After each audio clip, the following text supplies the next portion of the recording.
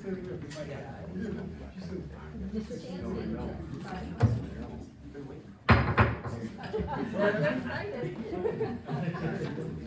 It is 5:05. We will call the Hudsonville Public Schools Board of Education work session for October 30th to order. First up is approval of our agenda. Have a motion to approve. Can I have a motion to approve? Move from Dawn. I'll second that.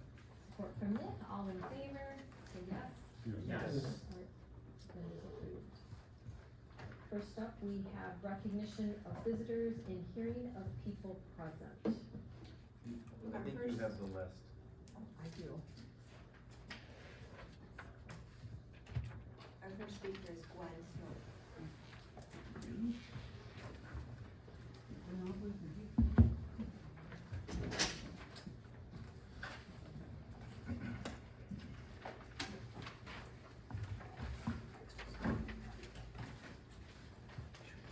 Good evening. Some people think that I'm out of place at these meetings, but for those of you who live in this community and have invested yourself in the Hudsonville Public Schools, I predict that you will continue to care about HPS throughout your lifetime, just as I do. The impetus for my involvement tonight is news that the Oregon State Board of Education has decided that Oregon high school students will no longer need to prove mastery of reading, writing, or math to graduate, citing harm to the students of color. They've driven themselves into a ditch of educational mediocrity, and they've decided they're going to stay there until at least 2029. Low expectations are not good for anyone, and the question is, will we end up abandoning competency in the name of equity? If we don't resist natural pressure that's coming from us nationally, we could.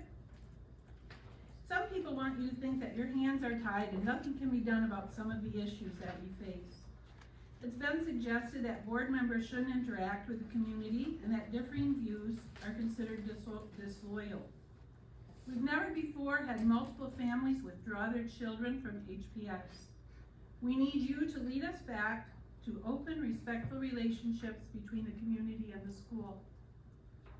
We have a debilitating bus driver shortage, yet there are bus drivers who were fired during COVID that have been willing to return to HPS. We should be able to agree that COVID was a confusing time for everyone and that neither side was all right or all wrong. And yet our administration refuses to consider rehiring these drivers. Don't our families deserve every effort to restore full bus service? We were told in 2020 that the school needed to start a week early to make up for the COVID shutdown, but many are frustrated that 3 years later, you continue to undermine the Hudsonville Fair, a 90-year tradition in this community. Rather than an inefficient and inconvenient half-day schedule in one of the hottest weeks of the summer, how about resuming our standard school start and honoring the community on this one? It's not offensive that Hudsonville would occasionally run into a ditch. The key is how we respond. I'm here tonight to ask that you would lessen your defensiveness and grow in your willingness to humble yourselves and turn around when it best serves our children and families. They're the reason that the Hudsonville Public Schools exist. Thank you. Mindy Vandenhuvel.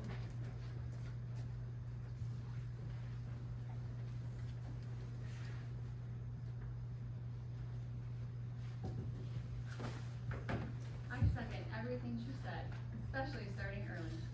Anyways, I find it interesting that no matter what time I sign up via the online link, I'm surprisingly near the top of the list for public comments. I heard that Dr. Vanderjack is the one who picks the order, so it does not surprise me that he chooses to begin with the critics and end with those who offer nothing but praise. I recently met with Principal Beal, head of the high school English department, the head librarian, and an assistant principal in regards to the free choice libraries that teachers have created for themselves. I suggested that a list of books, book title, and author be provided to every parent when their student is assigned to a class that has free choice reading. I offered to volunteer my time and log each book into the system. I was told I could not do that because I was not an employee of HPS. Every book that is printed comes with an ISBN number. It would take at most a couple of days to create a list of those numbers which parents like myself could cross-reference if they cared to learn what was being offered. At this meeting, Principal Beal assured me that they wanted to be transparent, but that is not true because all of my suggestions were denied. Not one person in the meeting offered me a different solution. Seriously, nothing else was even suggested. If each teacher is proud of what they offer and teach, why are they unwilling to share with the parents of those students the materials within their classrooms? It was suggested that my morals and standards were too high for public schooling. It was also suggested that we need to have a level playing field, which she just touched on. Do we start at the bottom so that everybody is equal and level, and then those who want to do more have to bring in their own stuff? That seems upside down and backwards to me. There are literally millions of books to choose from. We can do better. As we near the end of the year and the superintendent review comes up, I hope all of the current board members would talk to parents of students at all grade levels to get their perspectives concerning this administration leader. Have any of you reached out to multiple teachers? Have you contacted any parents, roommates, custodians, or other HPS employees to find out their opinions? May I remind you that you are each elected to this position as a board member to reflect the community as a whole. You are individually obligated to dutifully and accurately represent the Hudsonville community in which you serve. The board is not a place to spout your personal opinion. It should be a place of honor where you listen to each community member and then translate all that knowledge into a position for each vote. I do not think that the previous evaluation was an accurate assessment of how the Hudsonville community feels about Doug's performance. I believe it was instead a quick overview from his pals at the table. Hundreds of parents didn't show up to offer praise for Doug. We were here to comment on a teacher that thought her personal views should be shared in the classroom. Students should not know their teacher's political views, stance on abortion, if or when they go to church, who they plan to vote for in the upcoming election, etc. Teachers are hired and expected to teach the material pertaining to each class. The current admin has allowed teachers free reign within their rooms. If you talked with parents from classes that graduated before Dr. Vanderjack took over, you would see a completely different view of HBS. They asked me, how could HBS have changed so much? My answer is we brought in the wrong guy to lead HBS. I am not judging Doug as a father, husband, churchgoer, or neighbor. I, as a taxpayer of this district, have the privilege of evaluating those my dollars employ.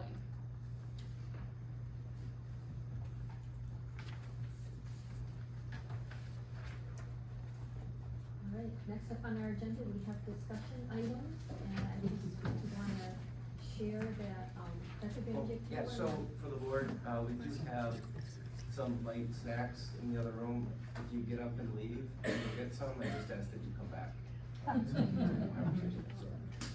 Not that there's any time, but they'll be over there. You can always take a couple minute break, go get something in a little bit, if that's okay. I do appreciate the board starting early so we can get through this agenda. If we get through it in an hour, it's a win. I don't know if we will.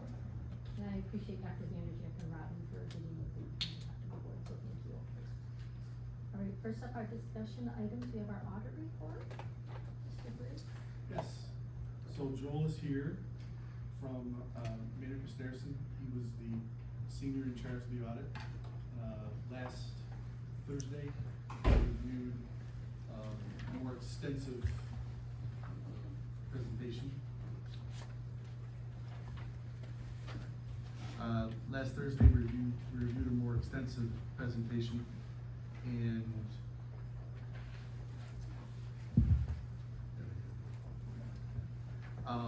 this is going to be more concise for the full board presentation.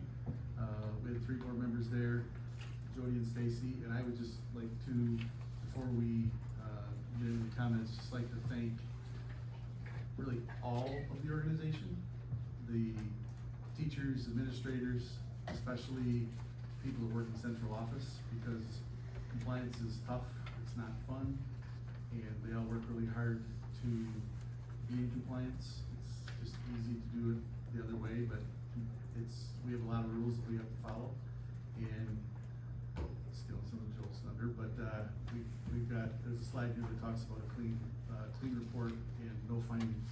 And I'd just like to thank, while they're here, Jody to the right of Stacy, and Stacy Johnson to the left. They are both working in the business office, have done a fantastic job, and they really do an amazing job coordinating the work papers, so when auditors come into audit, they can really audit them. So take it away. Yeah, thanks, Pat. He did steal about half of my presentation right there. Just want to say thank you for allowing me to be Force, and I'm with Maynard Harrison. We've been your auditor for 2 years now. So before we really get into it, just high-level thank yous to the exact same people that Pat just pointed out, Stacy Johnson, Jody Martini, Pat himself, Dr. Vanderjack, the entire admin business office team has been extremely helpful for us. An audit can go really bumpy if we get in there and they're not ready, if documents aren't prepared, if we have to reconcile accounts, for instance. So none of that really takes place at this district. The team is always ready for us when we get here, and we can really make an efficient audit. And sometimes, as I was alluding to, you can have more of a helpful audit where we're coming out and we're maybe adjusting some accounts to really get ready, and then we're auditing. Here, it's truly an audit where we come in and there's really no adjustments that we prepare. It's just looking at your numbers and making sure everything's in compliance. So you don't always see that, and that's always a good thing. So actually getting into the slide deck, so there's 3 documents that we have for you. There's a very short PowerPoint that we're gonna go through tonight. Then there's the full financial statements. If you have questions on those, feel free to jump in, but that is what we covered last Thursday in a pretty good amount of detail. And then we have a little letter at the back that's purely a compliance letter for you. So first page of the slide deck, kind of what I just talked about. Just thank you to everybody for their involvement in the audit, and then for the finance committee meeting last week. Jump to the next slide here.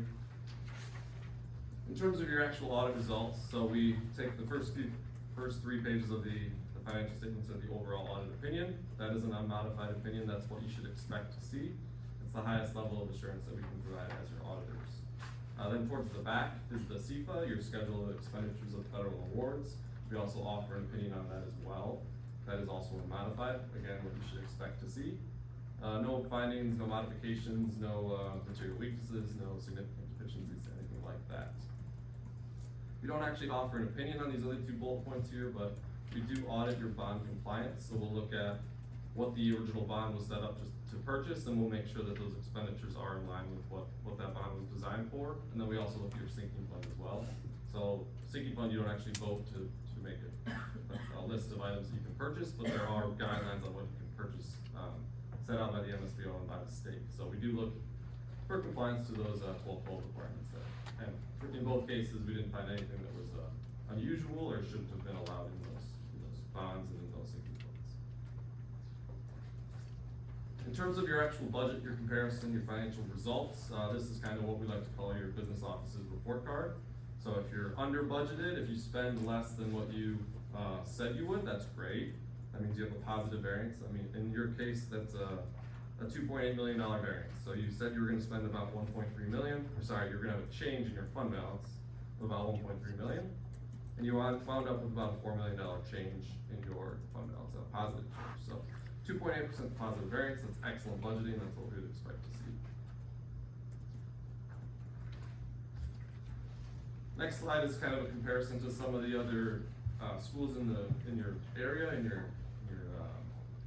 your ISD. So, and then at the top, we also offer the statewide comparison, as well as Ottawa ISD in general. You see, all this information here is last year's information, just because we don't have 23 information on your neighboring districts yet, because they're finalized, or the deadline's coming up here 2 days from now.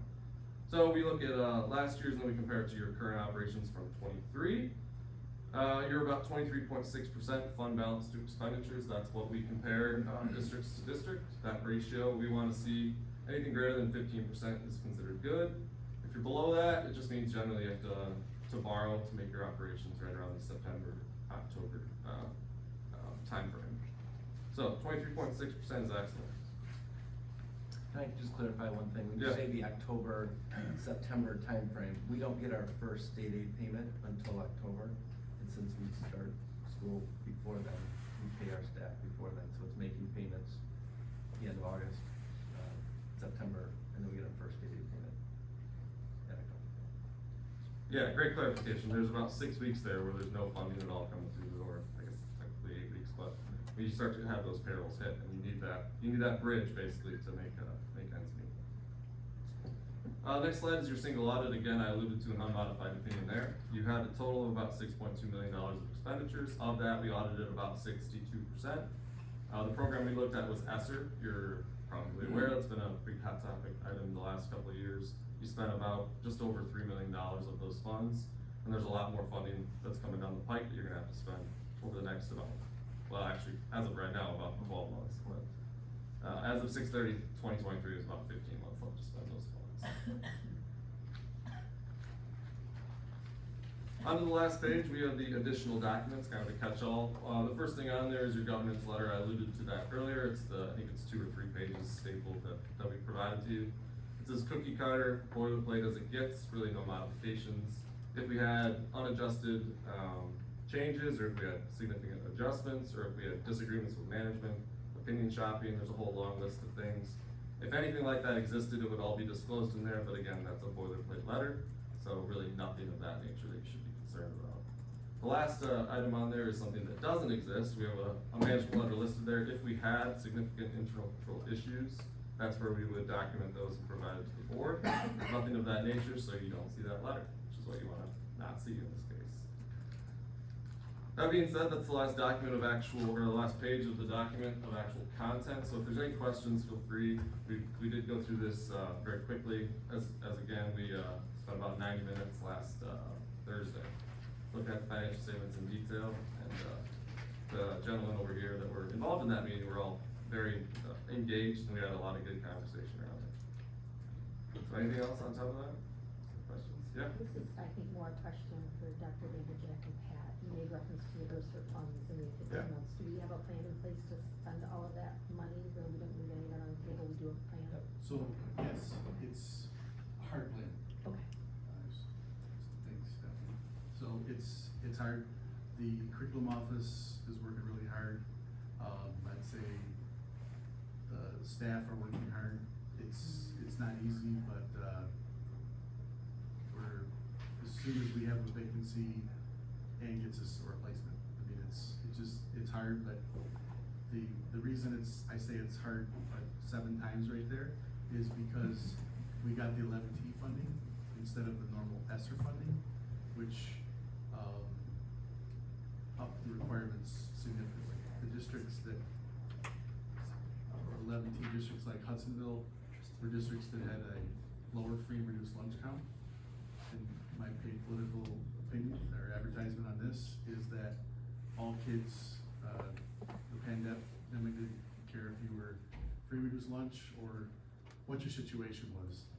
But because Hudsonville had less free reduced lunch students, there were additional requirements as we received our funds. So that's the long, the short is, we are on track to make it. The answer is yes. We have, there's different stipulations, there's different amounts, there's different areas that we can spend it on versus the different ESSER dollars. There's so many different grant dollars that we received from a state source that we are making sure we not only meet timelines, but, we request those funds, we go through it. Amy and her team, Pat and his team, work really hard to tell Ann who to hire, is what I'm kind of paraphrasing. But yes. We did ask for an extension on those. We pushed hard with from a federal standpoint. This is a federal stipulation by getting it spent by October of 2020, or September of 2024. But they were like, don't get it done, so we're getting it done. Only because we've had this conversation before, we know that there are students that still have not returned to school. And when they do, there's not gonna be learning loss, there are going to be learning gaps. And we're trying to, and our staff will meet our kids where they're at. However, there could be significant gaps for a student that might not have been in school for 18 months to 3 years.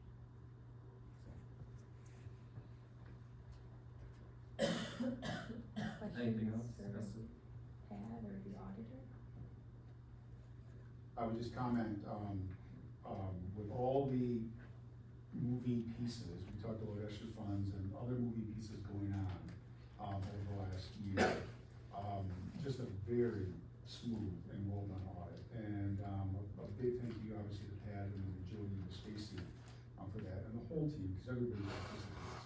But really well done, really smooth, and I really appreciate the relationship that we have with, you as an audit firm, so that we can reach out during the year, we can evaluate different situations and make sure that nobody gets surprised at the end of the year, when the audit occurs. And it's, we ironed a lot of that stuff out, so. It's just a really nice job, everybody, all the way around. One of the smoothest and most, not most thorough, but all thorough, but, just one of the best ones I've seen in my time here. Just well done. Thanks. Yeah, I appreciate that, Ken, and we did talk about that last Thursday, and most people weren't here. We do view it as a partnership where we don't wanna come out at year end with having no knowledge of what happened in the district for 12 months. And all of a sudden, there's a lot of issues that we could have headed off 6 months prior, so we certainly act for that opinion. Any other questions? I wanna thank Ken, Andrew, and Greg for sitting on the finance committee and doing this audit. All right. Very good, thank you. Appreciate it. Next up is our SOAR 5 draft. So I wanna thank, our administrative team, I wanna thank our, community, our staff, our students, for their input that allowed us. I wanna thank our board for spending a couple days with us, diving into this data. So, as you recall, last, winter, we had a series of focus groups that helped determine some topics. Then the board got to look at some of those topics and what we could add in a survey. And then we put it all together in 3 different surveys. We administered the survey, and then over the summer, we got to dive into the data. So diving into the data, the board had a chance to work on different subgroups. Our administrative team were broken up in subgroups that were led by Jordan Beal and Rebecca Fabiano with their co-curricular. Amy was curriculum. You had Ann that was working with human resources, Mandy with special services, and then Pat with building, site, and finance. So, had a chance to spend a lot of time, as you can maybe recall, maybe it was like 2 days of your life doing that was a lot, but had a chance to really have some good conversations. So out of those conversations came a draft of our plan. And one thing that you'll probably notice that's a little bit unique to this time versus those that were here 3 years ago is we actually then took the data, and so you can see where that data comes from when the goal was drafted. This is not, this is a draft. The first reading will come to the board in November, and then we'll ask for a second reading and approval at the December meeting for it to go into effect January 1 of 2024.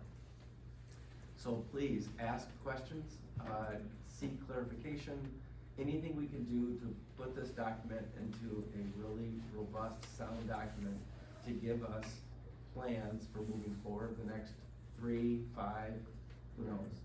Also, please keep in mind that just because something might be in the plan or not in the plan, doesn't mean that we don't have to still work on it. COVID was not in our last strategic plan, but we had no choice but to respond. So things like that could happen. So please take a look, ask questions. I'm gonna ask each group to kind of talk about their process and what they did to get to where they are, and then quickly go through, if not all the goals. You see them in front of you. There's a link at the top that takes you to the supporting data for that. You should have all the information that you need. I also understand that you didn't get this until Friday of last week, and you might not have had a weekend to simply dive into this. So there's more time. The November meeting will we have an opportunity to have our first reading. And again, questions will come out of that. So I'm gonna start with Mr. DeWitt, that's what we'll start with. Yeah, real quick, could you just, for all of us, just define short-term and long-term? Sure, so we look at short-term as goals that we wanna try to dive into. I'll say ASAP, I would say 6 to 12 months. Okay. And it could be a year to 2 to accomplish the goal, but please also understand that if there's a goal on there, and our idea of accomplishing it changes something to the district, it still has to come to the board for approval. Yep. So, for example, there's one on there that I know Pat's it's low hanging fruit, it's air conditioning, right? It's a conversation about HVAC and air conditioning. If the committee comes out and says, yeah, we wanna do this, it still has to be action by the board before we do anything. So that we look at maybe 1 to 2 years with short term. We maybe look at 2 to 3 years or more with long term. Okay. And then ongoing goals, maybe something that we build a foundation on, that we continue to work on regardless of the timeline. Yep. And there could be things that, studying district growth is probably an ongoing goal because it ebbs and flows. We'll talk about that later. Any other questions before we begin? Is this designed to be 3 years? Yes. Yes. And so it's, for me, it's a 2-year cycle, because when 2 years is up, we start the cycle over again. But yes, it's a 3-year plan that we ask the board approval, unless you wanna make it 5, but that's, our recommendation will be a good 3. Go ahead. So what you will notice in my particular goals is that there are short-term, long-term, and ongoing, like you just described. Under each of the goal areas, as Dr. Vanderjagt mentioned, there are kind of 4 categories of data that you see listed there that the team back in August took a look at. We took a look at the staff data, student data, parents' data, and then administrators spent some time after reviewing all of the goals that were created by each of the groups during that session, really prioritizing, okay, within curriculum and instruction, what would we say are those priorities? So you'll see data linked in each of those areas for staff, students, parents, and administrators. So that's kind of just getting our feet wet in kind of the pattern of all of what you'll see before you. In the short-term area, you'll notice that there's some particular themes that kind of carry over into short-term and long-term. One of the themes is really around expanding opportunities for students to explore college and career pathways. That's goal number 2 that you'll see. You'll also notice a goal in long-term that talks about enhancing elective opportunities focused on career pathways. So there's similarities there, so I thought I would just elevate that particular goal area. Really under expanding the opportunities for students to explore college and career pathways, which is the short term, that really speaks to really developing that systematic approach to K-12, taking a look at what those opportunities look like throughout the grades, where the long term is very specific to the electives. At the middle school level, there was data that suggested, and we didn't want that one to get lost. So it could be nestled under that short-term goal, but we felt like that was something that we didn't want to get lost, so we wanted to elevate that. That would have been goal number 5 under long-term that I'm making that connection around. And that is, we talked a little bit about this. Ken, I think you asked a question at our last board meeting or work session around elective offerings at the middle school level. And that was part of a goal from SOAR 3 that really expanded a lot of those elective offerings. And so what this goal is saying is, let's really do some intentional planning around how that ties to the short-term goal of taking the view from a systematic approach, but then drilling down specifically to say, here are some elective offerings at the middle school level that really tie to some career pathways, or yes, so some of those job-embedded types of opportunities for students at that beginning at the middle school level.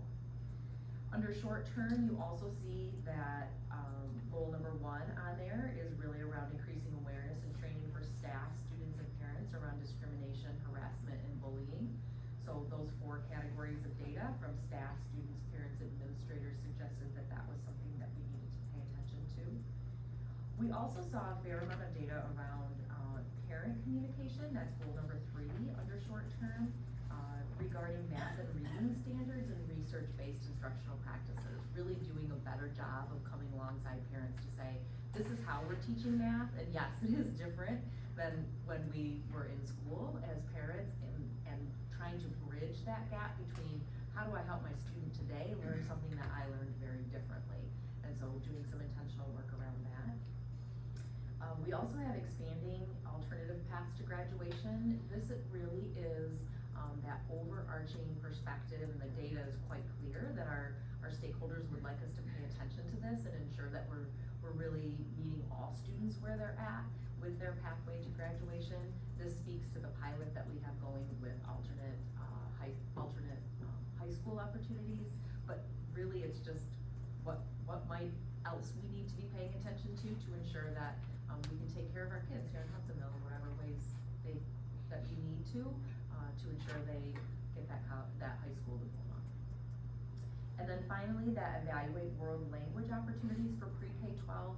There was some survey data there that really spoke to high interest of students around sign language, as well as some interest from parents for us to explore what language opportunities might look like, beginning even in the elementary school. Some of that data was there. So wanting to do some things intentionally That was on the SOAR 4 plan as a goal, but I think that that data continues to suggest a couple of things. One, we may need to investigate further, and number two, ensure that we're communicating out the outcomes of that particular goal.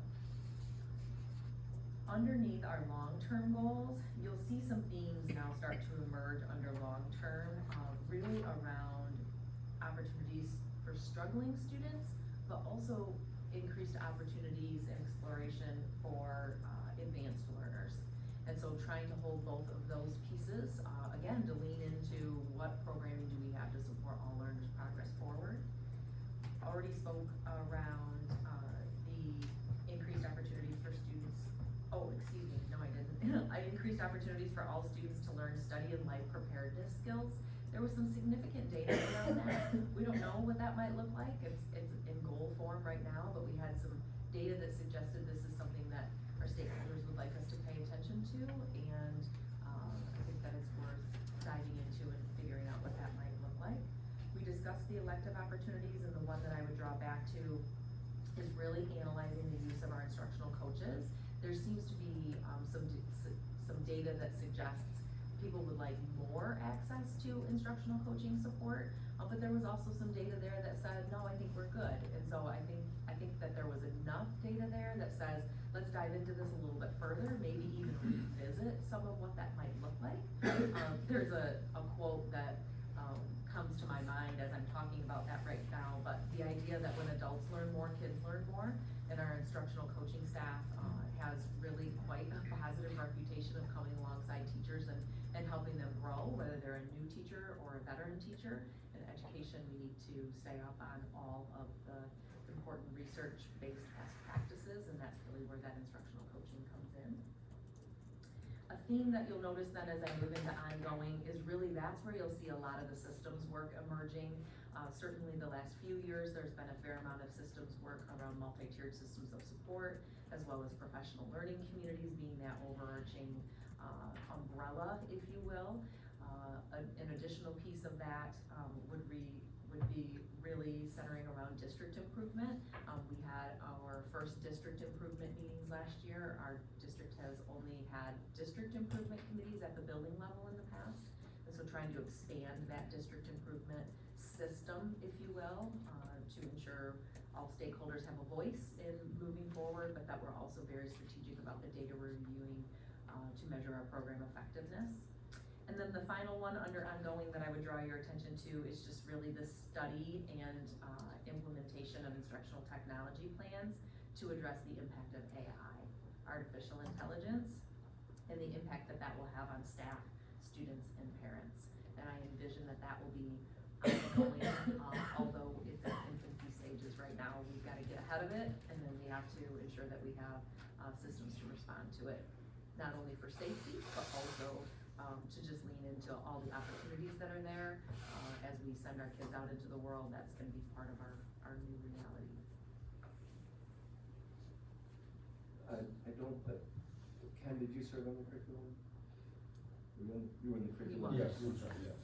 Yeah. Is anything, any thoughts, perspectives from back here? Sorry, I don't mean to call you out, just. Yeah, this is quite consistent with, I mean, as I went back to my notes that I was scribbling as we were talking, and recall the discussions, this is quite consistent with what we talked about, and, you know, the data that we reviewed and the information that we reviewed, so, no specific, again, a lot of continuity, a lot of consistency there, so. Any questions from the board on things seeking clarification or ideas, thoughts? I have one quick question. So under short term, the expand alternative paths for graduation. The verb there is expand. We've already explored it, sort of, right? And the board, I think, discussed that. Should that be more focused to lay out kind of what the plan is or what the path forward is, rather than, maybe it's intentionally vague, I don't know, I'm just curious if there's Can I just say, when Yes. you think about expand alternate, you're thinking of alternate education?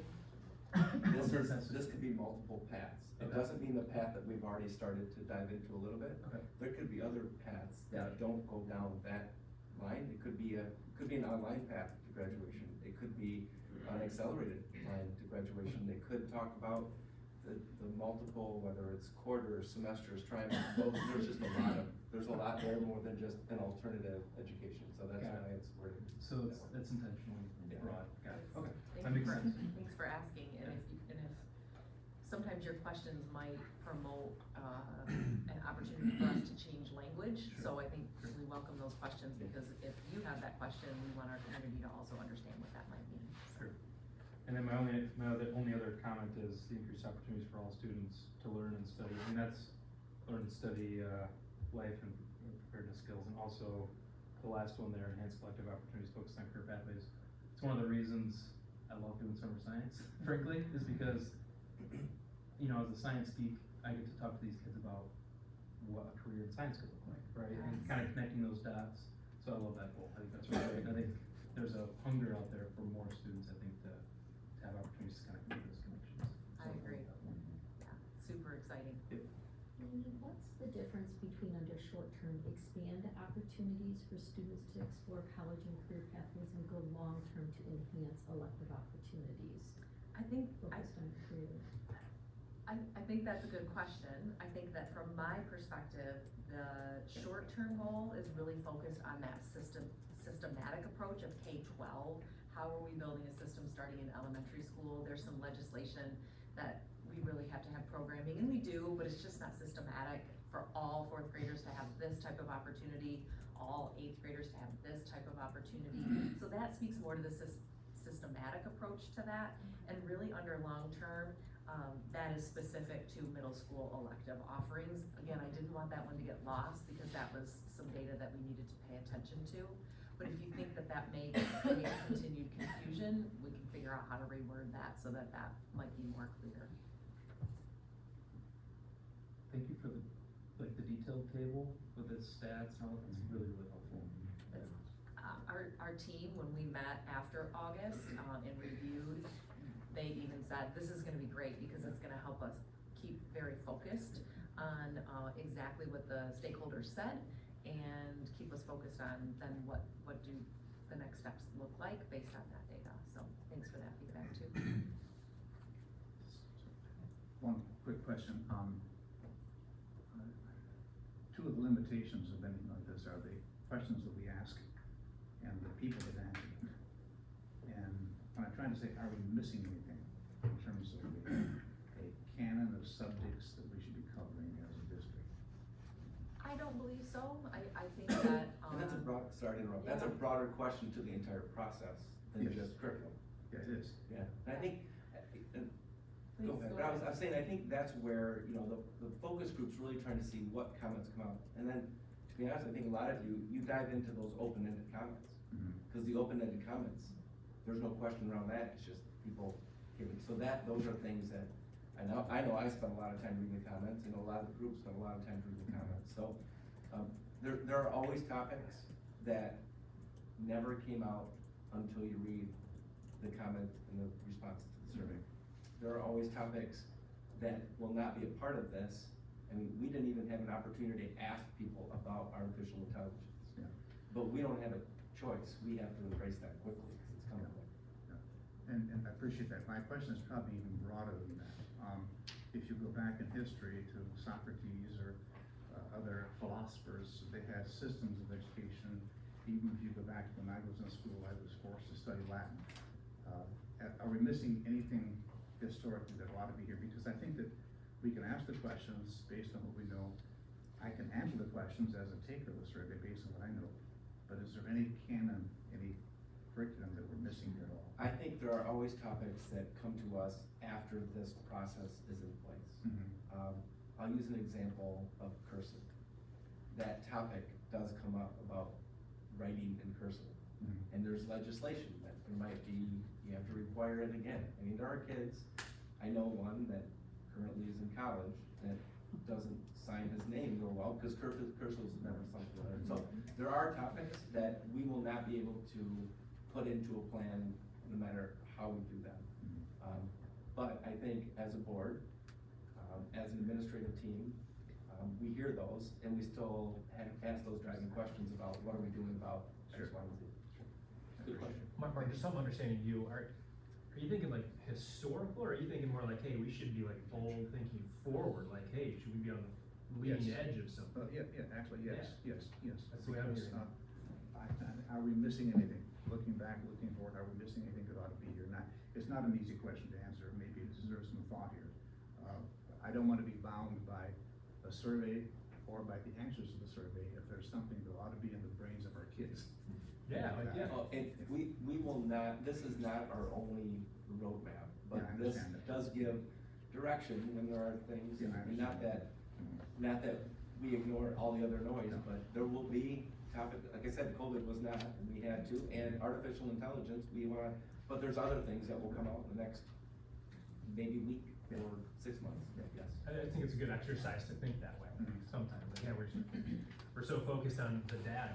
Like, what do we not know? Like, let's use this as an opportunity every 3 years to step back and say, hey, well, white sheet of paper here, what could we do? Unfortunately, sorry, go ahead. I just want to give guardrails that we can't think outside that, to what we ought to be thinking from the past that's worthwhile, or from the future that isn't worthwhile. Right. But anyway, that's all I can just say about it. There are, the good thing is, there's a large number of responses. So we had a collective group of, a couple thousand that answered overall, between students, staff. So we do get a wide range, of opinions, some that are thinking outside the box, and others that are fully aligned with everything we're talking here, so we wanna entertain all ideas. Just a quick observation comment, it is interesting when I think about the SOAR 4 goals before, and when you see the interplay of what COVID sort of forced us to accelerate. For instance, I know we've always had the goals of helping struggling students and searching things out for advanced students, but COVID had really forced us to exponentially increase our support systems, including MTSS, and all of those things, and so I think it's again a diagram of, we have these goals, but things that are outside of our control might push the goal a little bit faster, a little bit further than what we ever intended. And I do appreciate the fact that you're still keeping that on, because we can always improve in that. And so, and sort of to Mark's point about, thinking ahead and not just thinking that the whole thing that came up on career pathways, we always think of it necessarily as more of a basic academic curriculum, but I know some of the stats also talk a little bit about the trades. And when you think about what's happened in the last 3 years and how the trades have really decreased in the number of people, I see that as one of those things that might accelerate faster than what we expected, but it's still a broader goal to say, let's be aware of those advanced opportunities, even if it might not look like what advanced academically meant. Absolutely, absolutely, and thinking outside of the box with some of those components of programming, there's some real exciting opportunities, I think, that lie ahead for expanding some of that. I think the other piece that our multi-tiered systems of support, not only the struggling learners, but as you mentioned, Dawn, we have more data now around students and some intentional systems to say, how is Jordan doing? How is Amy doing? And so I think that is also elevating that conversation around, gosh, Jordan and Amy are doing really well. What else might we do for them within our multi-tiered systems of support to ensure that they are also growing 1 year's growth in 1 year's time. So, thank you. Yes, for curriculum. Again, if you go home next week, please, we wanna bring you a document for the first reading that you're like, this, we got the plan off the ground, it looks good. Not that it's final, but please reach out. We'll have a first reading, we can have another discussion. Yep.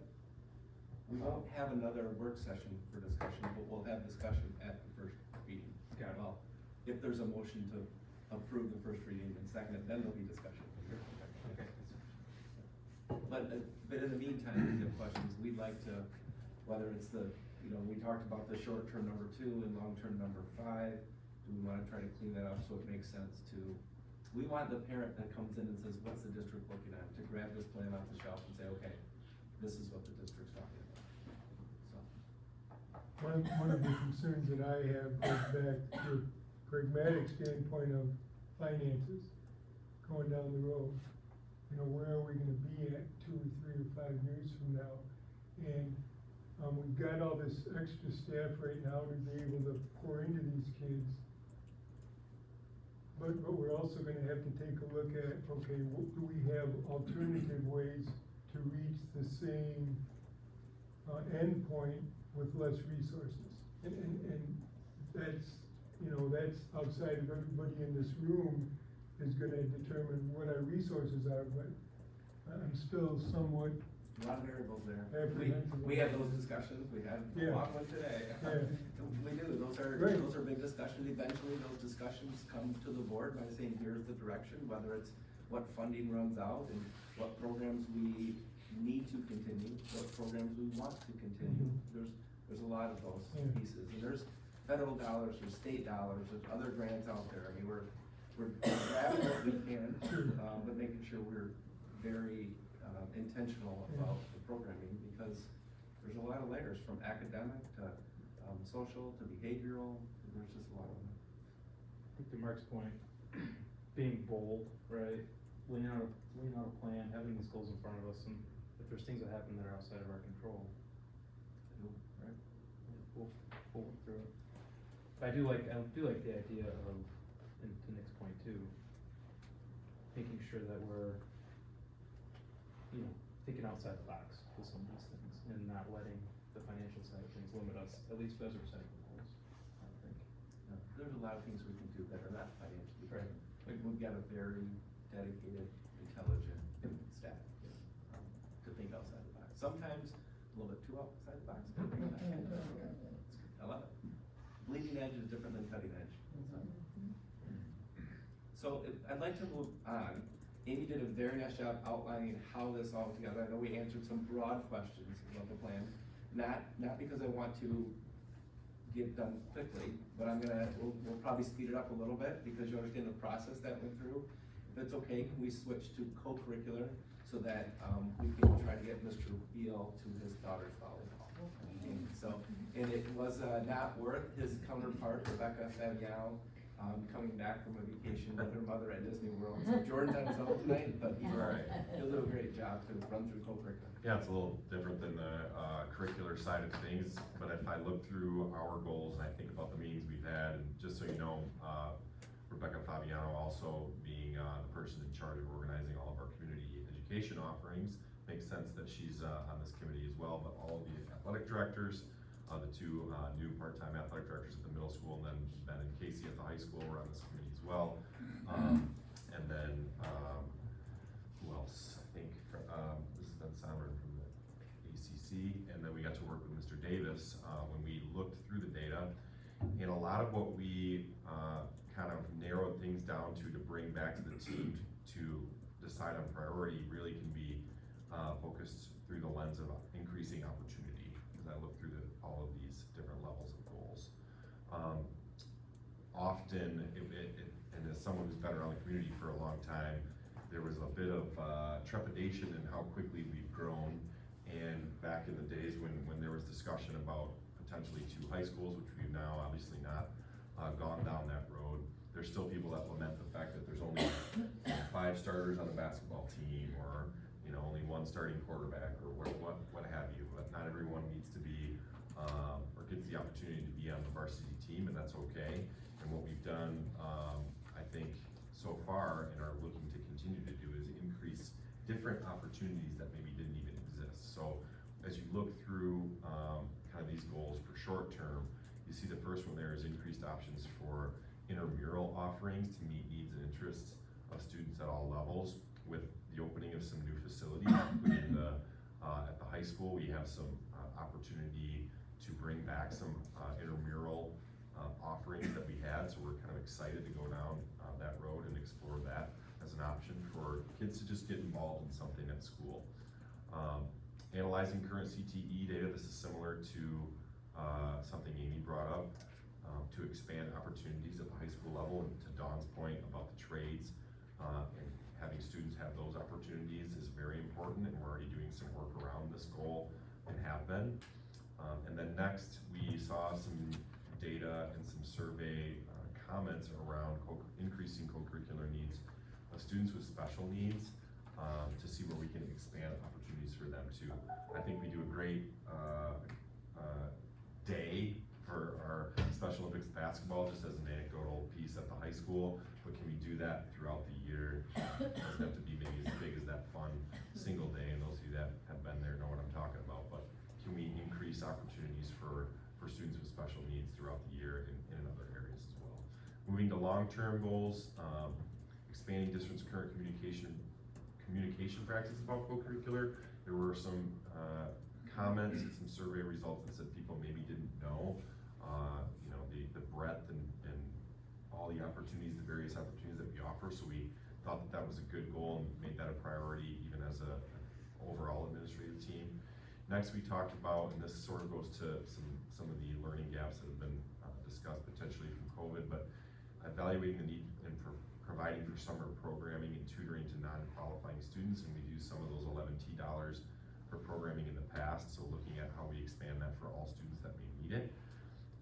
Next, developing a structure to expand athletic opportunities at middle and high school level. Again, those were directly taken from some of the survey results and comments from the source survey. So that's kind of what the short and long-term goals are.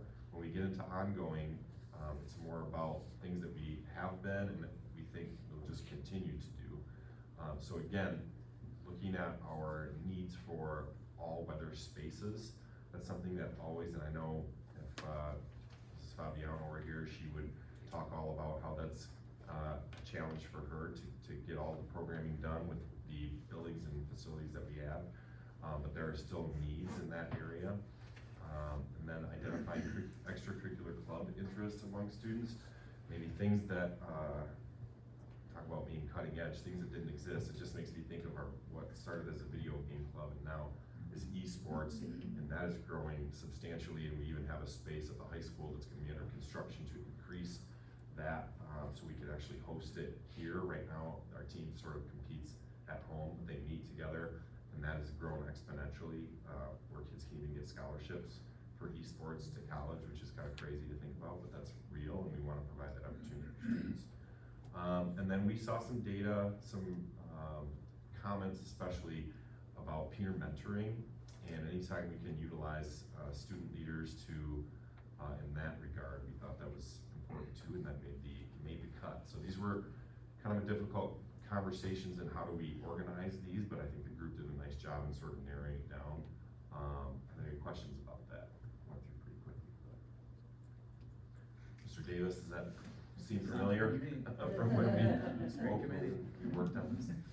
Just an overarching comment, and I think we ran into this last year too, not specifically for your group, making sure anytime we're using an acronym, we provide what that acronym means somewhere on the circle, because the average person does not know what MTSS is Or CTE, we say CTE. Yeah. Try not to have specific topics that are only for us, because if you come from another area, state, or you're like, what does that mean? Yeah. So we try to. Good point. Jordan, I was happy to see the short-term goal to study the co-curricular needs of students with special needs. I was really happy. There's been such success with the Eagle Claw program.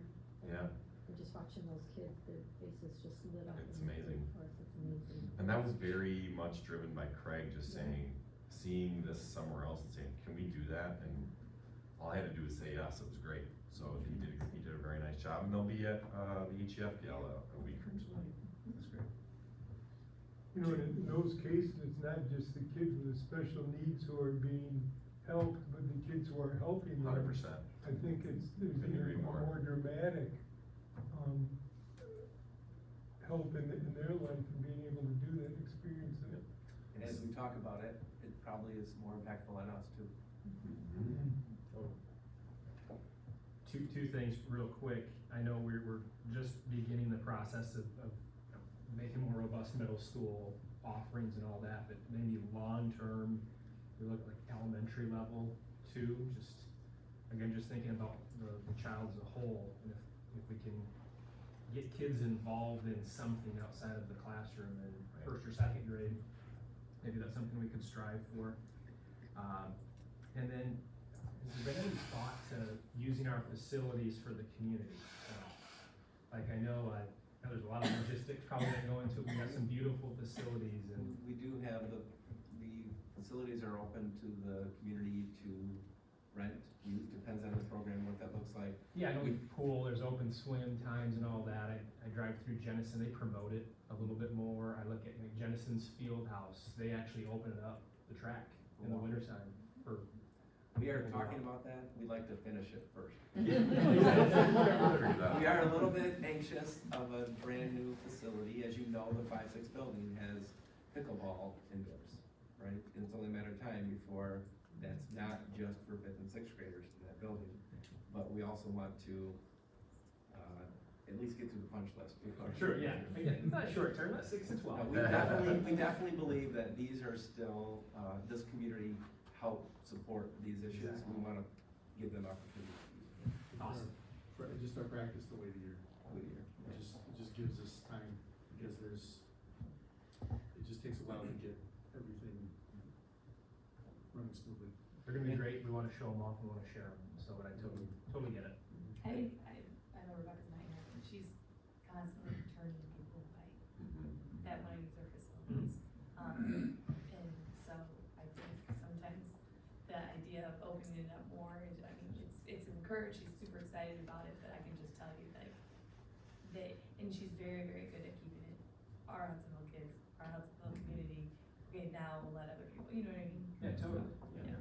I do think the short term, I remember the conversation, I wasn't in the room the whole time, but I know there's a lot of conversation about elementary and maybe intramural type feelings, so I think that short term goal number 1 helps address that all levels.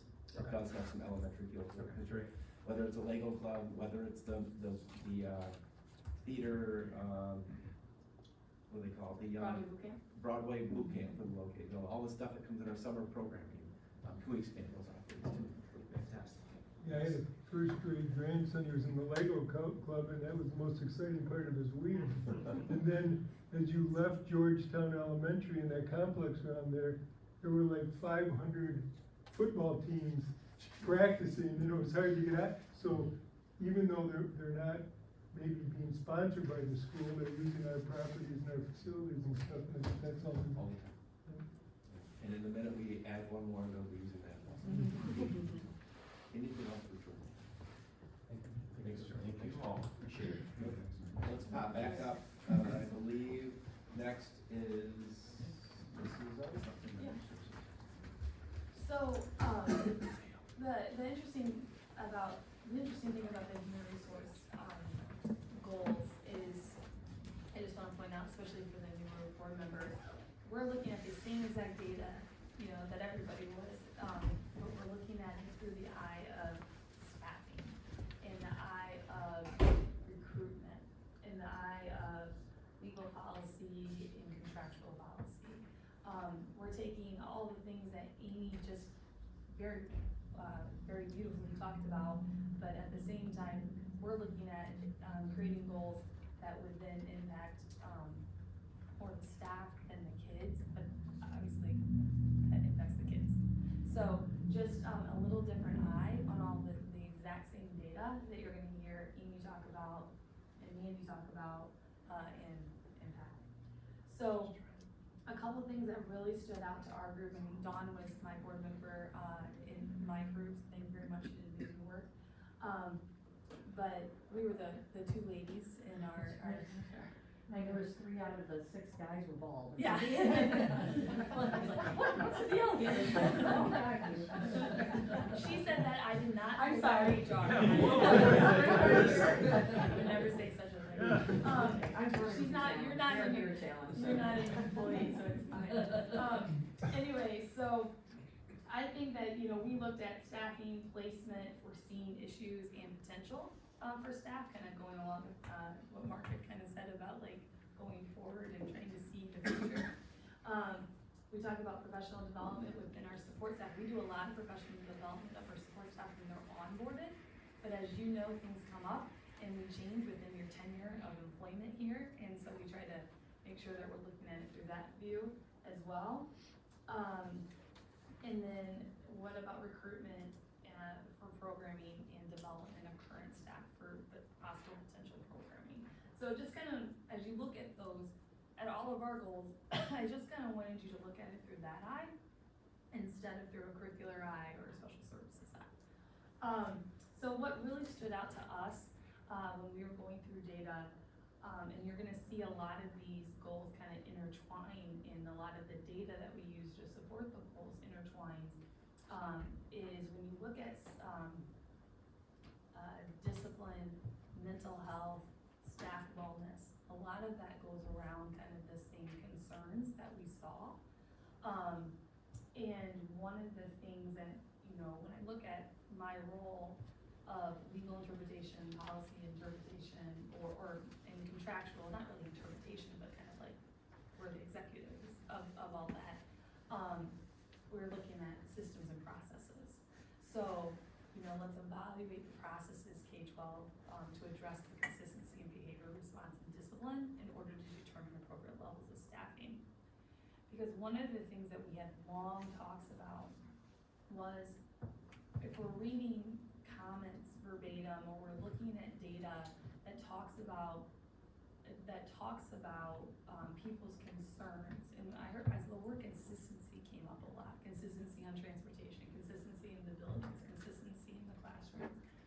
There's so many whys, and I think that we need to look at that, like what is the root cause? Is it because people aren't responding fast enough? Is it because that people are overtaxed and they can't, you know, they can't get back to that email or that phone call because I'm driving the bus and now I gotta call like 20 different people? Is it because of a lack of mental health staff? You saw that there's a goal there within that talks about evaluating and identifying the needs for expansion within building staff for mental health services. Is that a reason for discipline concerns, behavior concerns? You know, I think one of the really, like I'm ready to get my teeth into it goals is under ongoing is develop wellness practices for adults who encounter or handle difficult situations during the school day. That's something that if you look at the data and the feedback, you know, sometimes the kid has de-escalated from the situation, but maybe the adults haven't, so the student is getting sent back to the classroom because we don't want them to miss their math practices. But then the adult that was handling the situation, they still might be escalated. And so it seems too soon for them. It seems, oh, you're not handling it, you're not, you know what I mean? And so, and that's, you know, is that a why? I don't know. So I think that some of the things that we're looking at within the goals, you'll see I evaluate, identify, you know, develop. It's really because we want to really dig into those systems and processes and see if we can do better with those before we just throw more people at it as well. And that kind of speaks to the money issue, you know, we have to create a system and process that we can afford as well. And we want to put the money where we really need it. So, other than that, we too, you know, we saw the same data about alternative or, you know, alternative education pathways. You know, so to me, that immediately speaks to, are there teachers out there that could actually teach the trades? Are there teachers out there that the state of Michigan will say, yep, you're allowed to teach X so kids can get Y? And to me, oh, that's the challenge. So, you know, nightly I'm asking somebody that I'm very close to if he wants to be a woodshop teacher. So those are the things that I think that we need to look at because it'd be very hard to pull a professional that's, you know, making very good money from their electrician job to say, hey, you want to come and be a first year teacher? It's not going to happen. And so I think that those, when I look at those grow your in-house options for students within career and technology exploration courses, that's a long-term goal. I'm really thinking about what are the ways that that committee, that group of staff that we're working on that goal, how are we going to make that happen uniquely? Because it's going to have to, you know, you're not going to leave your job to come in and do this, but maybe your job can work out something that kids are going to use to get a good thing, and then you're going to be able to teach us. So I feel like there's just a lot of really neat ties in with our goals, and I thought our group was really, they were all in with this. And I feel like the processes came up again and again and knowing that the staffing for these great programs is an issue you're dealing with all the time, so keep it in mind. Yep. And we wanna work towards this, but obviously that's an overarching challenge. Yes, Yeah. for sure. Any questions for each? So if you had a good woodshop teacher you wanted to hire, Mhm. are there certification issues that he's gonna Yes. have to jump through? Yeah, the nice thing is that, there are different certifications, that the state of Michigan allows, that it's not even a certification, it's a permit, that we can get for people that are professionals in the field. Okay. So honestly, the last like 3 or 4 like CAD people that I've hired, not here, but in my former district, were somebody that retired, you know? That's good. And that's how you get them. So, yeah, I keep looking at, you know, are you sure your back's okay? I feel like your back's not good. You wanna come and teach with kids? Lots all the time. You joke about that, but that's the first thing I was thinking of. But how does somebody in the trades even know that that's an option? Well, Ann Armstrong's out there telling them. Oh. You're one person. No, but you know, in all honesty, you and I, yeah, I mean, it's not just me. I know I'm really great, but we're all doing it. But, you know, you and I were talking the other day about like the Michigan, you know, the West Michigan Collaborative or Come Together, and they aren't putting these in those programs yet. And so that's something I know that we've been talking a They're lot about. focusing on, quite frankly, on areas that we are now an abundance of teachers. Yeah, And we of need to course. start looking at these ones that don't, and not every district has a woodshop class, so they don't look at it like, but.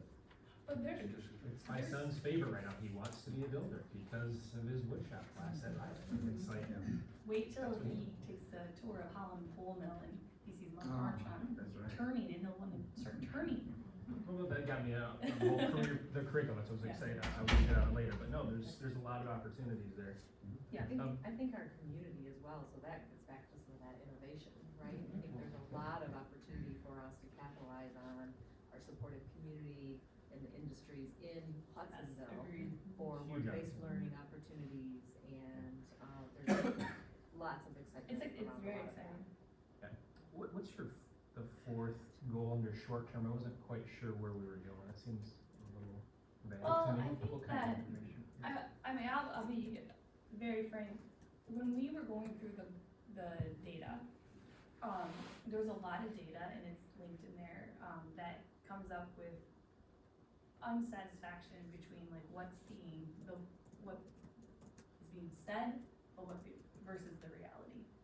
You know, be it, you know, data with the board, communication with staff, you know, I mean, Dawn, you Yeah, have the data with us. It was interesting because, that was sort of the impetus in looking at those statistics and talking within a group, for me to, ask Barb to have on our agenda last month. Looking at our code of conduct, looking at what the board can do, because in some respects, some of the HR people hit on the right thing in that some of that may be something that they could explore to make sure that the channels are appropriately directed, but it's probably more of the onus on the board to make goals for themselves. And so, in talking about this goal, part of it was to acknowledge a lot of the data that came out in the staff survey, and I think I had shared with most of you the statistics that I had seen, and say, okay, can we still make this part of the human resources SOAR 5 goals, but in a way that's much broader than saying, here's one thing, you know, we don't like about the board, so we're gonna work on this, or here's one thing that the board should be doing. It was more, let's create processes to say, okay, is there a missing piece, or can we better address, communication or dissemination of information? Just like we talked about, you know, thank you, yes, where you both have, yes, telephone, making sure that we're all looking at ways to improve. And so, honestly, that's sort of how we came to that, because it really is, more importantly, in my opinion, and I think in the committee's opinion, that it's goals that the board makes that are, the action. But this is maybe a goal to say, in addition to the actions we take as a board and the goals we set, human resources is also looking at ways to partner with us to say, is there a way that we can either communicate better, or is there a better, way to communicate, to continue to improve relationships? Yeah, that's helpful. I wanna noodle on that one Yeah. for a while, just because. Yeah, the well, word is and very look at vague, the, but if you that's click about it. on the draft with the data, there is the data that's linked, that's similar to the handout that I give in September. And that is really where we started and recognized that we can't say to administration, this is your goal, without first saying what our goal is. And I think it kind of goes hand in hand. So. No, yeah, okay. I also think, yes, I mean, that's where it originated, and it's hard for this to be, like, I'm not gonna write a goal for you guys. You know, that just doesn't seem right. But I also, cause I'm not gonna enforce it on you, you know, but you guys can do that amongst yourselves. But I think the other part of this is, one of the things that I work with adults all the time on is having adult conversations with each other. Cognitive dissonance, I know Greg, you and I have talked about that before. And I think it's really important that we are able to create systems and processes that are human in nature, that allows for people to have adult conversations, even if it's not great, you know? And it's something that I do all the time in my job, and I try to keep people human, and I try to remember the goal, but at the same time, I walk away many times where people are very upset with me. But I think that, and I work really close with Becky and Brad on this, because we will say that half the time, we're the ones in the middle of the telephone tree trying to fix the problem, that by the time you get down to the root of it, it's not, that wasn't even the problem, like, you know? And so, I know last year, we even did a little bit of a presentation alongside with the HEA, talking about having professional conversations in the meetings at the time. Don't leave the meeting afterwards, and then have the cooler conversation. And so, I think that when I look at create processes to ensure accurate information is being collected and channeled appropriately, I think the data that you will see linked to it has a lot that says more in it. But I also think, as professionals and adults in a really large organization, we can all do a better job of learning how to have adult conversations and walk away professional. So that's kind of how I see it. So 30,000 foot, we were trying to wrap that goal into not being too specific to dictate what others should do in the future.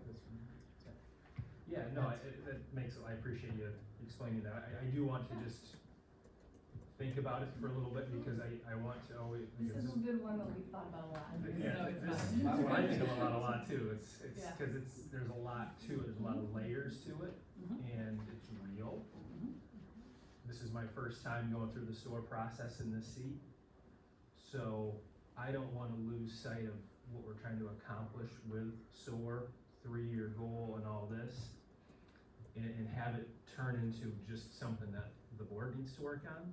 Like, if we need to address stuff, which we can and will, maybe this isn't the right venue. So I appreciate the desire to address that. But yeah, is there a way that systemically we can all get better? So no, I'm not totally opposed to it. I wanna make sure if we're putting it on there, it's gonna be on these posters on the walls for the next 3 years, that we've thought through everything. So, thanks. No, for I the explanation. appreciate what the goal is here, cause I would love to, and I'm a firm advocate of having adult conversations with people, one-on-one, in groups, and I just wanna open up those avenues as quickly as possible.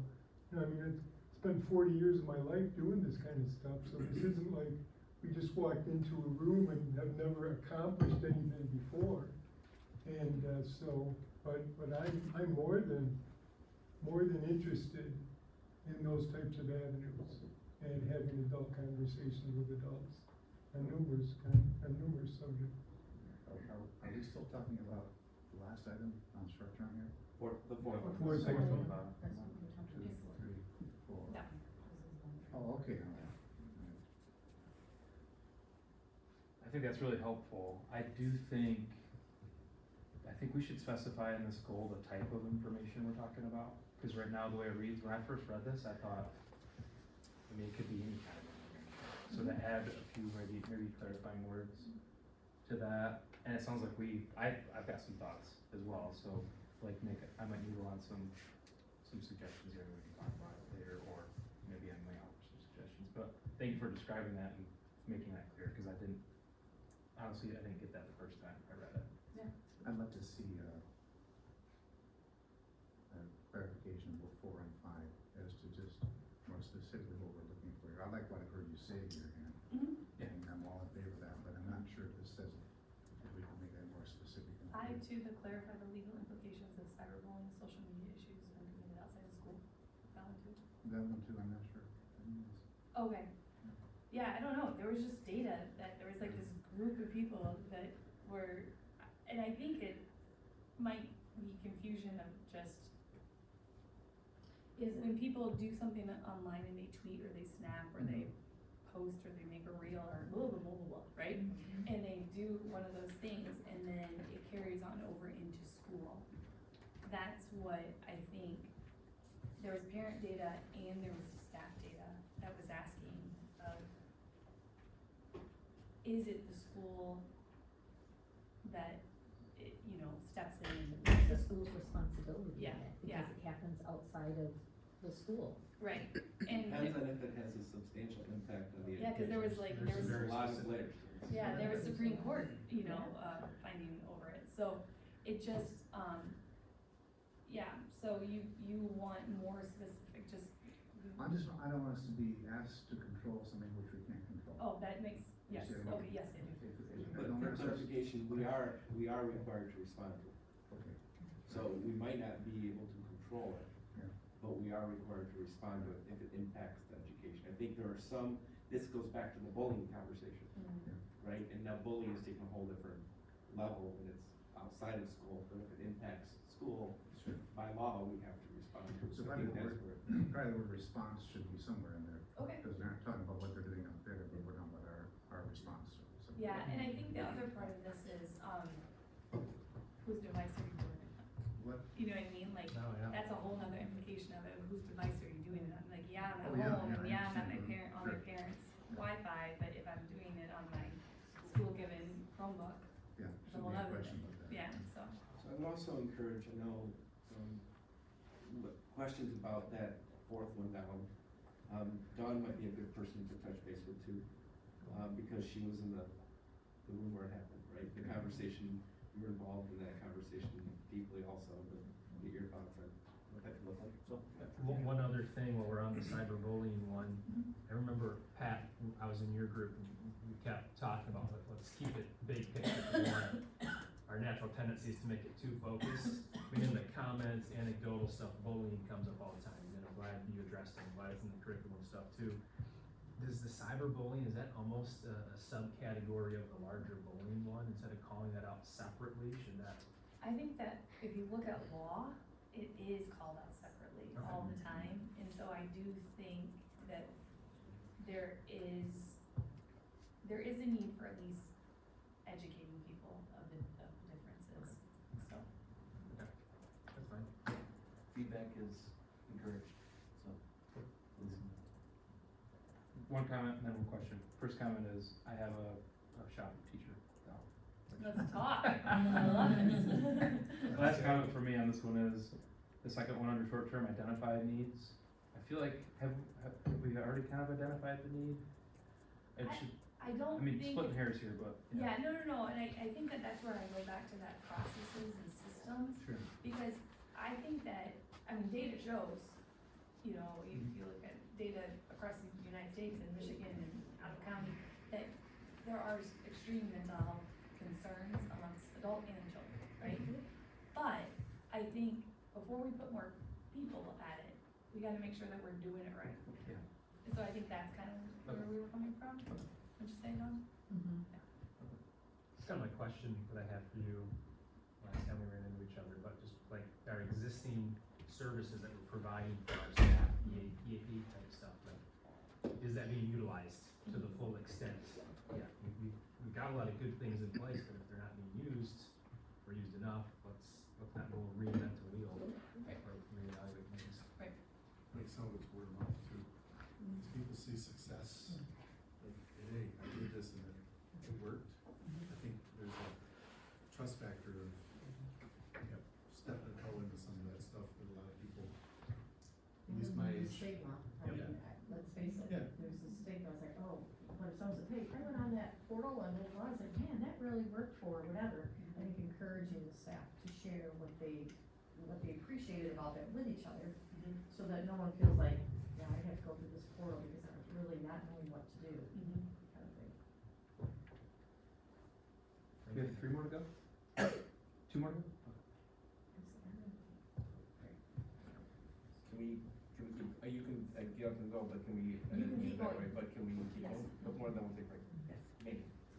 Okay, so, in the August meetings, our group took like more of a thematic approach, so across the 3 different stakeholders, student, staff, and parent, we looked for keywords and concepts that rose to our attention as there's some data points here that we need to pay attention to, and then from those themes started to use the next big chunk of time to, dig into the comments, because those were, hefty, and so we just use those keywords from the data profile to say, what are people saying about this topic within the comments? And so to describe these goals, I'm gonna use those category terms just to kind of hit on, a group of goals together. So the first set of goals that I'll speak to is around skill building with social and emotional competencies and behavioral skills. So, this is the second and third short-term goal and the second long-term goal. And in some ways, this is really continuity, an extension from SOAR 4. So you'll note that in SOAR 4, we touched on trauma-informed practices, and that's something that we identified as a step we'd like to continue in that vein. Our data showed that staff reported a really high positivity rate for what that training, how helpful that training had been. But we also know that there was a dip there from when we asked this question in 2020, and a lot of that has to just do with the recency of it. It's been a while since we've had robust training. We had this, and of course we know that we've had a lot of new staff join us since that time. So you'll see the second short-term goal speaks to trauma-informed practices. The third short-term goal talks about using our PBIS structure to improve school culture. And then the second long-term goal looks at expanding that explicit teaching of social, emotional, and behavioral skills, or otherwise called life skills, at the secondary level. So, as we've mentioned in previous meetings, there's not been anything selected around that. It may be that our curriculum is a good fit for a secondary grade level. It may be that an approach or program is better at that level. So, starting the exploration phase for our secondary. So that's all under the umbrella of social, emotional, and behavioral skill building. The second category is bullying, harassment, and belonging. Those terms may seem funny together, but we really saw those as having an important inverse relationship. Obviously, the more bullying and harassment we see in any organization or school climate, the lower we see a sense of belonging on the students' perspective, and we saw that both of those data points being relevant and important enough to lift up. And so the goals surrounding that are the fourth short-term goal, and the first long-term goal, and the first ongoing goal. So you'll see that we have evaluate, select, and implement approaches to prevent and address harassment and discrimination of protected classes in our school. We have evaluate, select, and implement approaches to prevent and address bullying and harassment. And the first ongoing goal of enhancing students' cultural awareness and a sense of belonging through education and opportunities.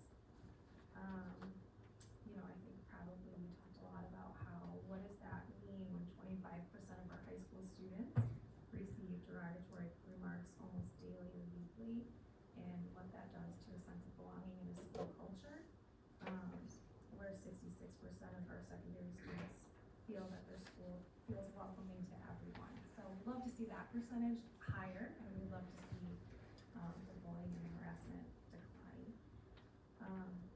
The third category is around special education processes, so that is the third long-term goal and the second ongoing goal. The first one speaks to practices. This is also a continuation from SOAR 4.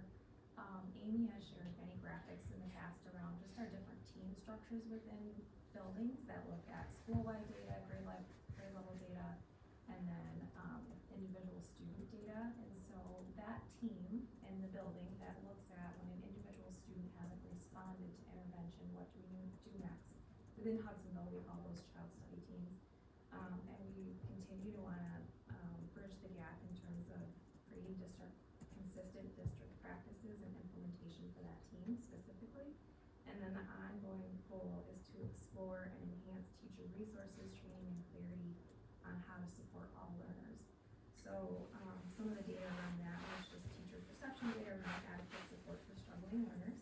Not all struggling learners have a disability, but certainly we want to make sure that when we're looking at that tier 2 and tier 3 responsiveness, that we look at what are the resources that we're providing to the teachers that are interacting with the student, and how can we help them feel adequately prepared to support all learners. The fourth bucket is around discipline and restorative practices. So the first short-term goal is again continuation around SOAR 4. We did decide to use, this was a big one, we did decide to just name restorative practices as the concept that this goal is really around. You know, we kind of varied in terms of how open-ended or defined do we want this goal to be, but we felt that in the way of discipline, there's sort of a traditional view around discipline as the suspension is meant to be a learning opportunity for the student. There's a new, I would say a newer lens around discipline, looking at, let's think about what harm has been caused, what harm has been created by this action, and how do we build restorative practices to provide healing for both parties, right? So sometimes it's around discipline for the student who did the action, and sometimes it's around feeling like whatever the consequence was has helped the student that was impacted. And so that is identified as a short-term goal. I'm really excited that the ISD has also really invested in this being something on their professional development calendar as well, because it's an important consideration, and under revised school code, it's also something that administrators have to think of before issuing a suspension, frankly. So the fourth long-term goal is also in that vein of discipline. We just thought we would want to engage in some education and opportunities to verify discipline terms, laws, policies, and best practices. I think that there's a lack of familiarity from the revised school code. Every administrator has to consider 7 mandatory factors before they just issue discipline. And for that reason, there will be a different consequence for 2 different students depending on those 7 factors of age, prior discipline history, does the student have a disability? And so they have to go through all of these. And so if there's a perception that why didn't these 2 actions equate to the same consequence, there's reason for that. There's actual intentionality around that. So we thought that engaging in stakeholder awareness and education around that to show the why around that, and also the opportunities to participate in those conversations when they happen, to understand how can we make it better moving forward. And then the last bucket is around college and career preparedness. It aligns very well with Amy's goal around expanding alternative education. It's our third ongoing goal. From the frame of reference and the umbrella of special services, this is more about the counseling end of things and any other mentor or staff person that interacts with students. Amy's department really defines what the programming options will be, and then we know that there's a whole host of interactions that happen with students to best understand their own strengths, interests, and then also to align them with what opportunities exist here and elsewhere to connect them with a career that they might be most successful and happy with. I mean, I know that in high school I didn't even know that my job existed, right? And so I think that it's important that even when there's opportunities there we're being really intentional with the communication and education with students so that they can get connected to the right opportunity at the right time. So I have a sense that I went through that quickly, but I'm not. So Mr. Lewitt, were you on that? Close. Yep. No, I think it captured it well, and I also like I learned a lot during that whole exercise about the 7 factors for discipline. A student does one thing, gets a certain consequence, but another student in a different time and place does the same thing, there's something different, why is that? So it was really helpful to understand that, and also as a parent, helped me too. No, but I think these captured the stuff we had. The other thing I like is these goals talk about evaluating and selecting and implementing. It feels like we're really like jumping into it, which I like too. I think when Barb talked about SMART goals, right, be able to measure them, if they're specific, measurable, achievable, all that stuff. I think a lot of these goals are that way too. How is the 4th short-term goal much different from the first long-term goal? Have we just added or taken away a few things? Is there a reason why we felt we needed to separate those two? Yeah, I think because, the causes of those may be different, and the solutions for those may be different as well. And so when we think about, harassment and discrimination of protected classes in our schools, we know that there's, a specific set of laws and policies that speak to discrimination.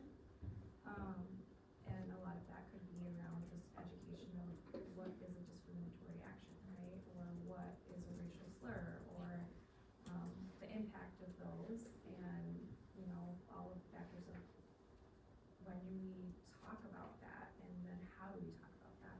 I think, looking at bullying and harassment of any student, we wanna identify that that is important to us as well.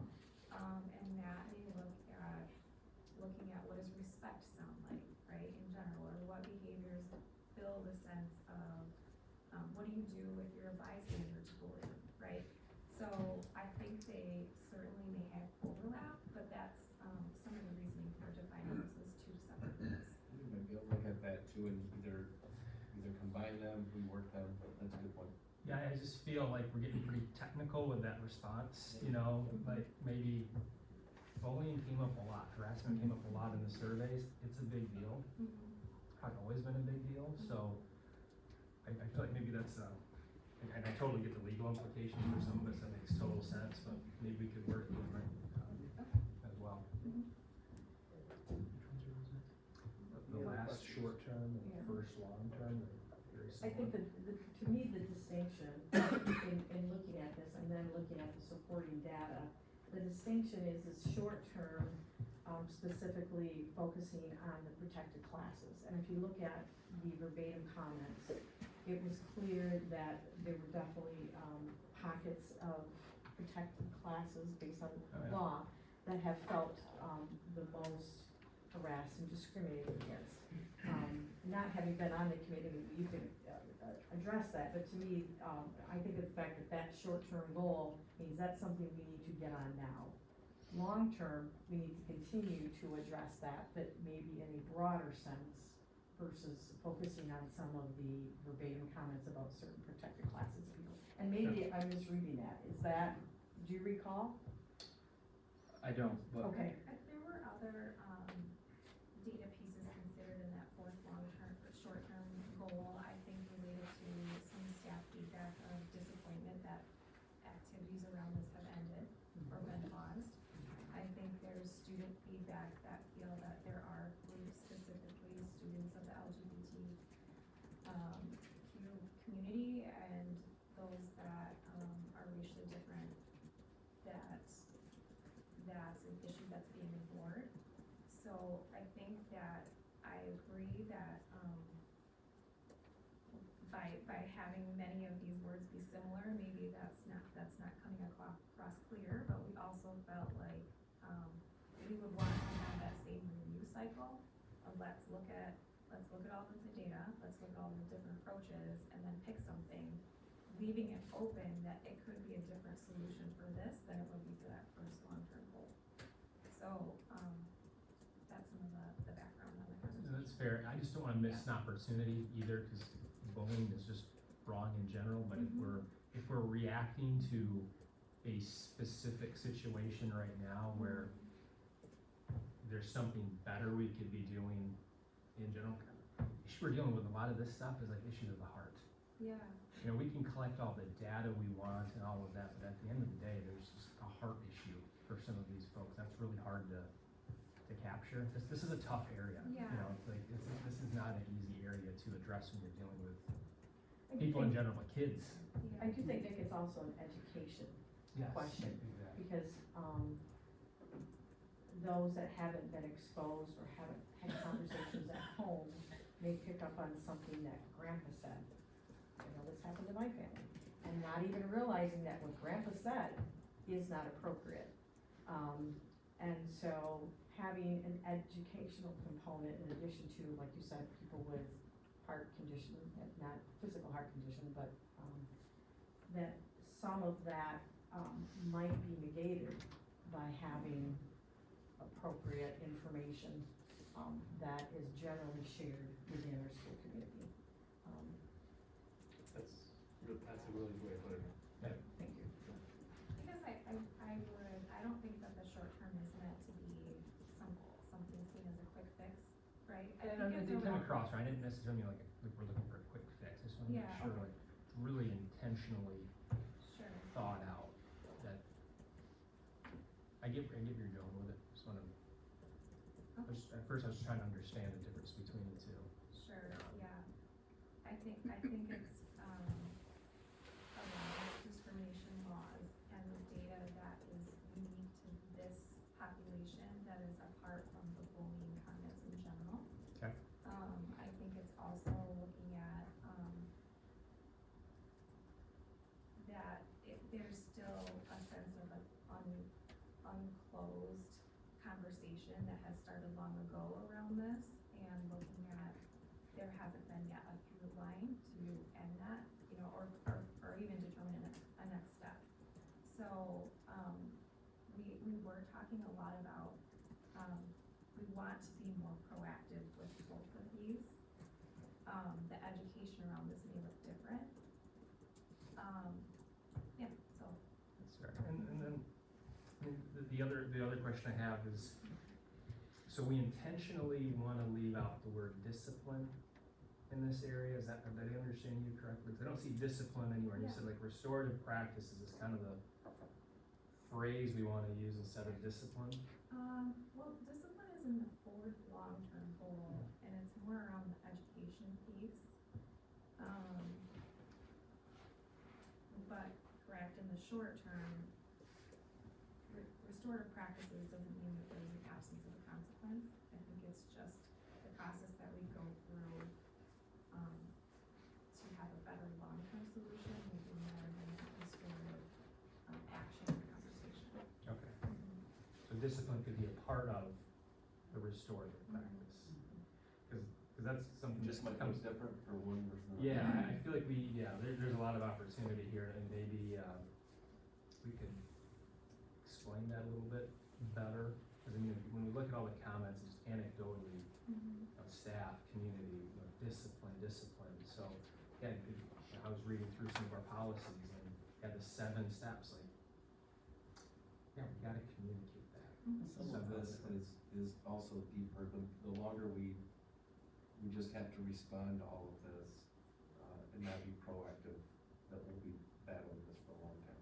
We need to be proactive on some of this. Exactly, yeah. Regarding student behavior, and if we are proactive, then the discipline will still be there, we'll still have things that happen. But the excuse of, I didn't know, that was not intended, was not valid. Yeah, exactly, okay. Mandy, you answered, one of Nick's questions by asking a couple of questions. When do we talk about it? How do we talk about it? When do we talk about it? And how do we talk about it? Yeah, I think, I mean, is there a chart that people follow? Tell me, what do you exactly Well, clarify? I think we were talking about the issue of of how to address harassment. And you said a couple of the questions are, when do we talk about it and how do we talk about it? And I'm just wondering, I guess when and how? the questions that I'm naming are, I think, something that we're actively, that come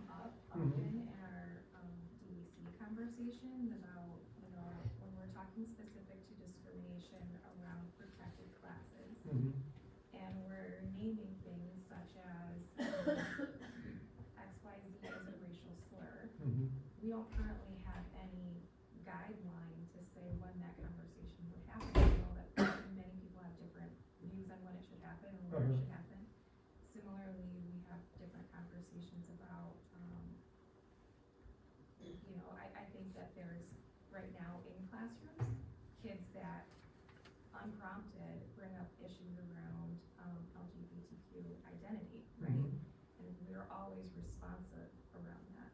And so, you know, in terms of when we know that there's harassment occurring, right now our practice is to address it after it has occurred. We don't have a mechanism right now to be proactive around what would it look like to, right, to educate a student before an issue even happens. So when I'm naming those questions, I think I'm posing them as a question we should answer in the future. Because right now our current practice, because we haven't outlined that, it's always reactive in light of a specific situation that's happening. So what kind of feedback do you get from teachers and people who have to react to this? And I don't wanna go Oh. too deep into the woods Okay. with all due respect, because Okay. we're talking about creating doubt. The outcome of the goal will be exactly what you're looking at, how are we gonna do this? The question is the goal warranted based on the data? Right. To have it so that we can come back and say, we've had these discussions, we're doing this work, here's what we think should happen. And Dr. Vanderjagt, I agree completely with you cutting me off, okay? I didn't mean to. No, I'm not It's saying not- that. it was not my intent. No, and I'm not saying that from a perspective of pushing me or something like that. I'm just trying to figure out when is the best time and the best avenue to be able to get answers to these questions, that's all. Can I just say, my sense is that, I don't know if you left that as a rhetorical or like a direct question, but I think that there's many different opinions on that. And I think where I really saw our limiting place when board asked for this committee to be reconstructed in a different way, it was to look for where can we find consensus on where we can move forward, knowing that in our community there are very differing opinions about this. So I think there's certainly, you know, advocacy groups that have data points on when and where. There's laws that tell us around like parameters, right? But there's also just our community and our school and our stakeholders. And so knowing that we have very different opinions about that, some of our work is around finding consensus and the greatest degree of like how can we come around solutions that we can mostly support, right? So that we can have a definitive answer and move forward. Yeah. And this is a perfect example of what we were just talking about under the human resources thing. Create processes to ensure accurate information is being collected and shared appropriately. The only way for me to get accurate information is to ask the question, to have the conversation about it. So that's what we need to do. And so I'm gonna keep on doing that. But I understand completely, we can be here till midnight and some of these people have jobs, you know, so but the fact of the matter is that I want to have those conversations. I want to hear what the answers are, so when people ask me in the community what's going on, I can tell them I know, not I think I know. So that's what I'm saying. But I completely understand what, you know, that we could be here for days. But this is important stuff, very important stuff. Mandy, under the short-term goals, the third one, expand upon the use of PBIS strategies. In the teacher verbatim comments, it was almost like some teachers really liked PBIS and other teachers pretty much called it a poop show. Some of the words were said. It was like one extreme or the other. Have we done any type of evaluation of that program? I'm just wondering.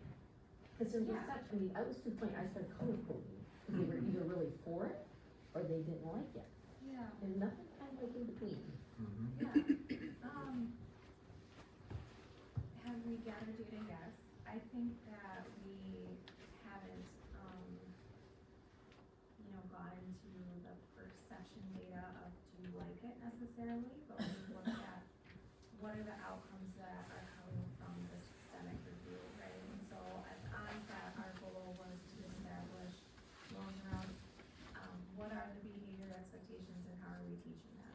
We talked about making referrals for students that aren't responding to that. We setting up like tier 2 interventions. So those outcomes are positive and we're on a trajectory where we're meeting the outcomes that we set, moving forward.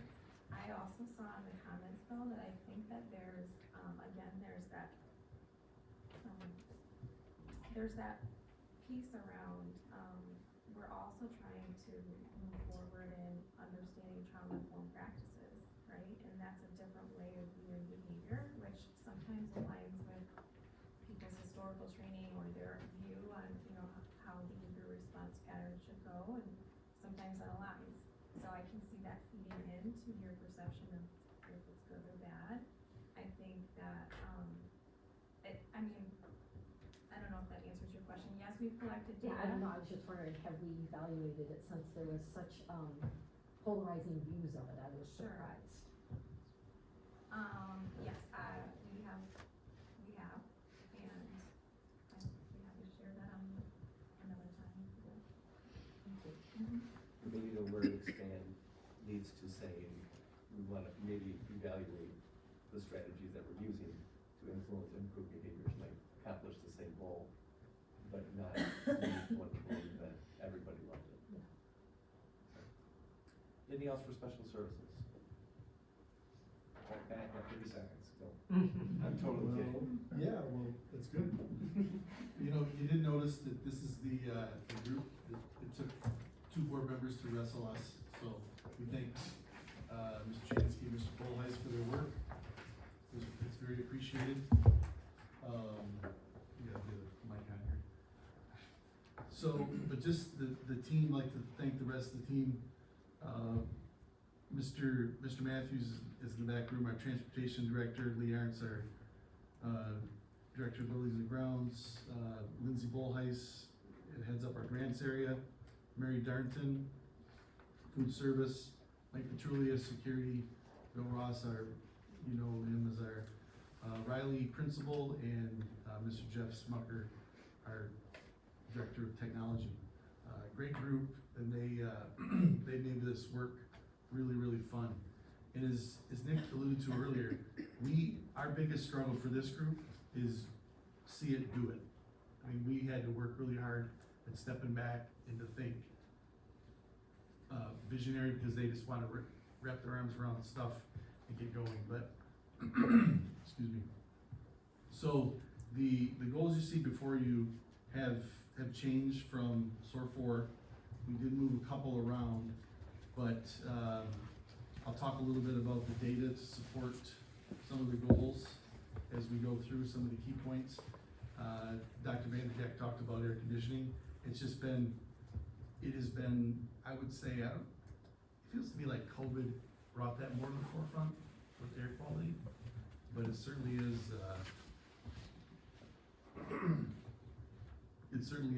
is a big deal. The number 2 goal there, to increase the number of cameras locations in the elementary buildings, as well as the balance of the bus fleet. We get questions all the time. Mr. Matthews gets questions all the time about getting cameras on all our buses. We believe we should get them on all our buses, as well as certain places in our elementary buildings. We talk probably in detail about all the short-term goals. So the proactive security training for staff, there were comments by our staff in the data that talked about basically the numbers that agreed that our schools are safe on a daily basis and our schools would be safe in an emergency situation. Those, just the responses from our staff went down from 2020 to 2023, and we want to look more into that. We know a lot of things happened between SOAR 4 and SOAR 5, and a lot of things happened that caused people's perceptions to change, but it's also, we want to look more into that. It's been mentioned many times in our district to increase transportation driving staff, and it's not just, I mean, we do want more bus drivers, There are a lot of parent comments on, they would like, more bus drivers, so we don't have to have routes that are as long, as late, and as early. But there's also things in the comments about, why can't we have a routing system that does this? Why can't we have a routing system, that lets parents know, like Zealand's, that a student enters a bus? So we responded to those and wrote goals accordingly. In our long-term goals, there were comments in the data regarding long-term goal number 1 about we felt that they called us to talk about hardening points of entry to our building. Again, a lot of things have happened between SOAR 4 and SOAR 5. That would, and you know the events that have taken place, have been in the media. Not fortunately that those events haven't been in Hudsonville, but they're in Michigan, and people are thinking about that.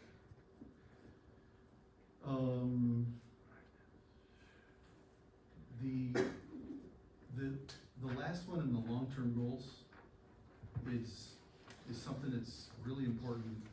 I believe it, parents notice it, I know our staff notices it, but just the lack, this is large group instructional spaces. It is a pinch point in our district, with the growing district, and in a number of ways, we don't even have a place anymore to get the bus drivers together. We've outgrown the lounge. Actually, that lounge was pretty much outgrown when we moved into it. But just for Rob to run the bid meeting, he needs to go to another place. For Mary to get the cooks together. Amy and Mandy, Ann runs PD here. We do our best to use this space, and it's a challenge, parking challenge.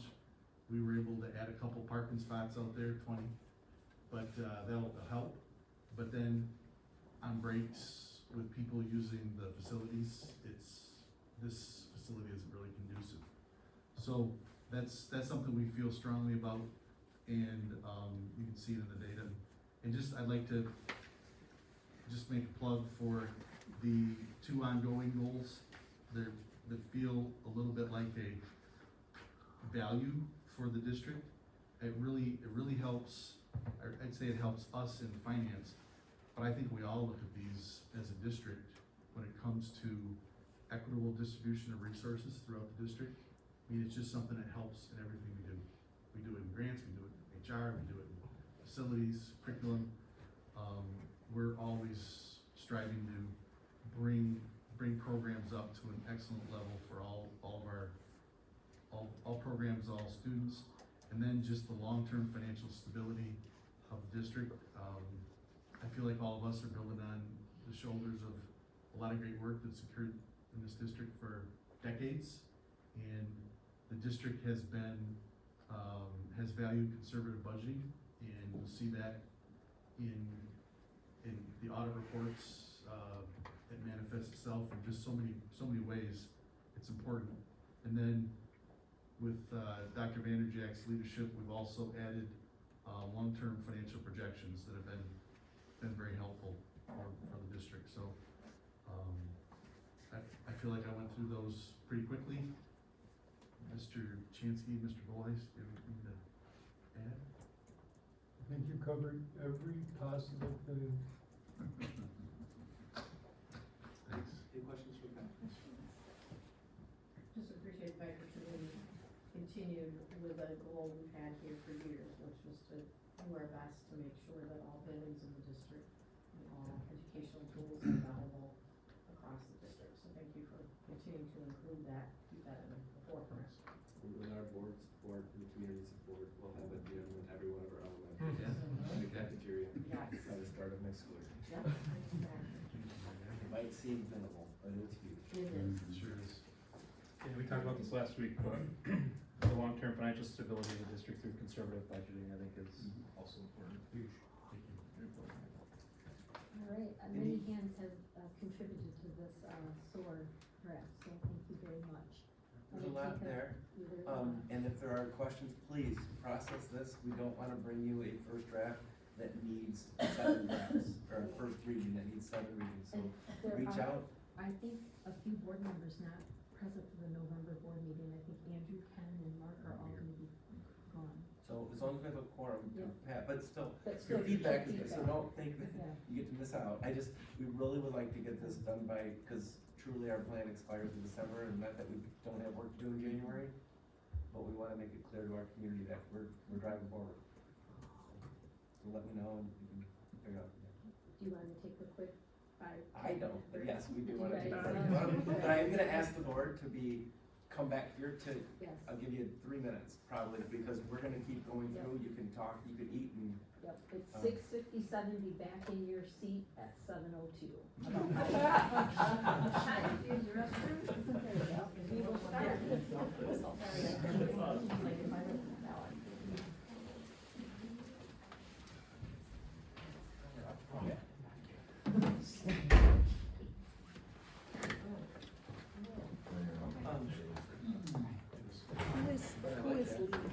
Normal workday, okay. And set July, like stand and pace. The building services director. I had a student that was an artist several years ago. I was just wondering if you were related. As long as it takes the board.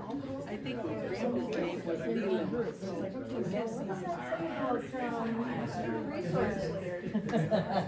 No, it was pretty funny, I was sitting there and two of them, well, actually, 3 of them, I've only been in the district for less than a couple of years, and so I really got to know them, but as I got to know them, I'm like. Just gonna sneak a chair from you.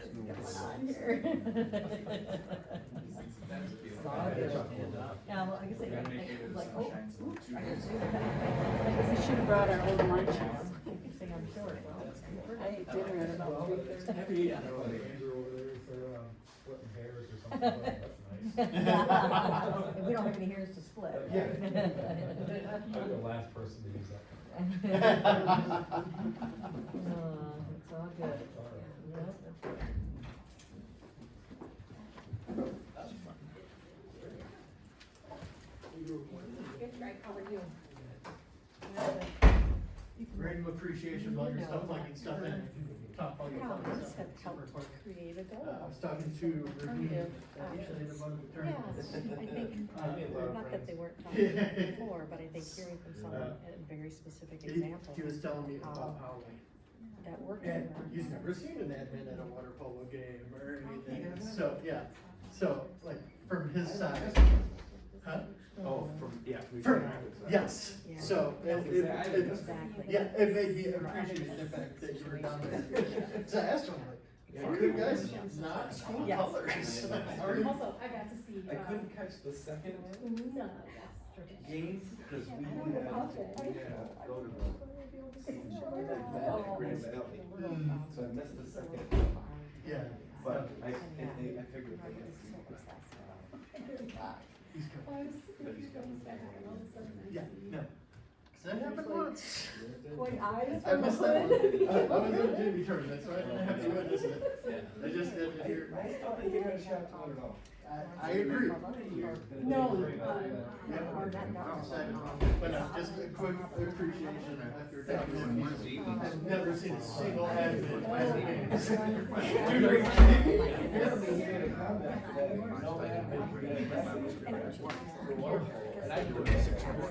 Oh, it was like.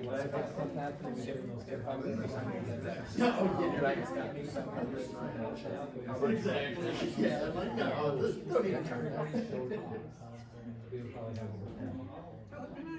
So thankfully, and I'm not sure if the fully coalesced have enough space there to house our big kids and all that. So thankfully.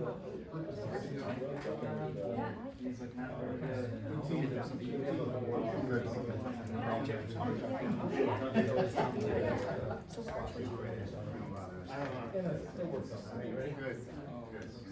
Well, I have about 20 on Thursday, 6 o'clock. No, it's at the Byron. It used to be.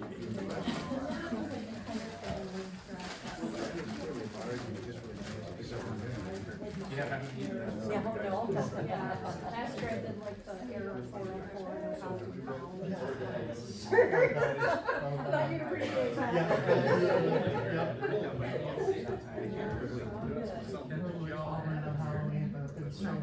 This year, it's disappointing.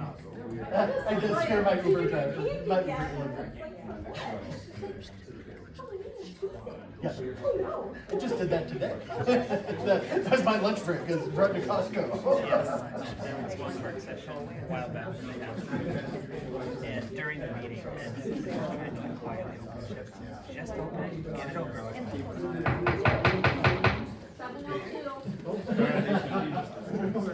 7:02. Let's go. All right, next up, we have our bus bid. Mr. Briggs. Hello.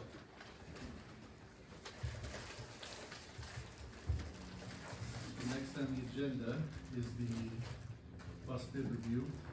There is an attachment, summary recommendation along with, bus replacement schedule.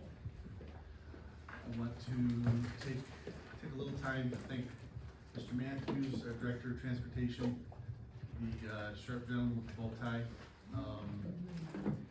for his work and just caring enough to think about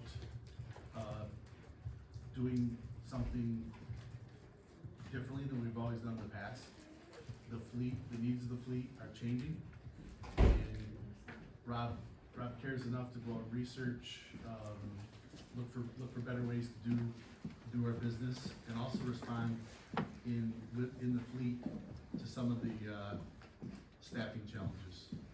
And I can't thank him enough for his work. But to review at a high level, the recommendation, we're asking for 2 Thomas Mini Tour 14 passenger school buses. We'll talk more about that later. 5 basically 77 passenger buses, like our normal bus that we buy, and then 1 of those buses configured with a lift for handicap access and air conditioning, similar to the one that we asked you to support last summer. So that's 8 total, but you'll see that's a difference in the fleet, and that would be from Postra Transportation of Grand Rapids at a cost not to exceed $1,062,347 plus reasonable associated costs, and that would be a general fund recommended purchase and largely funded by our enhancement millage. So some of the background we'd like to talk about is these buses, again, ordering. We used to do this in February. We're doing this here in October for a first read, and we still don't expect to get the buses before July 1. Frankly, there's just long lead times on buses. The one, Rob just told me yesterday, the one, I affectionately called it the Swiss Army knife bus that has, it's 77 passenger, has a lift, and is air conditioned. We do expect that bus by February. And so we're still taking delivery of last year's buses. In this, we have really struggled I would say the industry has struggled because basically Chevy and Dodge really, they got out of it sooner, but they're just not making the right configuration of van that we need for our fleet. If we bought two large vans, you'll see them going around the district, they're wonderful, and Rob had to pull a lot of strings had to be pulled for us to get those buses. So we can't find, and he's working to get vans, and he's bringing me recommendations to spend $35,000 on a used van. And they're not bad, it's the best that's out there, but really $35,000 for used, why not? And it's not even a vehicle that, it's nowhere near safe as the mini tour that looks like a small school bus. So that's a big piece of this recommendation. Those two mini tours are flexible. They can be used by coaches. They can be driven by someone without the school bus endorsement. And it's legal. And their students are so much more safe on the because it's listed as you see in the line 4. It's a type A school bus. Just think about your golf team, your tennis team, your state qualifies for wrestling. I mean, the programs that don't need a 77 passenger bus to get a 10 to 12 kids. Right. And he's using them. We're using them on, I would say, a more regular basis during the day to transport kids around the district. So and out of the district to programs out of the district. It's a more efficient way to get kids around, and it's less cost than a full-size special ed bus. So that kind of sets up the ask, and then the reasons. I mean, we do use the MSBO bus bid process, which has been around at least 20 years. I would say it's probably closer to 25 years, where dealers all over the state, there's a cooperative bid that's led by the Michigan School Business Officials, of which Michigan Association of People with Transportation members are also members of MSBO, and they take bids, and it's just a great process because this used to be really, really hard before that to get good bids. In fact, there were several lawsuits in the state over bids, and this is a fantastic process that we use going forward. The district's used this for a long time. Hoekstra has been a good partner for parts. They're close, and we're getting at a point where Midwest bid is pretty close to Hoekstra's, but at the same time, with Midwest and Holland, it's probably not the great time for us to jump off, because we do have two excellent mechanics who have been with the district for a long time that are retiring this year. So it's probably not the best time for us to jump into anything, and we're fine. I mean, we're happy with what we have. So, yeah, that kind of cues up the summary recommendation. And then Rob's done an excellent job. If you look at the replacement schedule, placing all of our fleet in there, and then talk, the year it was purchased and the model year that it'll be replaced with. If you turn to the back of it, or you can probably flip it in your agenda, the last page, you can see there that the VIN numbers are vacant on a lot of that, and that's because those buses have not been delivered that are ordered. And you might ask, Pat, why if we're doing this, why do we need a fleet of 76? And Rob and I have talked a lot about that, and we, with 76 buses,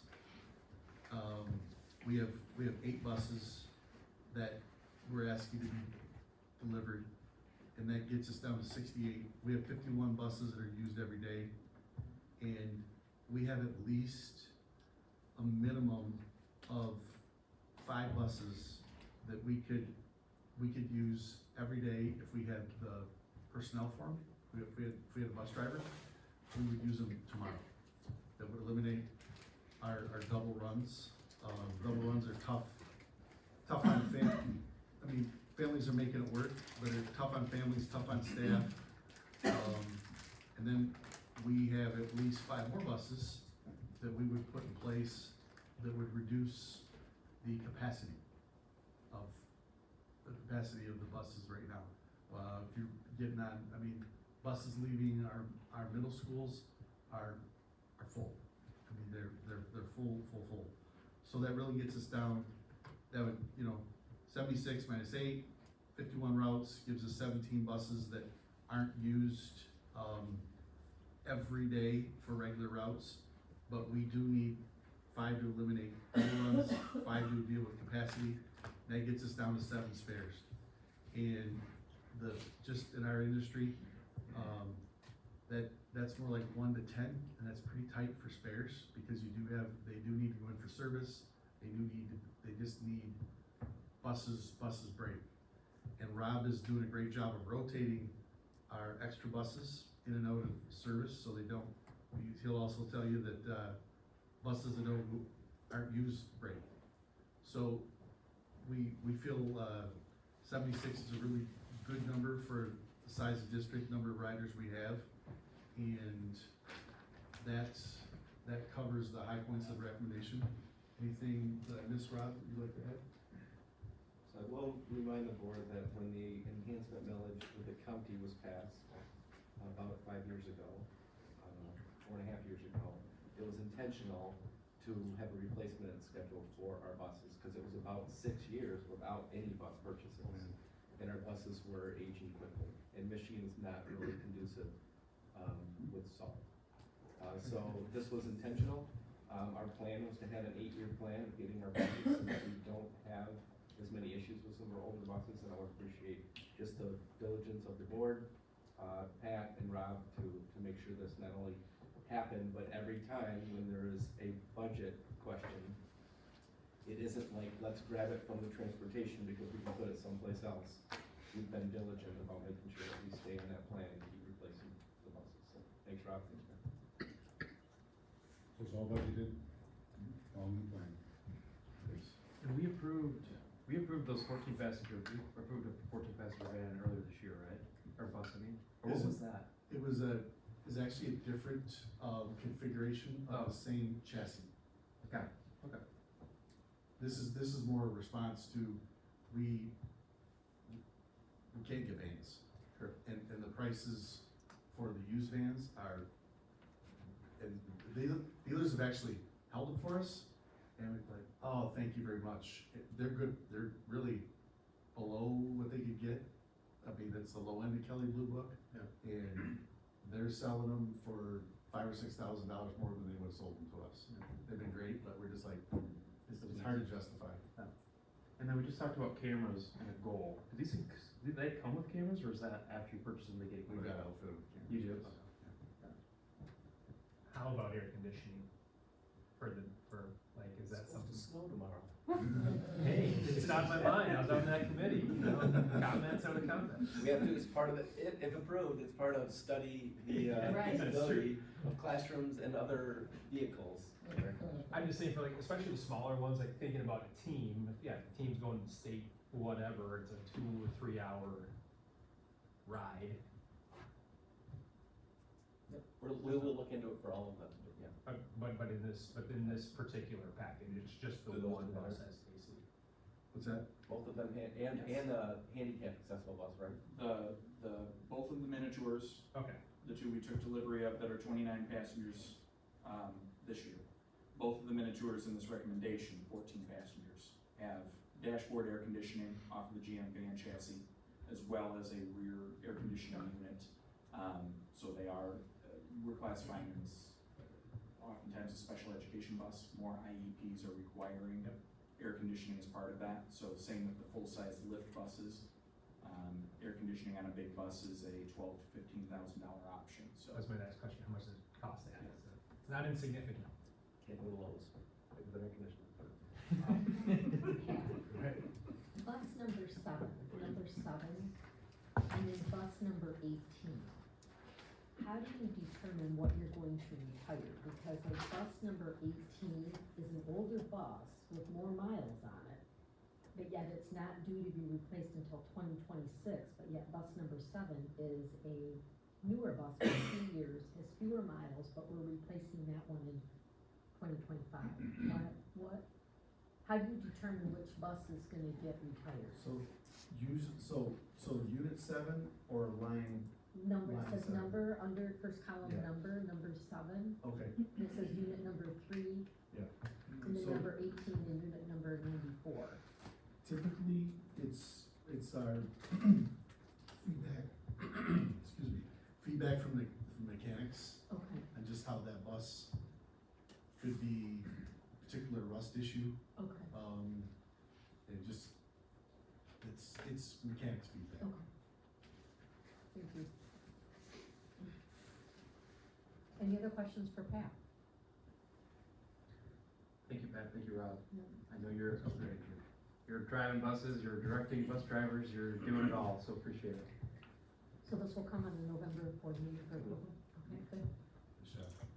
Next up, we have our diversity advocacy committee. I'll ask Mandy to give a quick update. We didn't have a meeting last month, but we'll be meeting again Wednesday this week. So Mandy, just give us a quick update on that.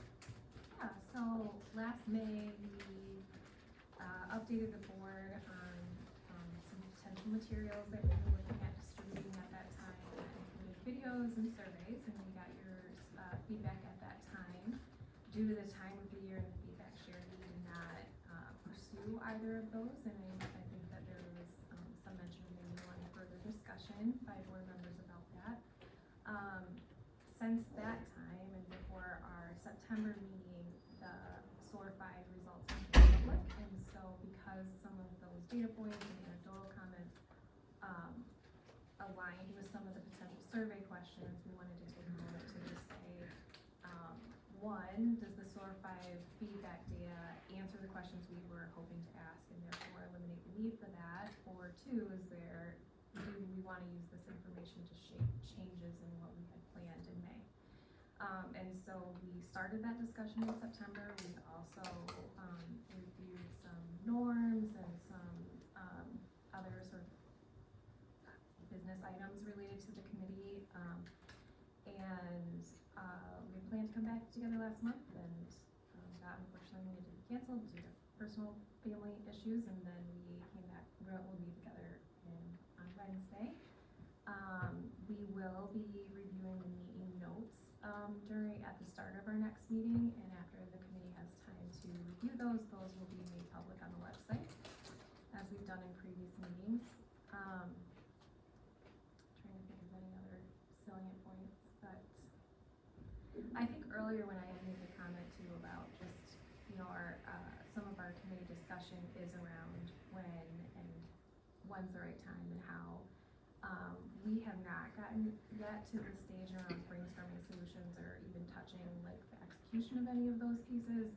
We are still in the earlier stages of identifying problem of practice.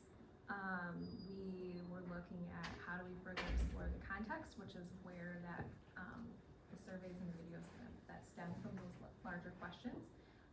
The next step in the process would be to start researching and brainstorming solutions around our identified problem of practice.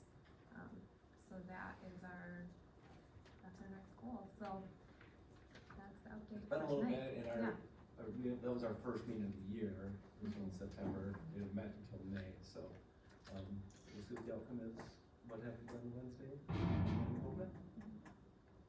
Any questions about? Or if I remember correctly, that youth assessment survey done by the county might have some of that information as well. Did I read that correctly? I don't think so, I think No? that falls more towards Okay. the sex ed advisory. Board. Okay, that's right. Or I'm sorry. risk You're right. behaviors, so. Yeah, okay. Questions about that? So this committee's been meeting for 2 years, roughly. Year and a half. Do we anticipate this committee moving forward with SOAR 5? So this committee was formed at a request from the board, so it's an administrative committee that is formed from the board. If the board wishes for the committee to cease, then there will be an actionable action from the board saying, we don't want this committee to meet anymore. So we feel like we're doing some good work. We haven't brought anything to the board yet as what are the next steps, but I think this committee has had a lot of deep discussions on really what are our reactions to situations and maybe what are some avenues that we can take to be proactive, to support our kids at all levels, so that they maybe they know what the consequences may be before they do something that they might lot of conversations with the group. So yeah. I think that's following the direction that the board had given, that we wanted the process to go slow and thoughtful. And so I appreciate the fact that obviously with summer and some delays, that's kind of where I see the positive, that this is becoming very thoughtful, slow process in the regard that they're not rushing things, so I appreciate it. We've seen a lot of districts around us, take actionable steps. Primarily, some of them had to because of actions that took place in and around their district. Our intent was to try to do something similar before we had enacting effects. But we'll hope we'll still be able to do that. That's our intent. I don't know, there's been some emails that have been sent to board members. I don't fully understand. I don't know if this is the time to talk about it, I don't know. I thought, Mr. Davis, I don't put you on the spot, but you had mentioned this should go to a board. Yeah, I know that, I've had some email communication with Mandy about the meeting I attended, and Ken and Don both expressed some concerns about my emails. And, you know, if you wanna talk about that, I'm more than willing to do it. What were your concerns? I expressed them, I expressed them to Mandy, and, she responded very professionally. We went back and forth, I think, twice. And, my concerns have been very, very open with her and with everybody else. Do you feel resolution on this one? I wouldn't say resolution, I think that remains to be seen how this committee functions. And I'm willing to wait and see how this committee functions, but I think we do need to have the committee functioning and bringing accurate reports to us and knowing what their objectives really are. I'm not altogether, I think my concerns were outlined, I think all the board has all my emails there, so I wouldn't say that anything that I have articulated has been resolved, but I'm open to waiting and seeing if it can be. Again, my comments were around not the content, but were around the governance approach. Yep. And so I've spelled those out, so I don't think there's any need to delve into those further. We'd rather have a code of conduct discussion here in a moment. So it's the governance approach and transparency across all board members and so forth. So if you feel comfortable that you've got the responses that you're looking for, and then aligned on how we move forward relative to communication and to the superintendent, then that's fine. I think we're good, move forward. I think there's still discussions to be had. And I'm happy to talk further about the code of conduct and whether I was appropriate or not at the right time. We have that on the agenda today, Yeah, so that's fine. we look forward to the discussion. We can certainly do that. Sure. Okay, so we're good on the diversity advocacy committee? Any other questions from you? Okay. Next up is our state assessment data. We are not gonna fly through this, but we want to give, you've had a chance to look at it, and we're gonna give you that 30,000 foot, not 700 miles an hour, but please ask questions, and I'll turn over to Amy, she's gonna, we're gonna go back and forth a little bit through this, so. All right, so, this, kind of the format of the presentation should look fairly familiar. We typically use like districts across the state, which is what you see listed here. That is based on student count and free and reduced lunch. So I will toggle back and forth between our Hudsonville Public Schools, standardized test data from spring of 2023 as it compares to districts across the state that, which is this cohort. And then we will look at data with regard to comparing Hudsonville to districts in Ottawa County. Primarily the 11 public school districts, not all local educational agencies, so private schools, etc. So overall, we have student count, free and reduced lunch for enrollment. So this is that peer group comparing Hudsonville, which is the blue line, to peers across the state when we're talking about enrollment. You can see that we continue to be on a similar trajectory as peers across the state. Can you go back one? Sure. Just want to clarify that top green line was the first slide Amy showed you with the peers that we compare to. The blue line is Hudsonville, And the red line is actually all of the LEAs in Ottawa County. So that includes your charters, that includes your academies. You've got Black Rivers in there, I Academy, Inn Academy, Vanderbilt. Those are all included in that red line. It's not just the publics in Ottawa County. And then for peers, it'd be the average school Average size. of what you, that first slide, you take those averages, that's the good number. Average them all. Okay, that's what I figured, just wanted to double check. Yep. Here are our enrollment numbers in comparison to the peer group. So again, the peer group here is within Ottawa County, just public schools, not all of the LEAs within the ISD. So blue line is Hudsonville and green line is peers, And the red line is everybody in Ottawa County. and everybody in Ottawa County, yes. Moving on to MSTEP proficiency, so again, these are just averages. This graph compares the peer group across the state. You can see the blue line is Hudsonville, the green line are the peer districts across the state of like size as well as free and reduced population. And then you'll notice the yellow line is all LEAs and PSAs, so that would be all the districts across the state comparison. This is comparing Hudsonville with just Ottawa County Public Schools, so that's the peer district line, that's the green line. Hudsonville is the blue line, and then all LEAs and PSAs, public school agencies, are noted by the yellow line. These are comparisons of peer group across the state, our SAT scores. Blue line is Hudsonville, green line are like districts across the state, and yellow line is all LEAs and PSAs in the state. You can see where we fall on the bottom graph with regard to our average SAT scores, falling into 4th place on that particular graph. So just trying to keep up here, so not all the names that are on the first page for our state peers are on that chart. Do we not have that data? Some of them might not be there, but it's still an average of their class sizes, so they're 2, 4, 6, 8, 10, 11. Are they not the same ones? No, they're different. It's like Zealand is listed, Zealand's on there. Zealand's on there. but it's not on the first page.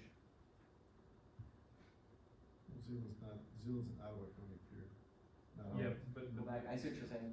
some of this is like It's that, ISD and. the mix of local. I wonder if it's last year's peer group with this year's peer group. We'll look into that, that's a good point. I don't know. Yeah. I was confused, like, Southline, we'll look at, Okay. we'll figure out what's. It's a different Looks list. like most of them are the same. yeah, that's why I went double check like 3 times, like put them in the, some of them are different. The Couple way, different, yeah, we'll look at. the way that I'm reading that, is up in the right-hand corner of the 2023 average SAT score. That is all, subjects all, so I'll take a look at that. These reports are generated, so Thanks. I'll take a look. Thank you. This graph compares Ottawa County SAT scores, Hudsonville blue, peers in Ottawa County green, and then all districts across the state in yellow, average SAT scores. This is peer group with regard to graduation rate and dropout rate, Hudsonville in blue, as well as then peers in green across the state, and then LEAs and PSAs across the state, and then dropout rates. So that gives a quick overview of trend lines for graduation rates in comparison to the state, and this is what it looks like for Ottawa County. Again, continuing to outperform in those areas across the state as well as across the county. I think you'll notice, particularly the graduation rate on this slide, how Hudsonville increased graduation rate, and the county, or the county peers dropped. That's significant. Appears to be a longer term trend too of our dropout rate. Kind of It is, going a lot lower it's too. really tough because there's so much variance in the last 3 years. It's really hard, you know, you have 3 years worth of good solid data, trendiness can be impactful. It's really hard to judge. We're looking forward to next year because then we think we are back in maybe some trending data, yeah. It's just, you have seen the volatility that we saw in the mid-2000s, there were a couple of those years that really spiked high after drop out. right? Well, they changed a lot of the requirements, and they had four-year cohorts, five-year cohorts, six-year cohorts for dropout. And then Gotcha. graduation, if you didn't graduate before, you're considered a dropout. You didn't graduate, but you could still not be a dropout if you made it in six, and so they changed some of the rules, and Oh, they it's changed not it back. totally apples to apples. So it's a little apples to oranges a little bit. Okay. AP data is an area that I believe Mr. Hall had requested that we give a brief overview of. This is our school summary data, so you can see trending from 2019 to 2023, and total AP students, the number of exams, as well as the scores, so a 3 or above is really what we're targeting there. Percent of total AP students with scores 3 or above is what we're highlighting. We offer about 20 AP courses at the high school. And so we see some decline of number of overall students, but again, because we've been out of that, kind of some of those trends, we'll continue to pay attention to some of that. I'm sure kids in the career line tech as well. We do. Then you report it somewhere. The numbers. You know, that's a good point, not only the volume of kids, but the impact that waiting list has at Career Line Tech. When we have, how many kids are waiting to get into welding, if there's not an opening, what do they do? And what, I know that Amy and Chad Sykes went to high school and their staff is working hard on, what are some CTE opportunities we can offer here? That eliminate, and they are adding a third section of CTC, which we've been asking for years. Kent County runs 3 sections, now they're gonna start running 3 at Ottawa, which will really diminish the volume of the wait list, which hopefully will increase the numbers that we'll work on getting. Well, it links back to the SOAR goal of career. Yeah, absolutely. That's exactly where it falls, and I think that some of the data that we've looked at already is that we do have a large waiting list at CTE, and so figuring out how we might be able to potentially expand some programming on site. And yeah, there's a lot more I could say about that, but I won't at the moment, so. Can we maybe add a line on this? For CTE, Yeah. number of students? Yeah. Sure. We should definitely do that. Just, we've got AP classes offered and we're enrolled. Here's the updated one. It wasn't that fast, my response. You're like, wow, that was quick. No, It's pretty astounding when you look at from 21 to 22, the jump in students with scores of 3+ on these AP exams. When you think about where our world was at that point, and that, if I'm not mistaken, the majority of that year, we were under COVID restrictions, etc. Just very impressive when you look at those numbers and how students continued to the number of students continued to increase that were taking them as well as doing well on them. And it speaks to the program, to those teachers who I think have been doing this for some time at their AP level. And I have to believe there are plenty of parents who are happy that their student didn't have to pay for that course in college to follow the fall. So it's impressive and it's a good thing for students and the district. Absolutely. Yeah, definitely some celebrations there. They still find a way to spend money in college though. And they still take 4 years sometimes too. How many students in the high school altogether? 2,000? 2002. 2002, so 9 or 10, 11, 12, it's gonna be 1,500 ballpark in those 3 years, yeah, 1,500. Okay. Say that again? They're about 500 per grade.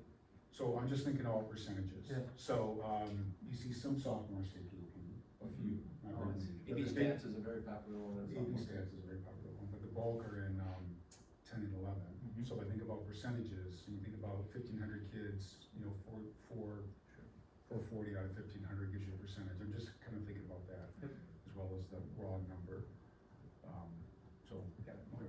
Because how many AP classes could a student take their junior or senior year? in order to still meet the requirements for like, you know, how much English science? 10, They literally could take 10 in there's those 5 2 years? each year, and they're full year classes, but you. They would have had to met all the other requirements. That's correct. Like PE or. Correct, all or, of them. or test out, Okay. and, or, not be in any fine arts or any of that. True, that would be a huge component. Most of our kids in AP are involved in something, whether it's, band, choir, orchestra. Sports, yeah. No, 3's a lot. We've had a couple kids take 4, but a lot.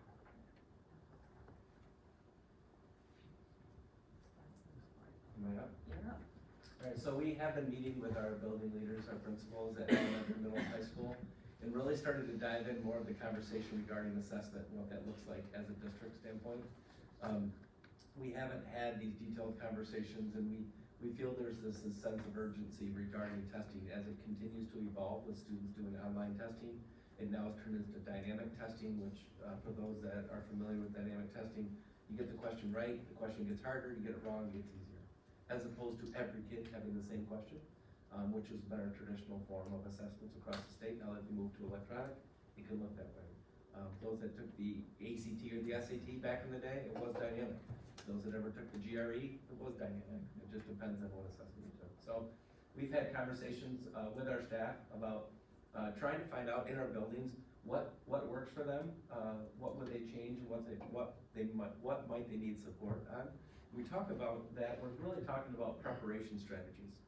Because to some, preparation might be we get everybody a granola bar before the test, and that's good. Others might be we get signs in the hallways, we get kids pumped up for it, or we don't want to raise anxiety, so we do.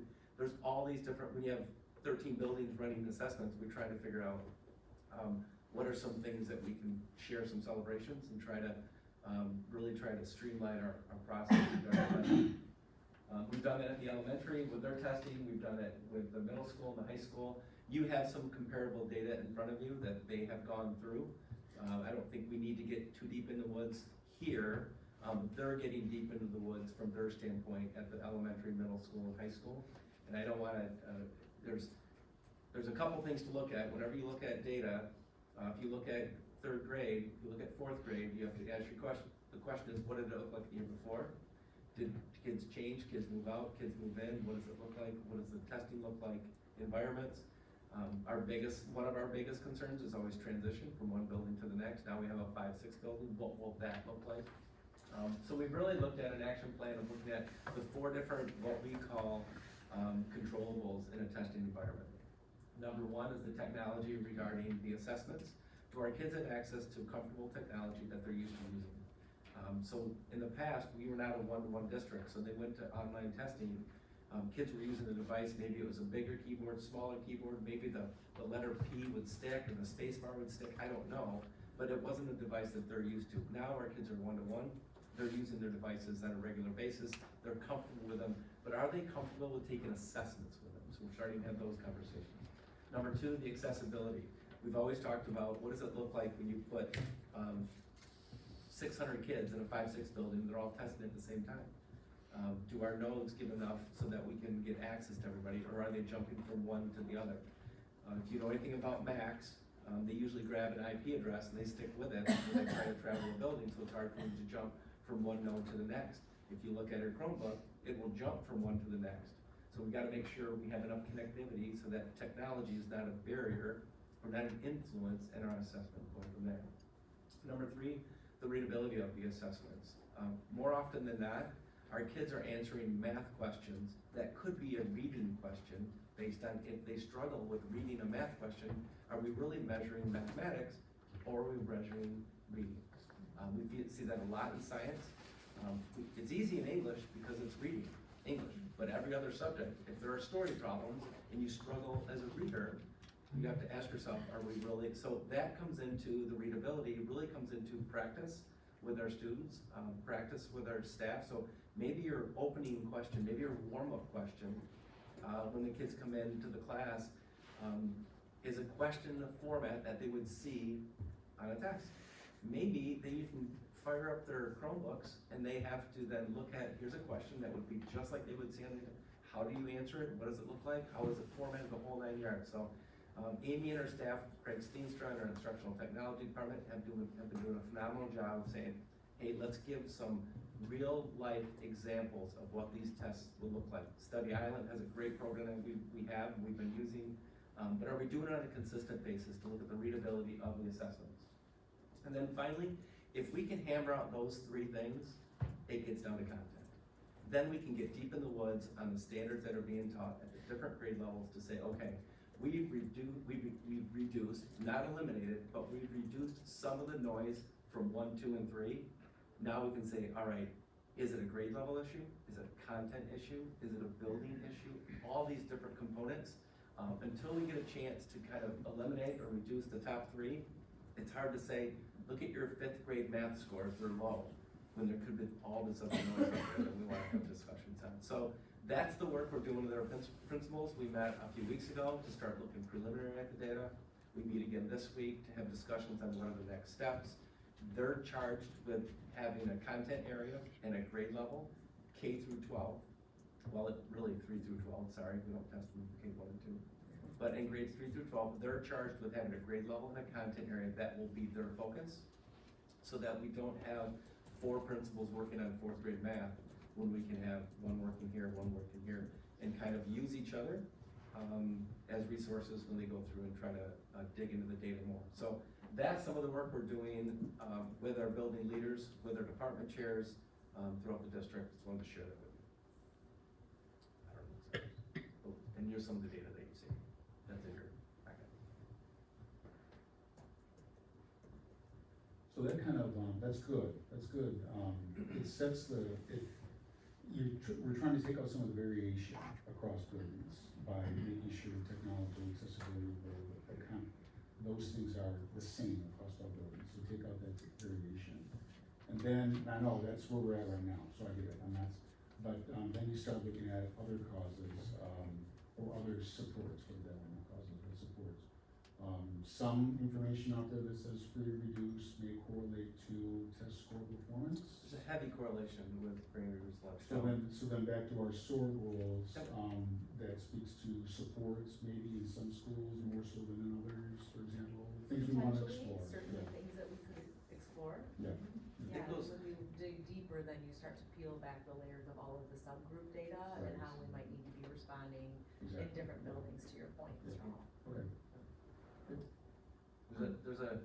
There's a lot of work that comes with your tier 2 and tier 3 students and what we dive into. You know, there's questions about when you have a 4-point scale and if 1 and 2 is passing and 3 and 4 is not, do you work on the 3s to get them to 2s so they're passing, or do you work on the 4s to get them? And I think the answer is yes. You try to work with all of them as best you can, try to bring them all up as far as you can. So I have a question, and I thought it would be addressed in this presentation, but I don't think it has. On September 14th in the Grand Rapids Press, on the front page, they had. Of this year? Yeah. Are you aware of the article? It says state high schools make the honor roll. It says U.S. News and World Report used data from the 2020 to 2021 school year to come up with the list. And so they ranked the top 50 schools. So Hudsonville, in the year prior, was ranked 37, and it dropped to 45. We had a difference of a placement of 8. And like Spring Lake went up 3 spots, they're now ranked 36. Jenison went up 7 spots, and they're ranked 33. There's many schools that are ranked better than Hudsonville. Are you aware of this article? Yeah, what's contained in the U.S. News and World Report? I don't know. Niche does the same thing. We have there's all sorts of those. We want you to buy our banners and put them in your buildings if your school's listed there. So I don't know. I know that one of them had our enrollment at the high school at 15, 14 something. And there's 2,000 kids there. I can't speak what U.S. News does. Yeah, and I think for the board members who've been around for a while, Ken and Mark, we've talked about this for years, that it's such a, I don't say random, because they would justify how they gather information, but it is clearly their own parameters based on what they prioritize. And if you looked at that article, in fact, I read that same article, if you looked at the article and dug in further, they gave the whole list of the different things that you got points for. So I don't know if you read that part into the article. I did. Yeah. The whole thing. Did you read it into where, that part where they said, you know, it's based on these factors, these factors, these factors? And it's always interesting because I feel like, and maybe you can speak to that, Mark, I feel like those, qualifications change every time. Depending on the particular Yeah. reporting agency. I can't speak to it, quite frankly. I have some anxiety about that as well, and I guess I would need to read the article and find out the source of their criteria, what kind of criteria they're using and Yeah, why. I just found it interesting Yeah. because it was on the front page and Hudsonville took kind of a little bit of a beating on it. Yeah, and again, maybe you recall, Chad, but like I said, as long as I've been on the board, every time that report comes out, there's conversation about what that means, what their criteria are, what their qualifications are. And based on my experience, every year is a moving target. So it'd be interesting to go back to prior years to see, again, what data they're using. But if I recall, I wish I would have kept, I don't know if I read a different article. Did you read it online or? Okay, so maybe it was online where it went on then to talk about, what they used to rank people. Because there was like 7, 8, 9 different factors. I'll make it a point personally to look into it, and I'd like to look at, the criteria they used this year, and then go back to maybe a couple of years back and see if there's any consistency. If not, then we'll look at it, but I'll look into that myself. And it's not an interesting article, it may have been a follow-up, but there were some very clear, items that they used for their rankings. I would like to be the top, so I'd like to find out why, but we're not. Yeah, I mean, when you look at it and you look at the schools that were ranked, they're very good schools. I mean, they're very good. You do take those in my experience over the years, you take those with a big grain of salt, The criteria may change, the ranking, the numbers may not be right. There's a reason that Ivy Leagues are now backing out, Columbia being the first one, out of the US News and World Report, college ranking system, because they're like, this doesn't mean anything to us anymore. So that's one perspective I have. Another is that if you look, where was Godfrey Lee on the list? Well, they're not even make the list. Exactly, but yet Godfrey Lee, over the past decade or so, has probably done more with a high free and reduced lunch group, check me on this stuff. And in terms of student performance, student achievement, as measured here, than a lot of districts, but yet they don't even make the cut. And so now it's unfortunate because it makes it, to your point, Barb, it makes the front page, and so parents go, oh, wait, Hudsonville. I had someone that texted me, did you see your school district? Yeah, but it's really unfortunate because I personally put zero weight in them. And then you've got, who makes the top of the list every year in the state of Michigan? It's the International Academy. I had 3 nieces and nephews that attended the International Academy over in the east side of the state, and they're selective. We've all heard the story about we take all the blueberries, whether their International Academy takes some blueberries. They may not admit that, but they do. Black River, I suspect the same thing. Yeah, So Black it's River I think those rankings are not good. Not good for school systems, not good for colleges, and do more harm than good, in my own personal opinion, because there's so much variation, so much misinformation. So That's my opinion. before we eat the sodium report, maybe we should all go back and look at the last 2 or 3 years and see. I've looked, and my opinion is the same. I understand. But you can look. Feel free. I will do that. Stan, if anybody has that article, I think I found the data, but I haven't seen the article. I have the actual article at home in print. Okay. It should be online. I'll see if I can. Okay, or take it. Scan it. Yeah, that'd be nice. It's pretty big. It's gonna be online. I'm sure you can find it. You got it. Great. At the end of the day, I wonder how we, because we look, this is data, this isn't the US News stuff, this is data. So how do we share through school branding, through school marketing, through other activities, and say, well, here's how we stand, relative to our peer group and relative to the rest of the ISD, and, so when you read our school report, like, there's the data. How do we brand that? How do we market that? It's probably something we're thinking about. All right, any other questions on state assessment data? All right, moving on to enrollment. Thanks, so I was asked to get some information about enrollment. The board should have this in front of you, if you have time to take a look at it. I'm gonna try to outline there's 4 different charts, 4 different pages there. The first one is the cohort change from last fall to this fall. I just wanna make sure it's clear that when you got first graders in last year, they would be considered second graders this year. So if you look at the enrollment change from one year to the next, excuse me, the PK kindergarten to first grade is different because not all PKers go to kindergarten, not all kindergartners go to first, some say two, so that is one change that we don't normally use in there, but you can see the rest of it follows through. So we have 12 more second graders than we did first graders last year, if that makes sense. And you've got 5 more third graders and so forth. You'll see the high school change is one of the most dramatic changes. Again, this is from fall last year to fall this year, so those are comparable numbers. They are not audited numbers yet, so I can't tell you that they're still final, but they're getting closer by the day. Traditionally, you do see that a little bit more in high school, and you just went through the dropout numbers and the graduation numbers, and you don't see those traditionally in the middle school, but you do see those more at the high school level. The next chart is the building change from one year out. You can, and it is a little bit unique when we open the 5-6. No, it's too small, but. Okay, that's fine. You all have it, do you all have it? Yeah. Okay. Just checking. Yeah, so the building changes from last fall to this fall.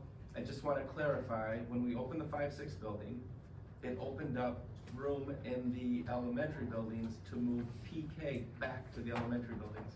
So if you look at the early childhood center, you can look at that they lost some kids. Well, that's because we moved the PKs back to their home districts or their residential districts for pre-K.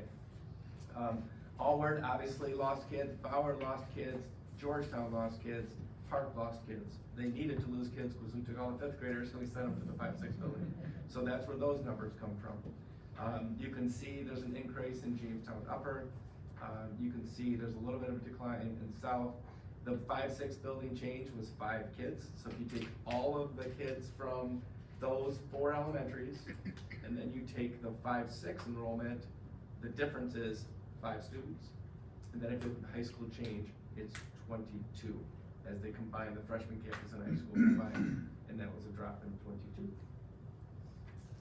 And then the last one talks about transfers in and out. So these are, if you look at the top line, there were 23 kids that transferred out of Hudsonville to a different state. There were 24 kids that transferred out from another state to Hudsonville. So we grew in that area. Homeschooling, we had 18 kids transfer out to homeschooling. We technically had 30 that transferred in. 25 were here before, then all came back. 5 were new to us that were in homeschool that came back. So there's a difference. You can see between 18 and 30, there's actually an increase of 12 students that were homeschooled last year now in our district.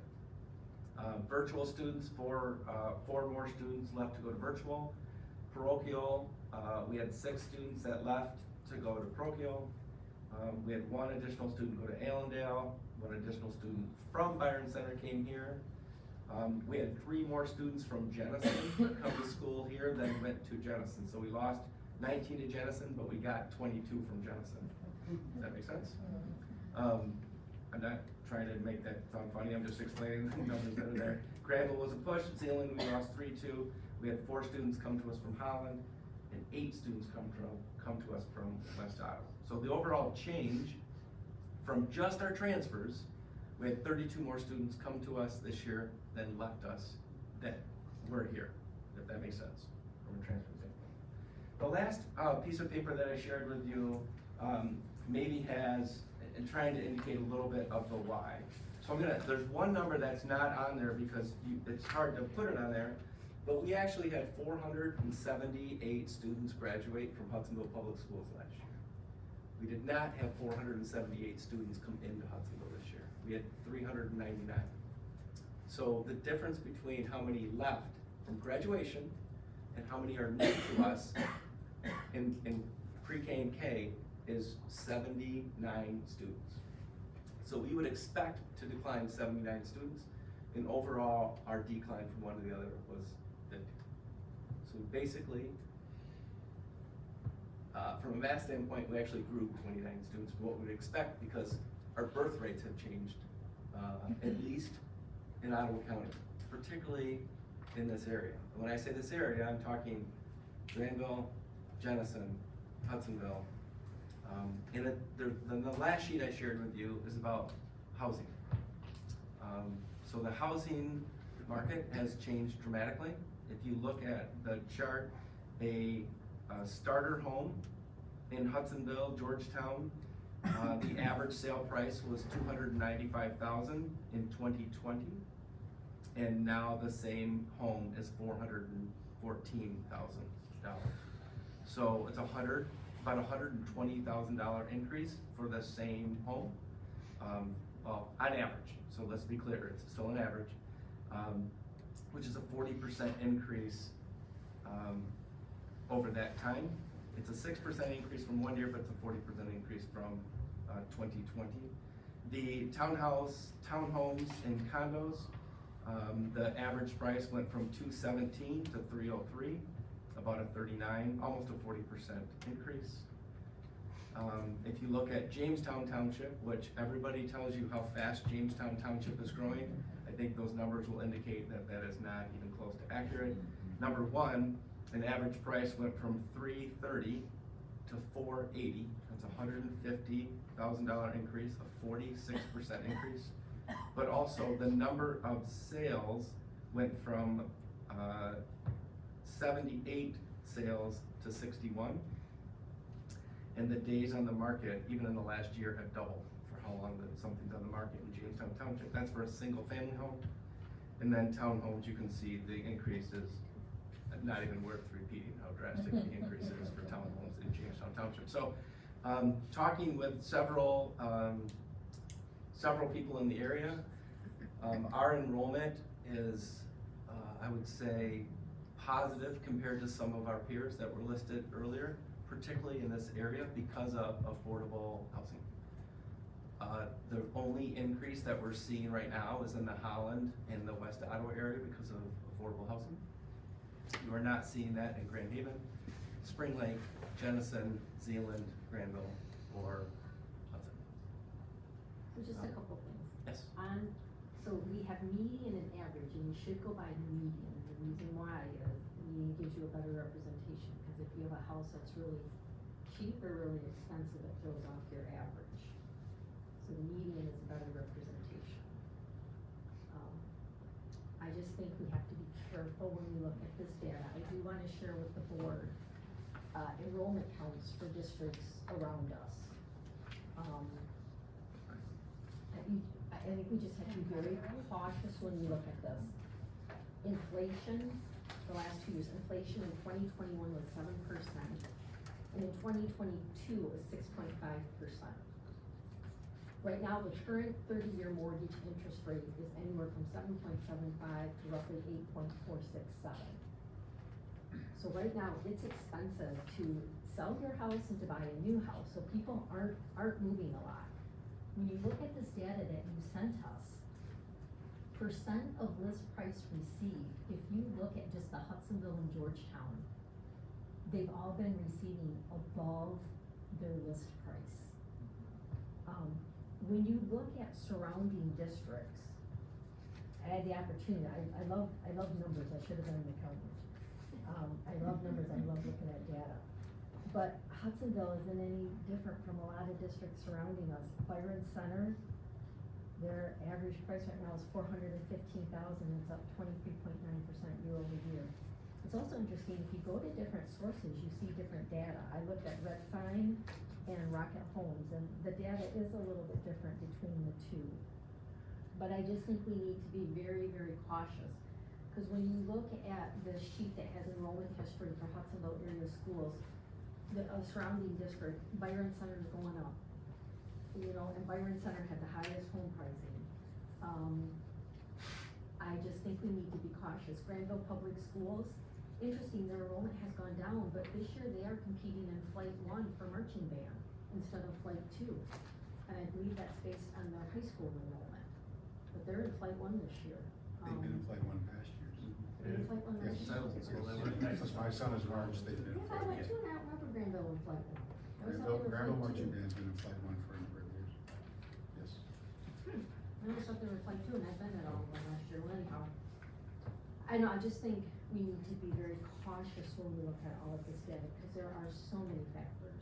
I completely agree. I was just asked to provide some data to the board that we have. Well, and it does speak to the question about buildings, because if I remember right, the building data as far as homes and population is what the state uses to determine what we can build, but they give us a 5-year window. So when you're looking at some of the data about homes and areas around here, we need to keep in mind the 5-year data, that if there is a trend overall in Ottawa County and the state of the population going down and less children, that's a factor we have to keep an eye on when we're looking at expanding buildings. Because if the trend is similar in Ottawa County as well as surrounding areas, that may be a national trend that has nothing to do with a particular school district or a particular county, but just the trends of the state. So I agree, we have to keep an eye on the trends, especially in the area of our building, and where we see things going in the next stage of building. And Ottawa County remains Michigan's fastest growing county, one of the state's 10 most populous. And Jamestown Township and Holland Township showed the biggest population growth at 2.8% between 2020 and 2021. I was gonna ask Pat, It's 3 years, it's right here. Pat, what did we budget for student growth for the budget? 19. An increase of 19? Yes.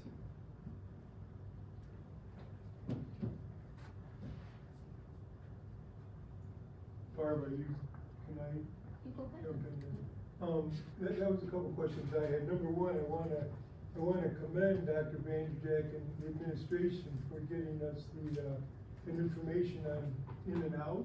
Cause I've been asking for that for almost a year. So that's good data to have. And thank you very much for doing that.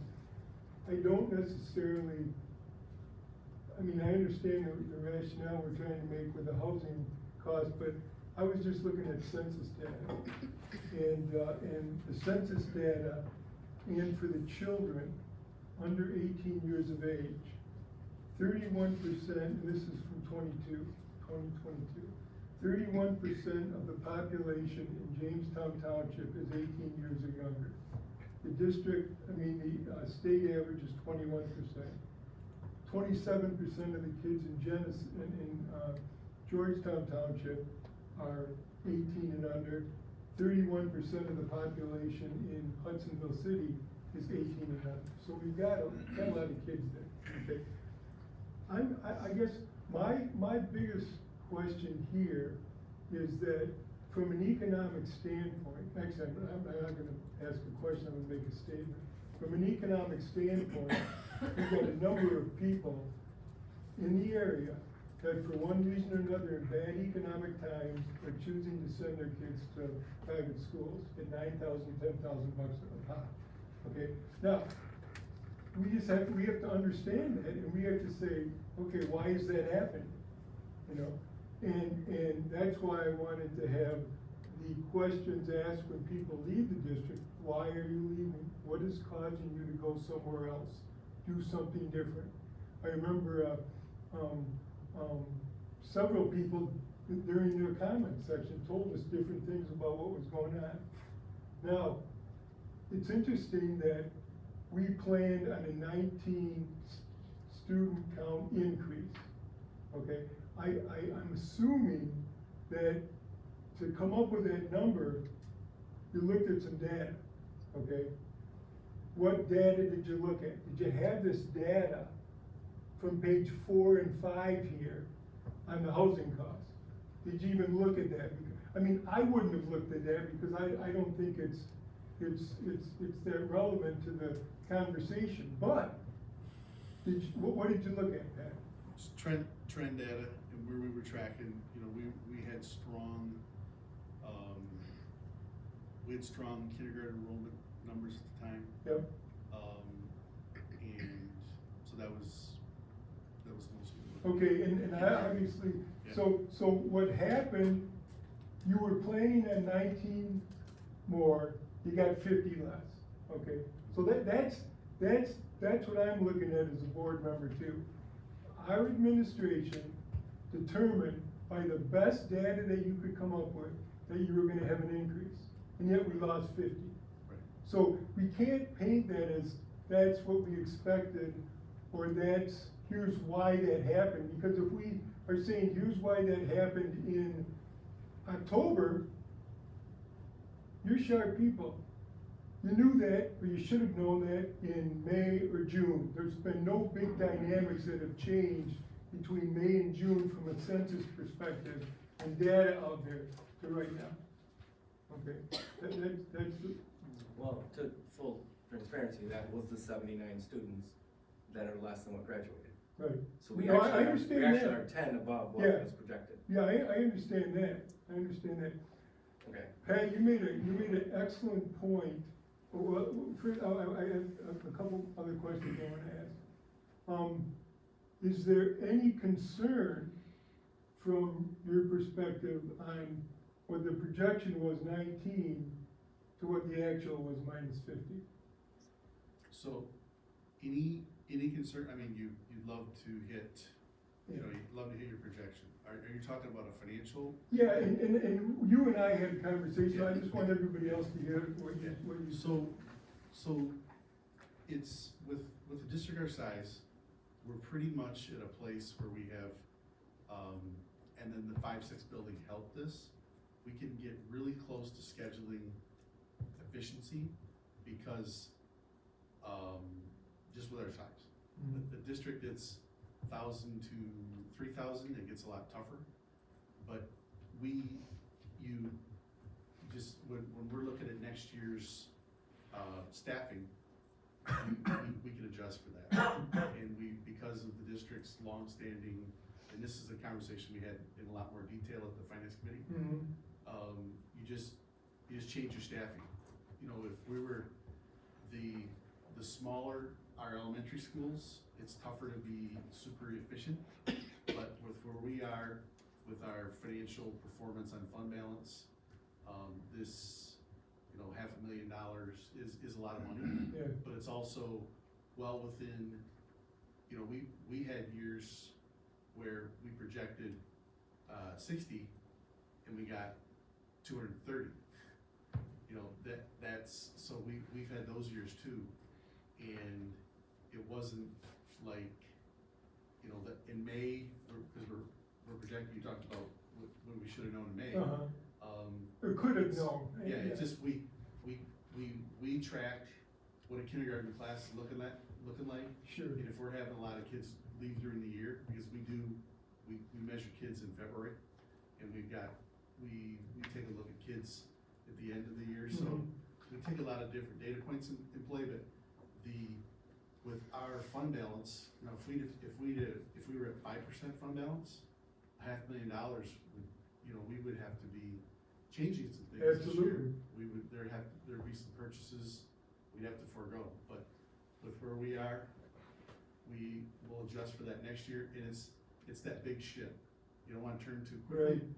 And we left, you know, Ann recommended to cabinet, you know, there's a couple positions that we could have, you know, as far as staffing this year, but we said, hey, if they come, how are we gonna staff up for it then? Right. So it's just taking advantage, and you adjust for it next year. And that's one of the things that concerns me looking forward, is that the budget may not be as full of as much COVID funding and other things that we normally have, And then $700,000 plan versus what we get because of account could be a significant thing that we're dealing with. And listen, the questions that I'm asking and the statements that I'm making are not, I gotcha stuff, it's just, these are things that I'm thinking and I wanna get your feedback on it. Now, how many students shifted from Jenison to Hudsonville because of the change in busing? Because I remember those conversations that we were having about They that. still have, Right. there's still buses that are picking them up. Right, but I've talked to people in the Rolling Woods area, because my boy lives right over there, in that area. And a lot of people now, the realtors are telling them, instead of saying you can go to Jenison or Hudsonville, they're still saying that, but they're also saying to them, but eventually, there's only gonna be the buses there for Hudsonville. So that's good for people to know that, so that they can make decisions going forward on those types of things. So, that was another question that I would have. And then Pat, you made an excellent comment on Thursday last week, because I was asking you about enrollment, and you had this comment, and I took it down. You pointed out that sometimes the optimum situation would be for no growth and just staying steady with our enrollment. Increasing infrastructure is sometimes more costly than the additional money that we receive based on student count. And that was an excellent observation. So my question is, and if we don't have the answer right now, based on the buildings that we have right now and that we're gonna have completed over the next year of this bond issue, I'd like to know, do we know what our optimum student count is for our current infrastructure? And if we don't, I think that's a relevant thing to have. Yeah, we knew, I mean, we're seeing,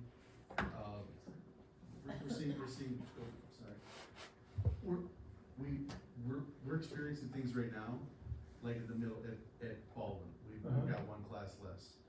We're experiencing, Doug talked about the 4 elementaries that feed, the 5, 6, that now they go to Baldwin. So the classes, the schools, you know, Park's kind of off the board because they're under construction. But Bauer, we were busted at the seams. Georgetown, we had portables at Georgetown. So we don't feel like, we certainly don't feel cavernous. Yeah. Like we've got lots of extra space. So, and then we estimated, we've been talking about, because the finance committee's work, we've been estimating for a couple of years that we were gonna add $1.2 million of infrastructure costs for the 5, 6 building. You know, we're fine tuning that estimate. But yeah, it feels like the north side is pretty spot on. And those 4 buildings did probably perform better. It's fair to say they perform better than the south side. Now, what do we look at like 3-year plans and 5-year plans going out as far as what we expect our enrollment to be? Well, we get deeper into the weeds on the enrollment planning when we get near the bond issues. So we bring in sources like Stanford. We've pulled, I've been in districts where we've used them, not for bond work, but that's the primary purpose, and they bring in demographic factors, they bring in new housing starts, live births, all those things, they figure out how much you're historically capturing of the live, it kind of sounds harsh to say live birth, that's literally what the demographers call it, but yeah, we haven't done that since the 2019 bond, because you know, the trend line for Ottawa County in general was growth, and I know a lot of my colleagues we talked about it last Friday, a lot of my colleagues that sit in my chair, have seen their housing prices in their district are becoming an issue, and some of that we're learning too. We're learning some of the whys, but some of that could be somebody that can move in, can afford to pay for private education. Right. And so we don't know all the answers. Right. You know, Dr. Vanderjack is leading a group where they're actually surveying the people who leave the district. Yeah. So we're getting better data all the time. Because when I look at 2018 numbers, we're at 6733. 5 years later, we're at 6742. Okay, nine students. Okay, now if someone said to me 5 years from now, we're gonna be at 9 students increase, you know, then it really makes your job much simpler in so many ways, because we don't have to worry about buildings and those types of things. But that's the kind of stuff that I'm looking at, and that's what the questions that I had, and I appreciate the fact that I'm starting to see some data here. And I'm just gonna read this because I don't want to misstate it. My concern with enrollment centers around declining enrollment numbers in an area which has experienced the highest growth in the entire state over the past 13 years. That's a fact. In an area where our private schools are experiencing growth above projections. That's a fact. We need to know what is driving the decrease in students in spite of the population growth in our district. Then we can be proactive in addressing the enrollment and matching our infrastructure to the number of children we will need to educate. That's all I want. I'm not pointing at anybody and saying, you know, how could we lose 50 students and that's your fault and that's my fault? I'm not looking to do it. I just want to know why we're making the assumptions we're making, what we're doing going forward, and so we can have the best idea possible on what we need for this district. That's all. And so, you know, I'm concerned about some of the enrollment numbers, but I'm also happy with the fact that I got some data that I was been asking for the last 9 months, and I want to commend you for that. Forgive me, I don't necessarily think that some of the things have that much of an impact as others, but some of the things that I think you may think is the same way. So I just want to have those conversations, and that's what I'm looking at when I'm looking at these numbers. Barb, I'm sorry, Mark. No, you go ahead. Real quick, I was wrong. You were right. I apologize. You were correct. Granville was flight 2 the last 3 years. So my mistake. I apologize for that. That's okay. Thank you. Just briefly, I'm looking at it as from a narrower perspective. If I just look at Hudsonville Public with two Christian schools locally here, and if these numbers are accurate, that Barb handed out, and I helped collect some of this data as well. We're fishing from the same pond. And I would like us not to be dismissive, not that anybody's trying to do that, but when I hear the rationales here, it sounds like rationalization. If we're losing students, we have to ask hard questions about why we are losing students and how we can stop the bleeding.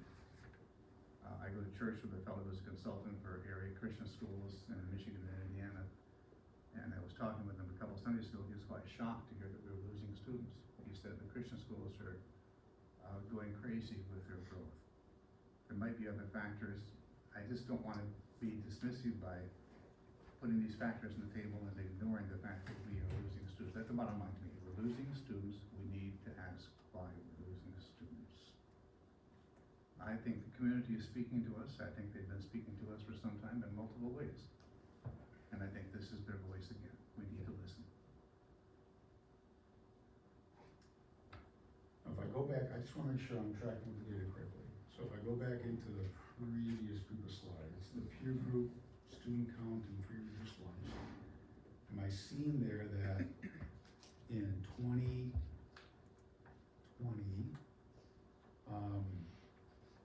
Ottawa ISD, all the schools in the ISD were flat in enrollment. Our peer groups on the east side of the state were flat. There's not a slide. Oh, I guess it's maybe slide 21 and 54. Page 20, okay, thanks. 21. So am I seeing that the trend data is consistent between our peers, the ISD and Hudsonville, for the past 3 years? Now, The unfortunate thing is COVID's not unfortunate, well, COVID's in there, so we do want another year or two. But am I interpreting that data correctly? Correct. Okay. So that's saying, well, all the schools in the ISD are losing, and. Well, on average, so on average, I would tell you that West Ottawa and Holland have grown. Zealand, Grand Haven, Spring Lake, and Jenison lost more students than we did. Okay. So, yeah. So, Doug, for Jennison, I have for the Michigan I'm school talking about data. I'm talking about this year. We're ready this year. Okay. 23, 24. Cause nothing's released yet for this year, That's but correct. they went up between 21, 22, they went up 22, 23. They So did you're not saying this this year they went down? That's correct, and I can't report on those numbers, I can tell you what they shared, because they're not audited numbers, and I'm not gonna report on them. But I will tell you, looking at the county numbers, we did not decline, as much as other districts. Percentage, Spring Lake did not as many students, but percentage-wise, it was a larger percentage. But on average, all three of those groups are flat. There are fewer students in Ottawa County public schools this year than last. Yeah. Period. Even with the increase It's in interesting, Holland. that's interesting. And I can't speak on, you talk about the fastest growing county, I know that was a couple years ago. I don't know what that looks like now, it could still be. Yes, I was It just. still could be it still could be, but it's not growing Yeah. at all, but everybody else is losing. There are 6,000 kids missing in Michigan schools. Well, Period. I That just, happens in in fact, I can give you all the data, because I used to work with the Census Bureau when I was with the Postal Service, that's part of my job. And then I worked on the census in 2020, and I know where these, so I'll give you. And that was in 2020, right? This is 22, because they make estimates every year based on test samplings and stuff like that. So I'll give this to you so you can take a look at it. And once again, I'm not debating that so much, as I want us to know what we're projecting, why we're projecting it, and then get, cause if Pat would've said to me, Greg, we projected a 50 student loss 6 months ago, and these are the reasons why, I would've put my paper down and said, okay, he's right on there. Now, Mark's question still might have been relevant, but a lot of the questions that I asked wouldn't have, because you would've answered them with that. I think one thing we don't know back in May is how many kindergartners are gonna Right. show up. And that was a 79 decline from what we graduated, and that's a Yeah. significant number. Is it Sure. a birth rate? Yeah. I know they didn't send all their kindergartners to Baroque, I don't know where Yeah. they went, I mean, we lost, 6 kids to Sure. Baroque. I Just can't that's- speak on their numbers, but I can speak on what at least their leadership Right. says about the numbers. And Right. It was an interesting Right, conversation. exactly. Just that slide 21 and 54 speaks to me significantly, because there may be this notion that, well, everybody in the county is growing except for Hudsonville. And that data, if the data is correct, that just tells a different story than that. Now, some may be going to parochial, and I'm not disagreeing that we shouldn't have these discussions, as we talked the other night. Right. I'm not disputing that. It's just that, I look at that slide, and it's like, well, that's a pretty telling slide, that tells some story. Also, just the county dynamics, the big, I believe, this is gut, this is not based on data, but I believe the companies that are doing a big bunch of the hiring in the county are along the lake shore, they're west.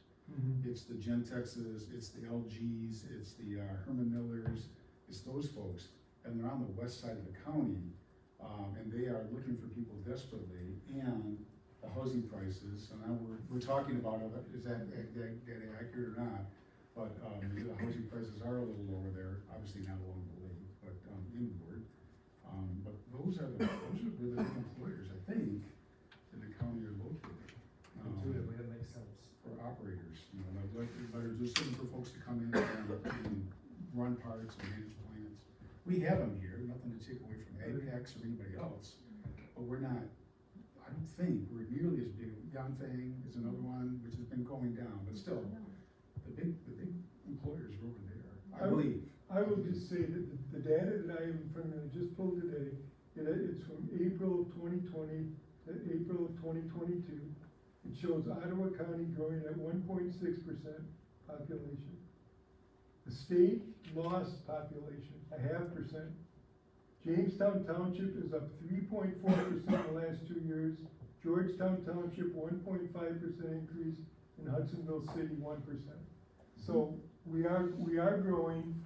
I got the data, right from the Census Bureau website. And that's the only question, because if we were losing 3 or 4%, what would that look? Would that be 200 students? Those are the only questions that I'm looking at. I think a piece of that too, Greg, is that what's it gonna look like when the 23 data gets updated? Cause you're talking about April 22. Yeah. And we saw that last year when we had the state revenue estimating conference. They showed that chart of Ottawa County being the grower, but it was a year old. And what's it gonna be like when the April 22, April 23 data? So anyway, I appreciate the conversation, and these are legitimate questions that I have, not I got your questions, but just things that I want us to think about as we move forward and look at stuff. And I only looked at districts that surrounded Hudsonville, so I'll go back and I'll look at our peer in Ottawa County. I'll update the spreadsheet and send it to the board. Dr. Vanderjack, a question into the transfers in and out from last year to this year. How were you able to gather this data? Because just a couple months ago, I know Greg had been asking for it. You said it was really hard to capture and you didn't have anything at that So time. we have to pull it from our student management system. Okay. And every secretary enters the data a little differently, so it's not like you can run a report. We don't code like who goes where, they put it in the comment section. So you have to take 240 comments, and I ask my amazing administrative assistant to code them. So Robin codes them, and it takes a lot of time. Once you get them out, then you gotta code them, then you gotta count them, then you gotta check them, and you gotta do the same thing with in and out. So it's not something that is just generated by clicking a button. Yeah, well, thank you, because I know we've been asking for this and we didn't have anything. I'm Well, we wondering. didn't have it until the count, which was Sure. October too, so it's not like we had it for a month, that was, Right. we're still in October. So. Is there a better process that you can develop moving forward, so it's not so hard? We deal with humans entering data, so I would say the only option we have is to code every transfer in or out with its own code, which would give us well over a couple hundred codes. It would just be too hard to train everybody. It works, it just takes time. To Dr. Vanderjack's point and to Pat's point, since the biggest issue seems to be the number of kids coming in as opposed to the number of kids that left, I guess we'd have to ask Robin to track down how many kindergarten age kids, obviously what you can't do, kindergarten age kids are in our district, and where are they? But we can't do that. We don't have that data. I was thinking the same. I think it'd be really helpful to see how many, over the last 5 years, for example, how many kindergartners are coming in versus seniors leaving. I think that would tell us a lot too. A lot of times though, the kindergartners don't come in, Sure, they come in their that's first true. grade year. Right. The parents might not think that they're ready, or they don't want them to leave, or Yeah. there's so many, I mean, it's a lot easier to look at their grade rates. Okay. I'm just saying that this was a unique year where we lost 79 students from what we graduated to what we got in. Right. And that's important. And if it wasn't for those 79, if it was a push between the two, then we would have been up 29 students. And we budgeted 19. Don't we have, is it coming up, don't we have a very large senior class that's like around 600? No, it's 4, it's 5, 7, it's on that sheet. It's a 10th grade class, sophomore class. It's junior class, it's on what you have in front of you.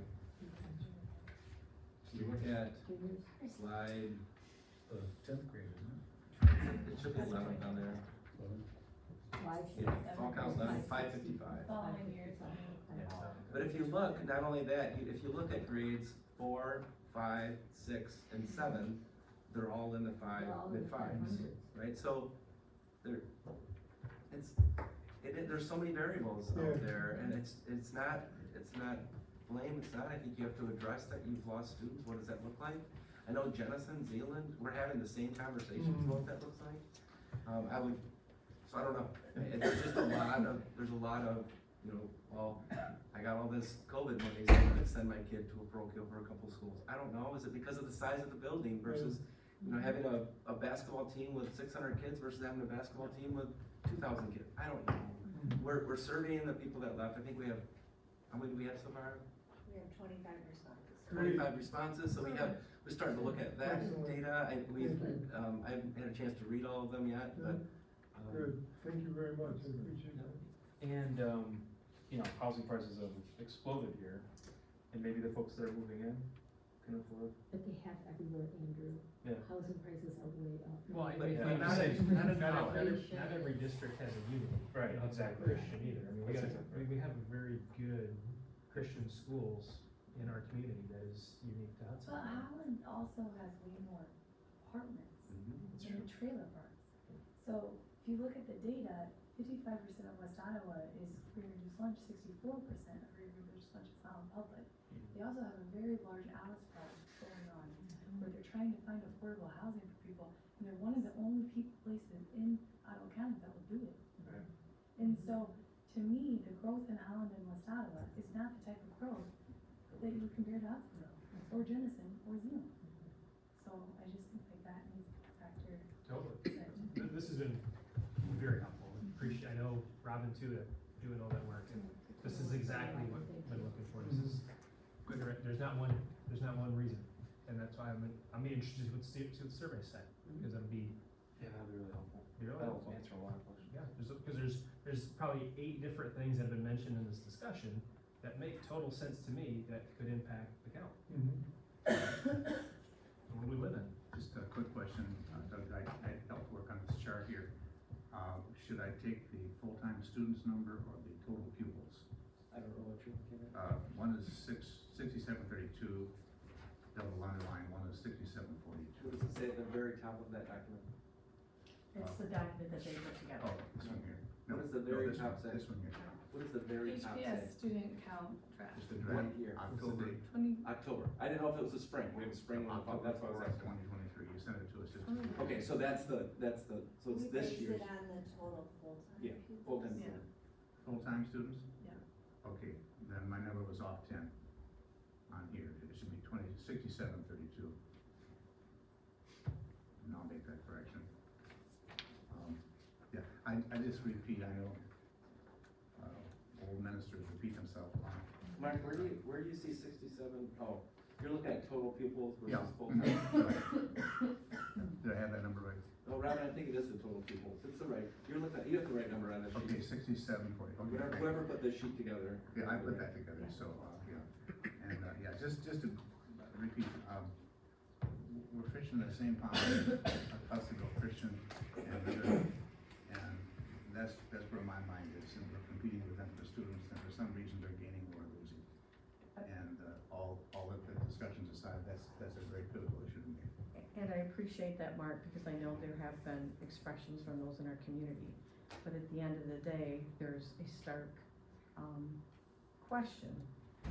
Can we provide Christian-oriented curriculum in the public school to satisfy those individuals?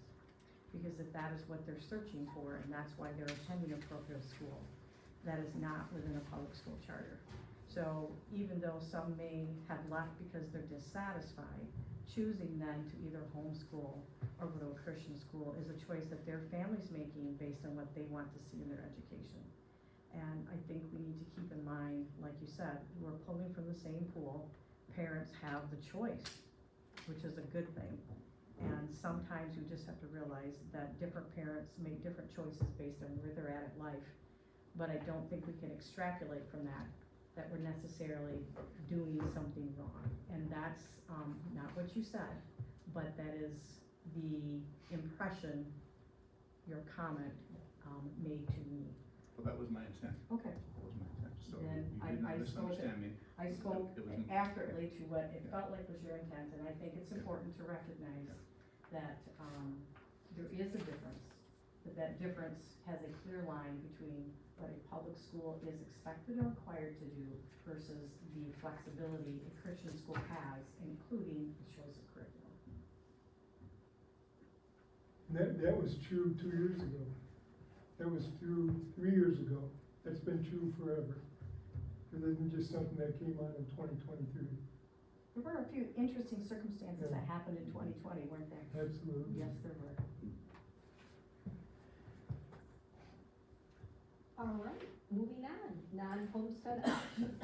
So we have, thought we'd tee this up a little early, so we can try to cross this bridge. We would like to recommend to the board, in early 2024, an option for renewing our non-homestead millage.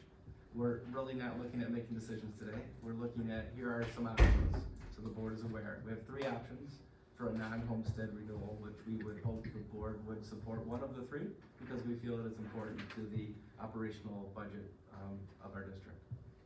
Again, these are non-homestead, which means these are businesses, second homes in the area that are not primary residents. Last year, we asked our voters for a 1-year non-homestead renewal, which was approved. We have a 5-year sinking fund that was also approved at the same time. We have 3 options. Number 1, we could ask for a 1-year non-homestead renewal, which is similar to what we've done every year for the past now 28 years. We could ask for a 4-year non-homestead renewal, which would get us to the sinking fund cycle and then go 5 years from there. Or we could ask for a 5-year sinking fund or non-homestead renewal, which would then put us in concurrent years with sinking fund, then non-homestead. The latest number that we have for the cost of running an election, which we'll have to run this May, is about $48,570. So it cost us roughly $50,000 to run an election. That will not get less, that will only get more, higher. So this May, we'll have to run an election. The question for the board will be, what do you want to talk about between 1 year, 4-year, and 5-year? If the answer is 1 year, the education for the district is as similar as we've done in the past. Here's what a non-homestead is. It's an 18 mil non-homestead request. If it's a 4 or 5 years, then there would be an education to the district to ask for a 20 mil request, including the Headley override, which will keep it at 18 mils. So, as I explained last year, yep, you were all here. I was looking around, I think everybody's here. That you had, in fact, crowd might be the same people that are here, I don't know. So, when you ask for the 20 mils, you can only levy 18. And every year as it continues to drop, it still stays above the 18, so you levy the 18. After 4 or 5 years, depending on the request, you could jump back up to 20 and it keeps going down, but you always levy the 18 mils. If it drops below it, it'll be slightly below it, it won't drop dramatically below the 18 mils. So the question is, what do you want? And I don't know if you had to have that discussion, but I didn't want to wait and catch anybody off guard in January. I know it gets busy with the holiday season and our meetings and everything in November, December. I didn't want to wait. So if we did a 4-year, that gets us on cycle when we have to ask for the next sinking fund. That is correct. Why would we want to do a 5-year? I just throw it out there because that's what we had asked. That was the request of the board last year until we moved to it. But we would not be on That's a correct. similar cycle. It'd be every, you go 2 years, then you have 3 years off, then 2 years, then 3 years off. I can tell you my opinion, but I would recommend a 4-year. Yeah, I don't know why we would do a 5-year, it just But cost, right? Just throwing it out there. Discussion, board? I remember, I think we received notes from nearly every clerk in the district, highly recommending that we, go to a longer distance, just the cost savings alone. The one so the 4-year, obviously that, within that lens makes sense. I think there was some concern though, last time with asking for a 5 and a 5 together, that even though it's 2 completely different pools that the taxes are going towards, it's, to the community, it may look like it's a big ask. at the same time, we're asking for 2 different proposals, a 5-year length, if I'm making any sense. Mhm. If it makes Yeah. sense, yeah. So we did 4, we're gonna run into that same potential, confusion in 4 years, and we're gonna go for 5 and 5 again. I'll try to minimize that for you. The biggest education is around the non-homestead and the Headley override. So if we could do that in an off cycle of not doing it during the sinking fund, it would at least get the education, I'm not gonna say out of the way, because some people will still, which is fine, but I'm just saying, once the message and understanding how the Headley override works, it doesn't impact, it's a non-homestead still, it's just Headley, it's just not, you don't have to vote for it every year. If we could do that in an off cycle, which could be in May, then at least 4 years from now, you have 2 of them on the ballot that all we're asking is a renewal. Especially doing it for the first time. Correct. Yeah. The cost is not reimbursed by the ISD. It is not. So you just, again, I totally get now educating them once. I just know 4 years from now, people are gonna probably forget about the Headley override and we're gonna have. But the documentation could look the same and then it looks similar. Then it's a request to renew versus a request to do something different. The sinking fund will look different in 5 years or 4.5 years anyway, because we'll hopefully add school buses to it, which we're not in the current one, and that now that is eligible, so we'd like to redo that language. So trying to minimize the change, but again, if you wanna do a 1 year every year, we will That's for prepare. clerks in particular, they, in every township and city in our district, they were all very much, wanting us to go a longer distance. And I can tell you that getting workers for those votes is just about as difficult as the cost. So doing a less frequent voting would probably be appreciated from a staffing perspective, because they have to get volunteers and train them, and last time they were desperate for people, they almost like had signed, volunteer next year too. Man, a whole. Stick around after you vote, Yeah. stick around for a little bit. When would you like an answer, when do you wanna bring this back for the discussion decision? We have to, January 14, I believe, we have to ballot language, we have to have a resolution by then, so. If we can have some direction now, we can start preparing. I would say if there's a change based on maybe discussion now, that we could tee it up and maybe a discussion item at the December, we don't have a work session in December. Our November work session is pretty full, so. Our January board meeting is not until January 18, so. We'll have to figure something out. I think it's the 14th, so I have to check on the date. Is there anybody that feels strongly they want to stay with 1 year? I guess that's the question. Or do you feel strongly that you want to stay with the 1 year? I was gonna say I have no strong feelings about Okay, this. and same here. And that's unusual. Yes. What about Greg? Any strong feelings? No. Okay, so does that give you, It does. okay. I would say 4, I don't think 5 is a good idea. I'm hearing 4. I'll recommend 4. Okay. Well, we wanna draft the language, I mean, it's a resolution that would have to go, and it's a ways away, but it also gives us a chance to prepare documentation, information that we'll have to get out ahead of this, and I'm not saying that, it might not pass, but we do have options if it doesn't, to go back to our voters for maybe a 1 That's year, true. something like that. Yeah. In August, we'll take a little bit of a ding, it's about $60,000, but we'll figure it out. Yeah, I would say that there's a couple things I'm thinking about. One of them is the fact that I've just been talking about finances. So it would be kind of disingenuous to me to look at 700,000 over here and then say, let's add 200,000 over here. And the second thing is that I think that, the way the projections look right now as far as enrollment, we're probably not gonna be going back to the voters for anything else, unless something changes dramatically around here. And please understand that enrollment fluctuates in a district this size in different areas of the Right, district. no, right, I So understand. Jamestown, if Jamestown does start to build houses at the rate Georgetown did, Yeah. that would look Yeah, different. If Georgetown absolutely. puts a lift station at 48th and Bauer, it changes Blendon Township, which changes the north side of Bauer and the west side of 48th, which dramatically changes Bauer Elementary. Yeah.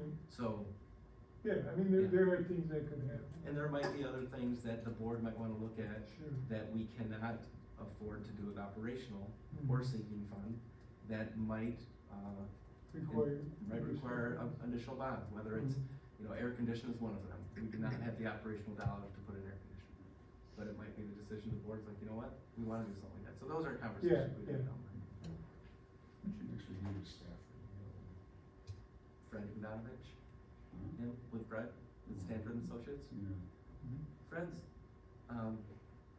Ballpark, you're out 6 months out, 2 years out. History.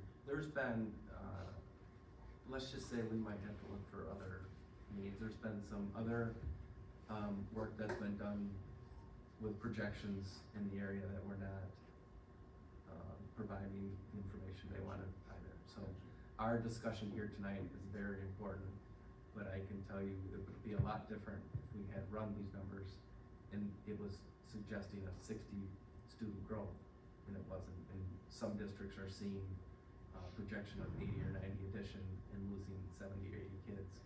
That's a big deal. So it is, yes.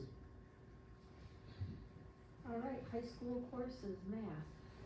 So this is just a continuation. We've walked through the elementary course approvals as well as middle school approvals. And as requested, I'll continue to come back with high school course approvals now, probably by content area. So these are the math courses that we offer at the high school, with links there to state standards as well as all of the course descriptions and course setting.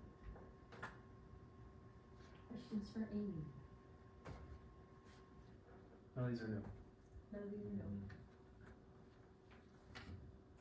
There's no calculus quiz at the end, if that's what you're asking. Appreciate that. Thank goodness. So there's discussion at the state level around, personal finance becoming, being eligible to take one of the math credits. Not approved yet, that's why we don't see anything.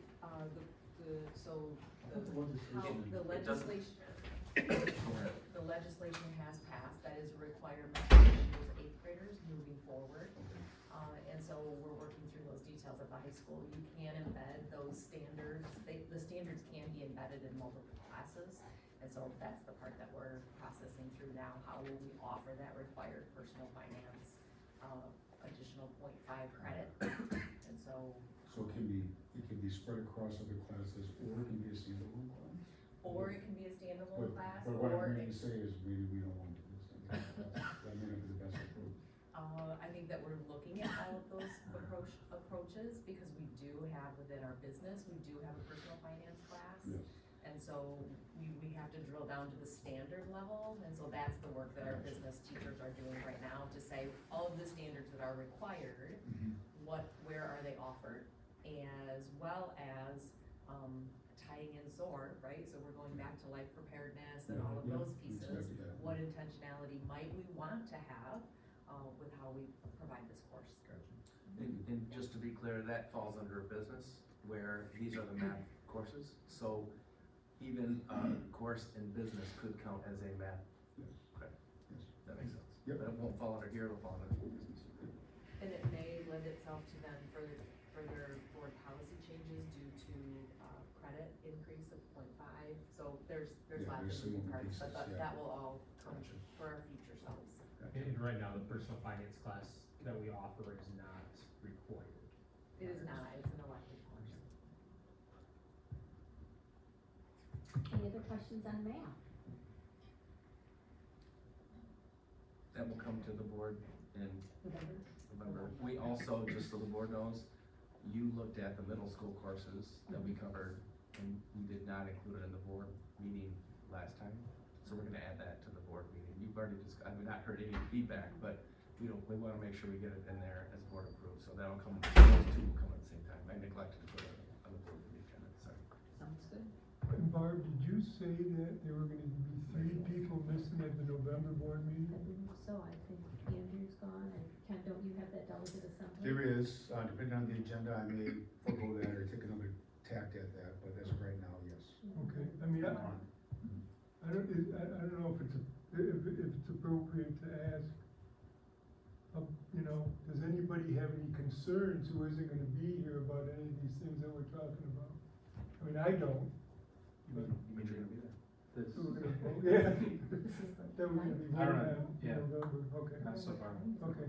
Next Thursday. Yeah. We need to Say hear. as if you're not. We're Yeah. not. No, Then we do. Make sure to tell me now. Where's Dawn? I am here. All right, next up we have our trip request.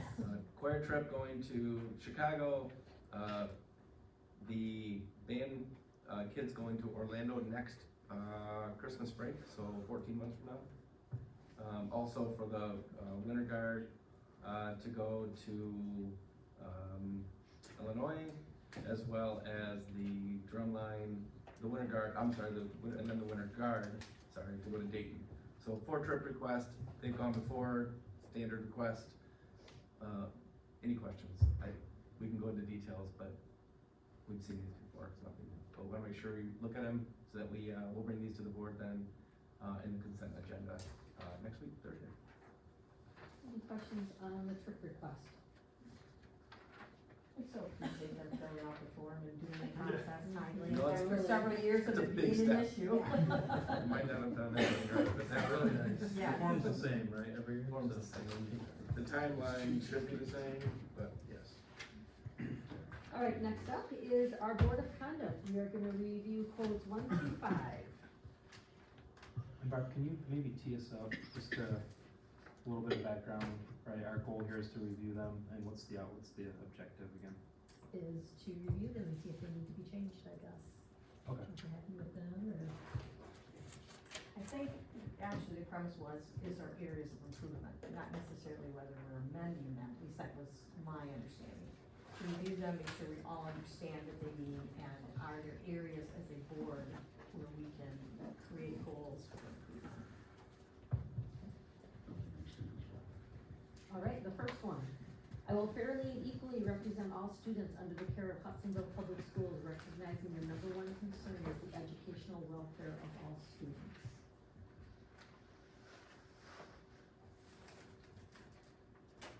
I personally feel that each one of us here is very vested in the educational welfare of all students, and I think we all care very much for the students of this district.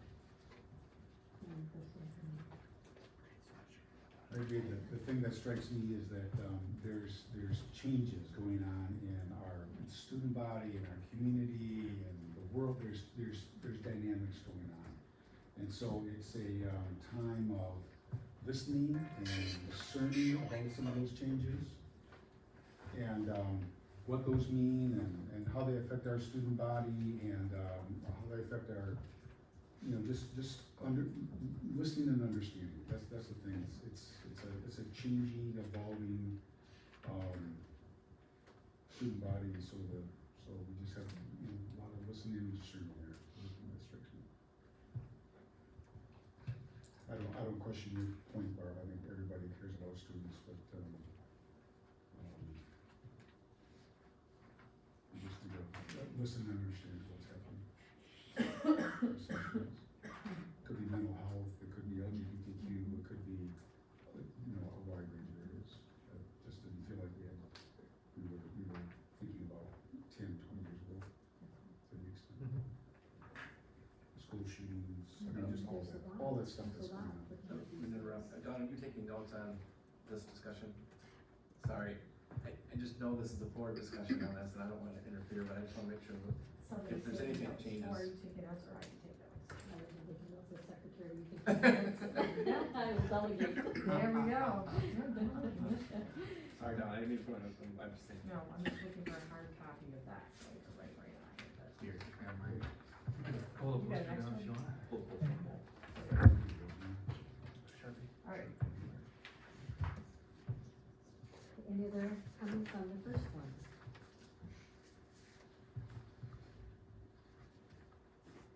Okay, hearing none. Number 2, I will conduct business of the board openly and honestly and avoid any conflict of interest.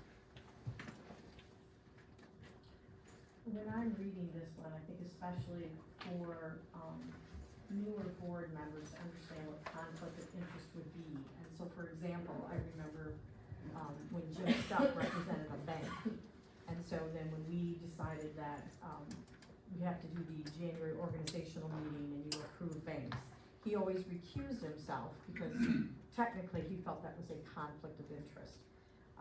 So making sure everybody understands that conflict of interest is when your personal benefit is impacting your decision, you would recuse yourself.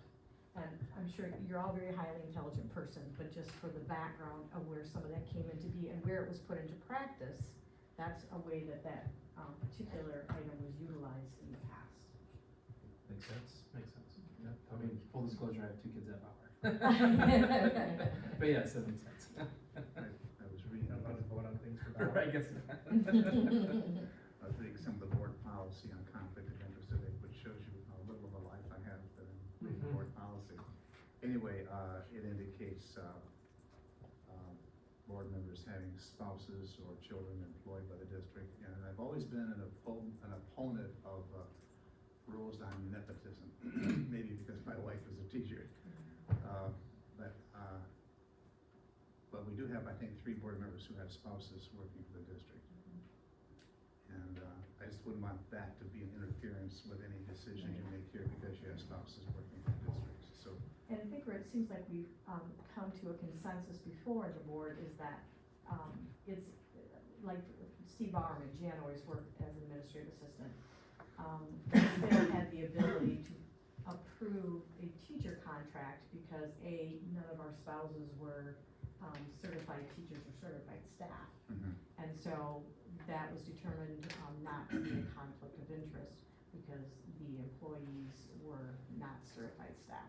It would look different if you would approve a contract for our teachers and then a different contract for the groups that your spouse is working. Yes, that's my impression at least. I always recused myself when it came to contract with the teachers. When Cindy. When Cynthia was teaching, Sure. I always recused myself. Okay.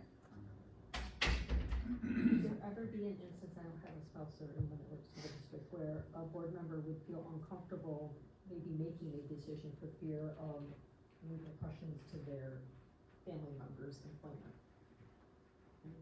It wouldn't be so relevant for a teacher because they're protected by union. It could be relevant for others who are not protected by the union, but they might be, that may be an issue for them to think about, am I gonna have my decisions be influenced because my spouse has no protection as the union would have? Yeah, I mean, I guess if I did have a concern, or if anyone here on the board had a concern based on my wife's employment, I would say something, or otherwise please speak up. Yeah, I think the same, yeah. I guess I would just want them to feel their spouses are protected. Sure. Even though they're not a member of a union, that their spouses are protected and cannot be fired, demoted, or any punitive action against them because of any decision they make at this board. That's important concept to understand. From a legal perspective, there would be a lawsuit. So I appreciate your concern, but from the perspective of what would happen next, the employee would be protected. So, yeah. But I do think that's a good point, for you to make, Mark, that for those of us that have a spouse that's employed, if we ever felt that there was a situation, or if someone felt there was a situation, that's when we can say, hey, conversation, about whether or not that was something that was clearly a question. Great point. Good. The other note I'd add is on the phrase board openly, conduct business of the board openly. And I think the board knows my feelings around everybody being aware of communication that may be going on with staff, with superintendent, whatever. Now, that's not to say that you can't stop by and talk to Doug and say, hey, what's going on with such and such, and then, report out to the rest of the board. But when there's situations where there may be communication with committees, where there may be questions that may arise that may impact that are pertinent, and there's some discernment in this, but I think it's important that you err on the side of, I'm gonna think about communicating to the board versus not. Err on that side of, I wanna make sure everybody on the board is aware of communication and discussion that I'm having, and kind of think about, well, this one doesn't really apply to that, but I'm hearing on that side. And I think that's an opportunity for this board to continue to grow and improve. Again, communication through our superintendent, if there's communication with administrators and so forth, communicate out to the whole board. And that's that phrase, openly conduct business, that resonates with me in that regard as well. So there's a tension here, historically, and history doesn't make it right, but historically, we've had open communications across the district. And I think it's a healthy thing in any organization, have a high level of trust and confidence, you have open communications, but we don't want board members undercutting the leadership. I've never seen that happen in my time here, we don't want that to happen. On the other hand, the other extreme, we don't want to create silos, where I'm in my silo, and I can't talk to anybody, unless I talk to everybody, or unless I have written permission or some permission. That's the tension I'm feeling here. I have a high confidence level in all the board members to communicate fairly. I think in my term on the board, I've only had one instance where I felt a person to overstep that. And that was when a new board member ordered the superintendent to hire their relative. But that was straightened out. I had a conversation with a person and it ended. There was never a problem again. So, my sense of that. I respect your opinion. I think that that's been overstepped on this board. Quite frankly, with communications to committees, with other communication that has occurred around the superintendent, or specific, and again, the board knows my feelings on this, specific direction to give into committees and so forth, that ought to go through the whole board and ought to go through the superintendent. Yeah, So I think there's opportunity for improvement. Yeah, I appreciate that. I would never hide anything from anybody, though, again, never. Can I ask, so Barb, who put this data together? I put part of it together, I put part of it and together. she put part of it. So you guys talked about it, and somebody asked someone else to put the other part of it together? I gathered information from the state's website, Okay. and I put that together. I had some information about Christian schools, but not a whole lot, as you can see, that's truncated there. Okay, and so then you asked Barb to finish it or I something? sent it to Barb, and then she Okay. had information that she added to it. Okay. Mhm. Okay, I was just curious why the two of you decided to do this without including the rest of us. Because it was on tonight's agenda. Okay.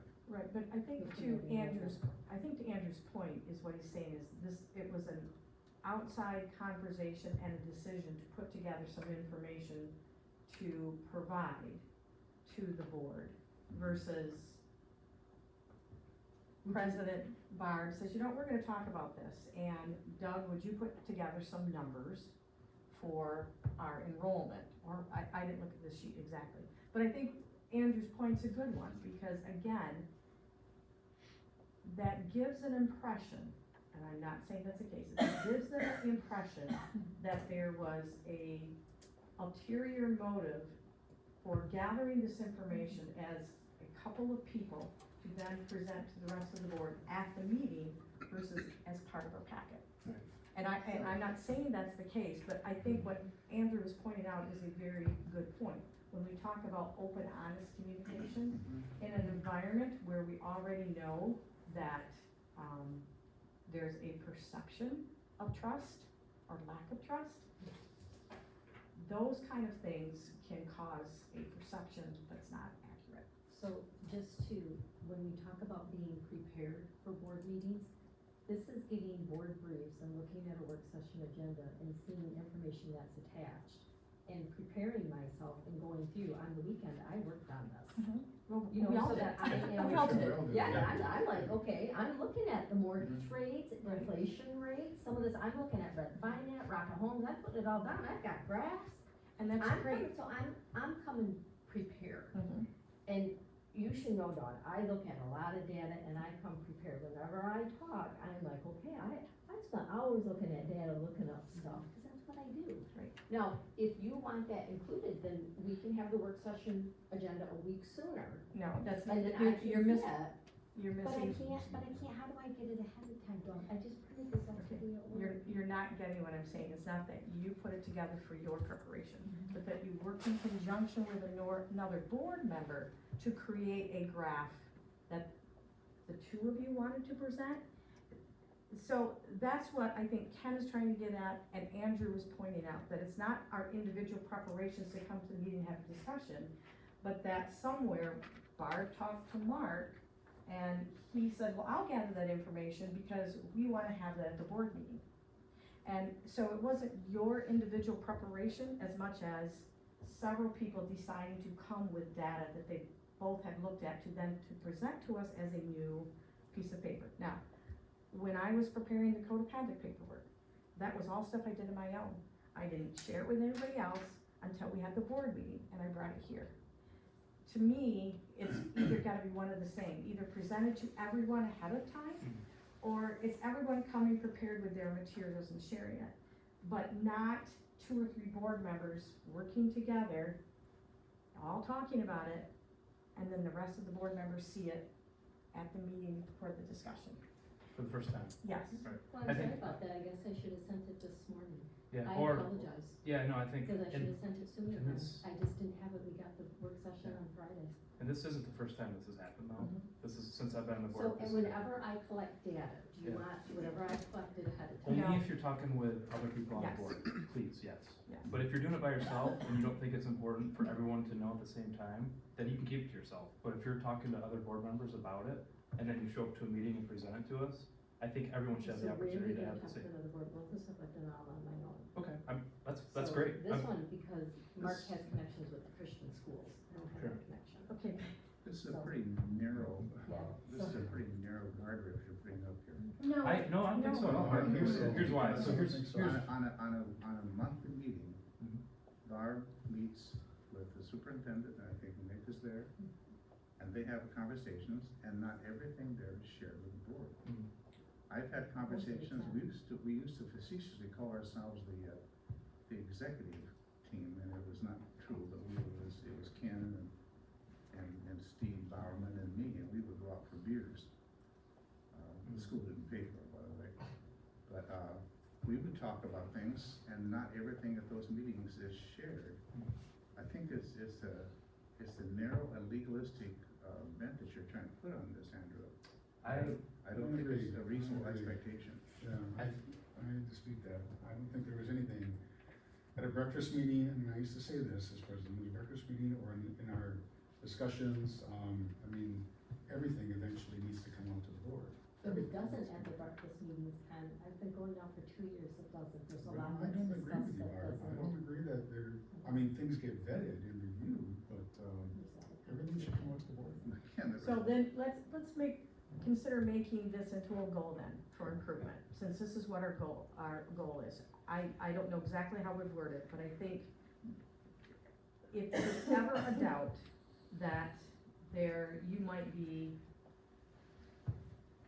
working outside of the group together on something without being given a direction through a committee, let's think twice about doing that without including others and saying, hey, I'm gonna put together some information and Mark's gonna work on it with me. Everybody okay with that?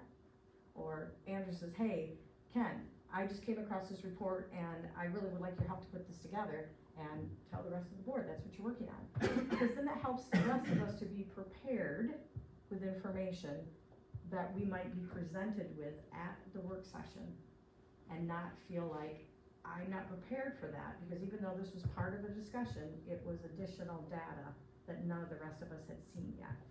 Yeah, I mean, to be totally honest with you, Barb, I wasn't prepared, like, I don't know what the sources are for this data. I don't know who called who to get the data. It's offline, the source is It's the all- Michigan School data, but you can say the same thing No, for I- our work session. Sure. I will be more than happy to send it. Yeah, no, Because I my can point update is this if I had that information like I did with everything else in the board packet, I'd have the opportunity to ask that question in advance, so that the discussion hopefully would be more fruitful. That's all. I agree. That's all I'm So saying. And then, I will send what I've composed, Perfect. because I just did this yesterday. Yeah. And I was at Yeah. home, this is how I spent my weekend. and again, it's not on the information itself, it just feels like, I feel like the community, the teachers, some members of the public feel like there is not a lot of transparency. Okay. And I think this is an easy way to hopefully correct that. Understand fully, just so you know, I do a lot of research and a lot of data.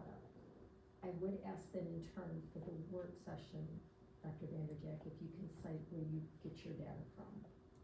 Just because like on the housing data, there was no source, so I didn't, and I was trying to look to see exactly where that came from, to compare with what I had.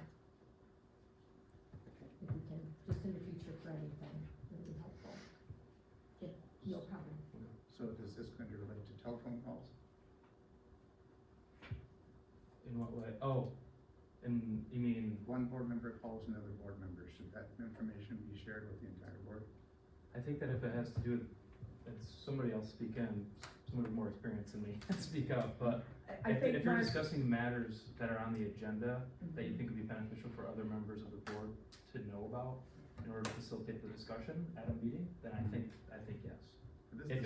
If it's not, like you and I had breakfast, you know, a few weeks ago or whatever, right? I didn't see any there was nothing that we talked about during that meeting that I thought everyone else on the board needed to know. Yeah, I just am concerned about creating silos where we can't talk to each other without assuming there's a conspiracy going on. Sure. And I think you are taking out of context what Ken and Andrew have said. And this is the whole point of this discussion should be to be better and more productive. And if part of this discussion ends up being, well, what about this? And you're narrowing it down too far, then it's not gonna be productive. And if you wanna help write a goal for that makes sense to you.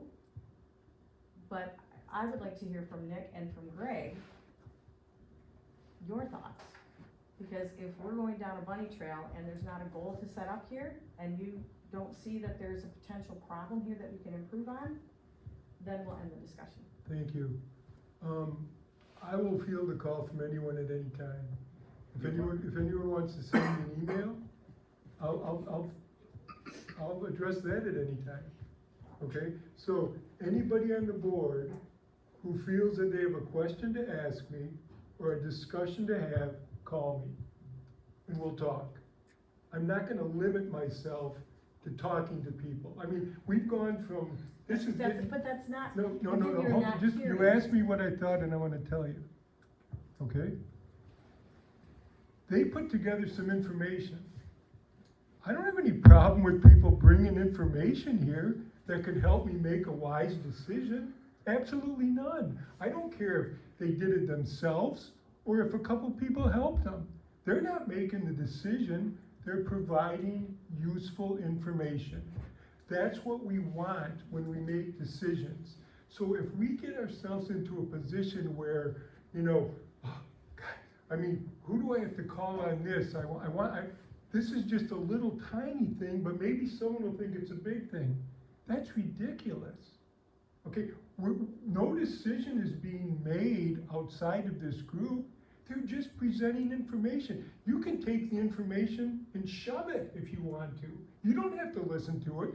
You can ask where the data came from. I mean, my first thought when I got the data from Dr. Vanderjack was, where did that come from? But I didn't have a conspiracy about it. I asked him tonight and he told me, Robin put it together. Great, that was excellent.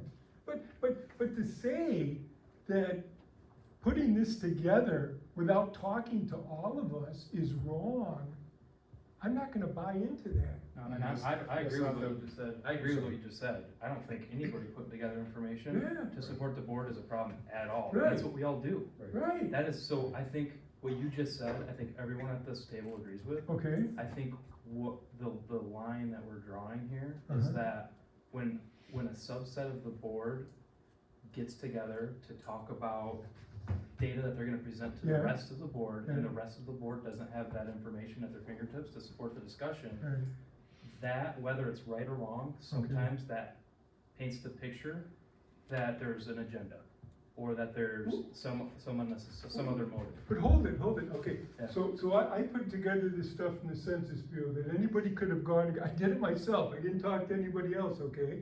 Now, I presented it to you, okay? Now, I don't think I did anything wrong. You didn't, thank you. Okay, but what if I were to talk to Nick about it? would that have then crossed the line of making this illegitimate? I think that if you and Nick together talked about it, Yeah. and you worked together on it, Yeah? and that what you came up with was or wasn't maybe in all the direct alignment with what was Yeah. presented in our agenda, I would expect for you to tell the rest of the board in advance. Oh, well, I mean, I guess I could have said, hey, I talked to Nick about this beforehand. Preface my comments with that, and then everything's fine? I don't know. See, I don't think you understand what I'm saying. No, the issue is they didn't like that Mark and I talked. Mark had the Christian data, I had the stuff from the website. And we both put the document together. And I don't recall, you can correct me, Barb, I don't recall having any discussion about the numbers, we just No, gathered we the just numbers. gathered I the said, I data, have some and I numbers, you have printed some it. numbers, we put it together. There was no sense of conspiracy that we're gonna come Never here and talked. do this. Yeah, I guess I'm just having a hard time, Andrew, in understanding.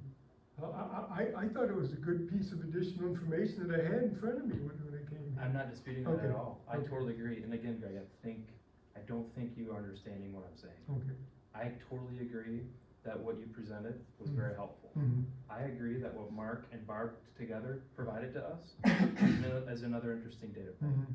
My point is, if a subset of our board is gonna collect information together, Uh-huh. and whether or not you talk about it, whatever, like, and maybe there's no agenda at all, like, that's fine. There probably isn't, I hope there's none, right? But it doesn't, sometimes it doesn't look that way to people in the community, to the people that took the survey, the data that we've observed, right? So, Well, I will just say, as someone who does a lot of homework and looks at a lot of data, I am more than happy to share with you on Mondays, because I usually do it over the weekend. I don't have any issue sending it to you beforehand, no, because I do a lot. Again, this isn't a we day, this isn't a we day.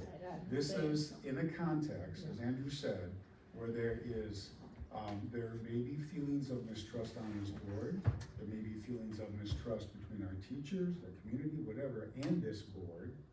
In that context, you wanna over-communicate. You wanna say, I've got some information, I developed it with Mark and whatever, I'm gonna get that out to the board, I'm gonna send it out, sorry for everybody, it's noon today, hope you have a minute to look at it. But think about the context in which we're operating. The reason we're going through this, as Dawn has talked about, is that there are right, wrong, good or bad. The reality is there's a feeling of mistrust amongst board members and with outside parties. And so our goals, our objective of going through this is to say, how can we work better? How can we be better as a board? How can we be the best that we can be as a board? How can we be the best that we can be? Because good districts run well with good boards. Good boards need to, and so that's the context in which we're talking. And so in that context, what can I do? I'm gonna err on the side of perhaps over communication. And in 6 months, we're all sitting here going, gosh, I don't need all that, you know? But think about, it's not a we they, it's a how can we as a board be the best that we can be? In the context of we have to fix this trust issue that that is present on this board and they're present with outside groups. So That's the I'll context. give you another example. So when I find errors with the data that's presented with us, I'm taking it to the person who's put it together. Does the whole board want to be CC'd on that email? if you're, Yeah, I think, Really, Sounds like it's relevant, yeah. I think, I couldn't agree with you more. The context of the situation where we just talked for 15 minutes about this one point, over communicate. Just do it. But that's where we live, and I think we're all willing to do that, so. And I hope in 6 months we are. Sick with the Yeah. over We communication, wanna but be- but we because wanna be- we're collectively stronger. We wanna be a kick butt board Yeah, and exactly. a kick butt district. That's what we wanna be. It's I'll not use another word. That's what we wanna be. It's So an this easy, is what this is all this about, is a team, is this board is a team. it's an easy thing to do. that collaboration, that sense of team, those Right. are the things that I think we should all strive for. I mean, I thought, Greg, with our meeting the other night to find out, I thought that was an awesome meeting. Yeah, I thought it was Team. good. I thought the questions and the dialogue amongst the three of us was great. I came out of there going, I feel good about working with these two guys on the finance side with that. And we want that whole feeling. You know, 95% of the issues that we deal with, if not 98%, are 7-0, okay? It just so happens that the issues that we don't see eye to eye on are very deep issues with all of us, okay? And we're going to disagree on those. But we have to treat each other with respect when we do that. Absolutely, and I agree with that. But I have to tell you, I'll be more than willing to call and I got a lot of time, you know, I'm retired, okay? I'll call you, I'll send you emails, and I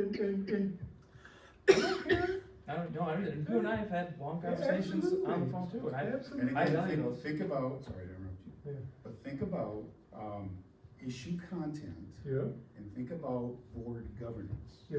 They're two different things. We Mhm. can agree on issues. Right. We should not disagree on how we govern Right. as a board. And that's what the MASB courses are about. It's all about board governance. Mhm. We can disagree over here. We should have healthy discussion and debate. We should be aligned on how we govern as a board. Right. All right, number 3. I understand and recognize that I alone have no legal authority, but rather our authority, which include actions and decisions as a board, is by majority vote. Yes. Anyone disagree with that? No. Okay. Well, again, We're not I'm talking about agreeing or cautious. disagreeing. No, nobody's disagreeing, Yeah. Ray. Hold on. Hold on. Take a breath. Okay, Okay. nobody's disagreeing. Think about, I'm talking to the DAC committee. And I'm giving direction to the DAC committee on, we have a person who's not happy, and so we should address the issue this way, this way. That's not proper board governance. And I'm not being personal here, Margaret, that is not proper board governance. We, as we talked about, we as a board gave direction to the DAC, and we said we wanna slow down. We wanna take a step back, take a breath around diversity activity. Mandy, please, work this out. We wanna slow walk this, we wanna understand, we wanna delve in, like the sex ed committees and those sort of things that we use. So, if there is an issue on a committee, it's appropriate to say, Doug, I've heard that, superintendent, I've heard this issue on the committee. It's appropriate to send the communication to the rest of the board, again, in the context of good governance. I'm not questioning what you're bringing up in terms of the specific issue that may be on the committee. Good governance, per our policies and per this, as we go to the superintendent, we communicate to the whole board, everybody's informed, everybody's aware, we're aligned through, it's governance that I'm focused on here, not content. We may disagree on outcomes of the DAC, that's fine. Governance, there should be no light between you and us. So I'll just go back on that one. That issue was brought forward to Dr. Vanderjack in May or June. Nothing was sent to the entire board at that time. So there was an issue that was brought forward. It was determined not to be addressed at that time and to wait until fall.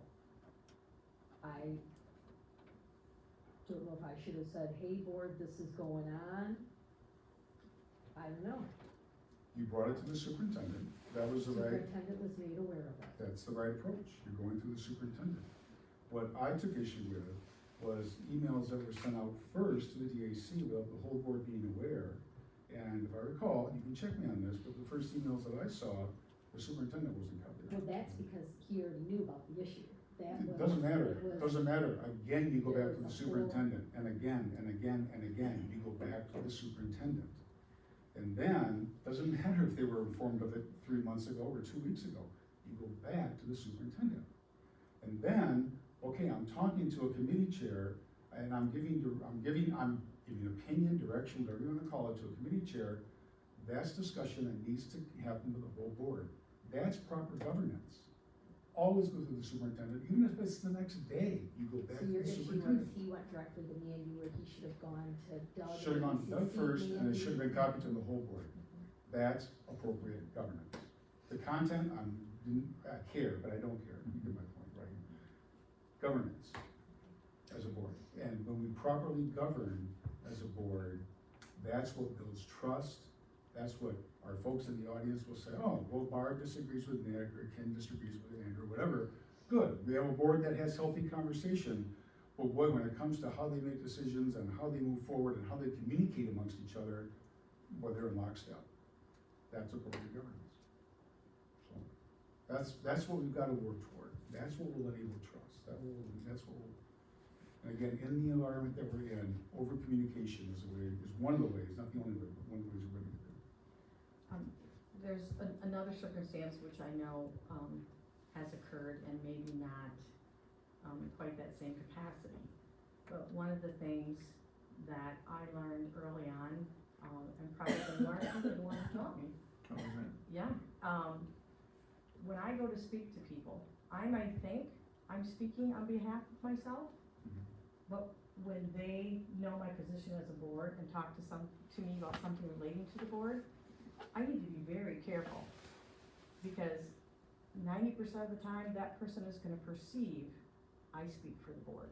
And so, if individuals are invited to speak because they maybe have a position on the board, they may wish to explain to the crowd that their personal opinion is what's being stated. The very fact that they're on the board can give the public a perception that was not intended. And I think we need to be very careful about that. And I remember you sermonizing often. Oh, unlike me. Sermonizing often about anything that I wanna say personally, that's not your place. We have authority as a board. And I can't say I was perfect, but that is something that I never forgot.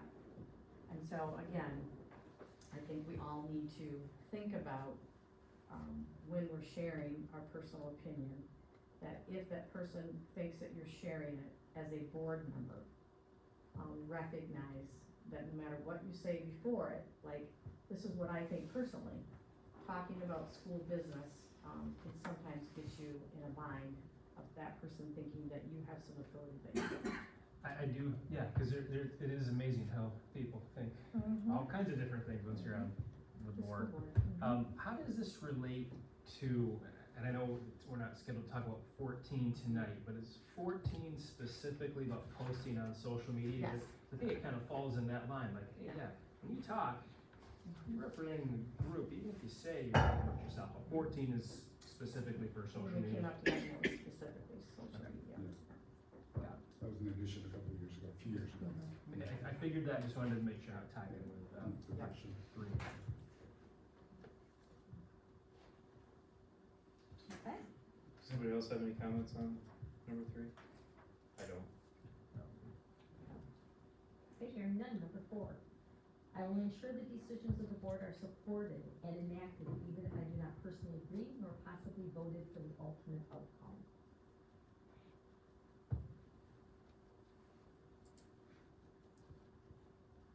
Do we?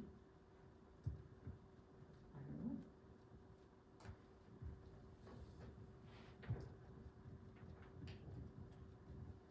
I think we talked about the sinking fund, right, the vote, the situation that we had last spring. I think that was an example of where we came together. We all got on the same page. There were some circumstances that happened before that were a little rough, but I think after we decided and after we voted, we all did that, we all moved on. I think that was an example where maybe at first we didn't all see it the same way, but ultimately we got to the same outcome and we all supported it. So I think that's an example of ultimately doing that well. And I think we really struggled with that on a couple decisions we made this past year. That even though a decision of the board was made, there was a lot of comments and pushbacks going on and on and on after the vote that could be perceived as not following this. Could you be more specific?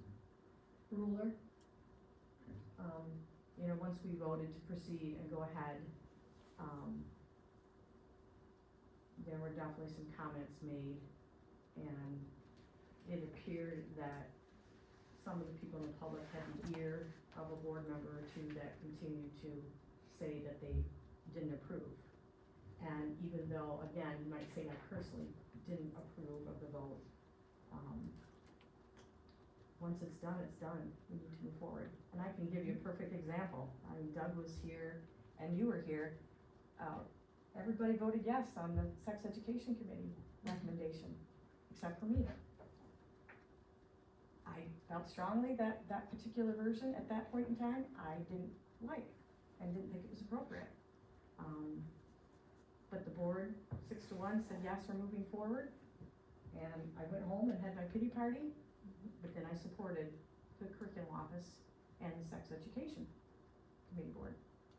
And that was not easy, because as we all know, just because you vote a certain way on the board does not mean that's always how you feel personally. And there have been plenty of us on this board over the last 3 years who have been trashed for our votes.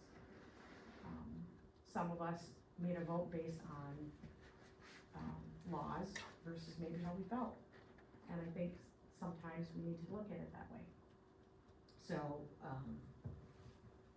let's just make sure that when a decision is made, let's not talk out of school and continue to question the decision, unless someone's gonna make a motion to reverse it.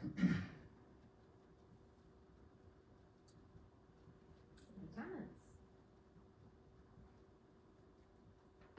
I actually remember that, when I brought up the, thing on the millage last year, the first thing I said after the 4-3 vote was, hey, I can support what the board is doing here. In fact, I think we probably have it on video somewhere, so. Yeah, so, I guess we've had a couple, I think 3 or 4 4-3 votes. And, I didn't agree with a couple of them, I agreed with them, and I haven't had any conversations with people about, people know how we voted, they know how we feel on certain issues, and once a decision is made, we go forward. I would agree with Doug. I mean, I will give you my rationale before I vote on why I have voted the way that I With Doug, voted. right. You said you'll agree with Doug, but give me. Oh, I didn't agree with We're 4.5 hours in. Because Doug hasn't spoken. Yeah, I yet, know, so. sorry. I agree with Greg. I mean, I'll just pick on ruler. I stated why I was voting the way that I voted, and I said the same thing for the book. I stated why. But after the vote's done, the vote is done, and we move on. Again, I hate to keep hitting it, but that's just good governance. We better move on.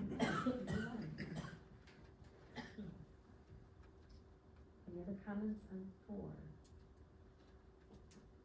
Number 5, I understand my role as a board member centers around hiring and evaluating the superintendent of schools and developing school board of education policy.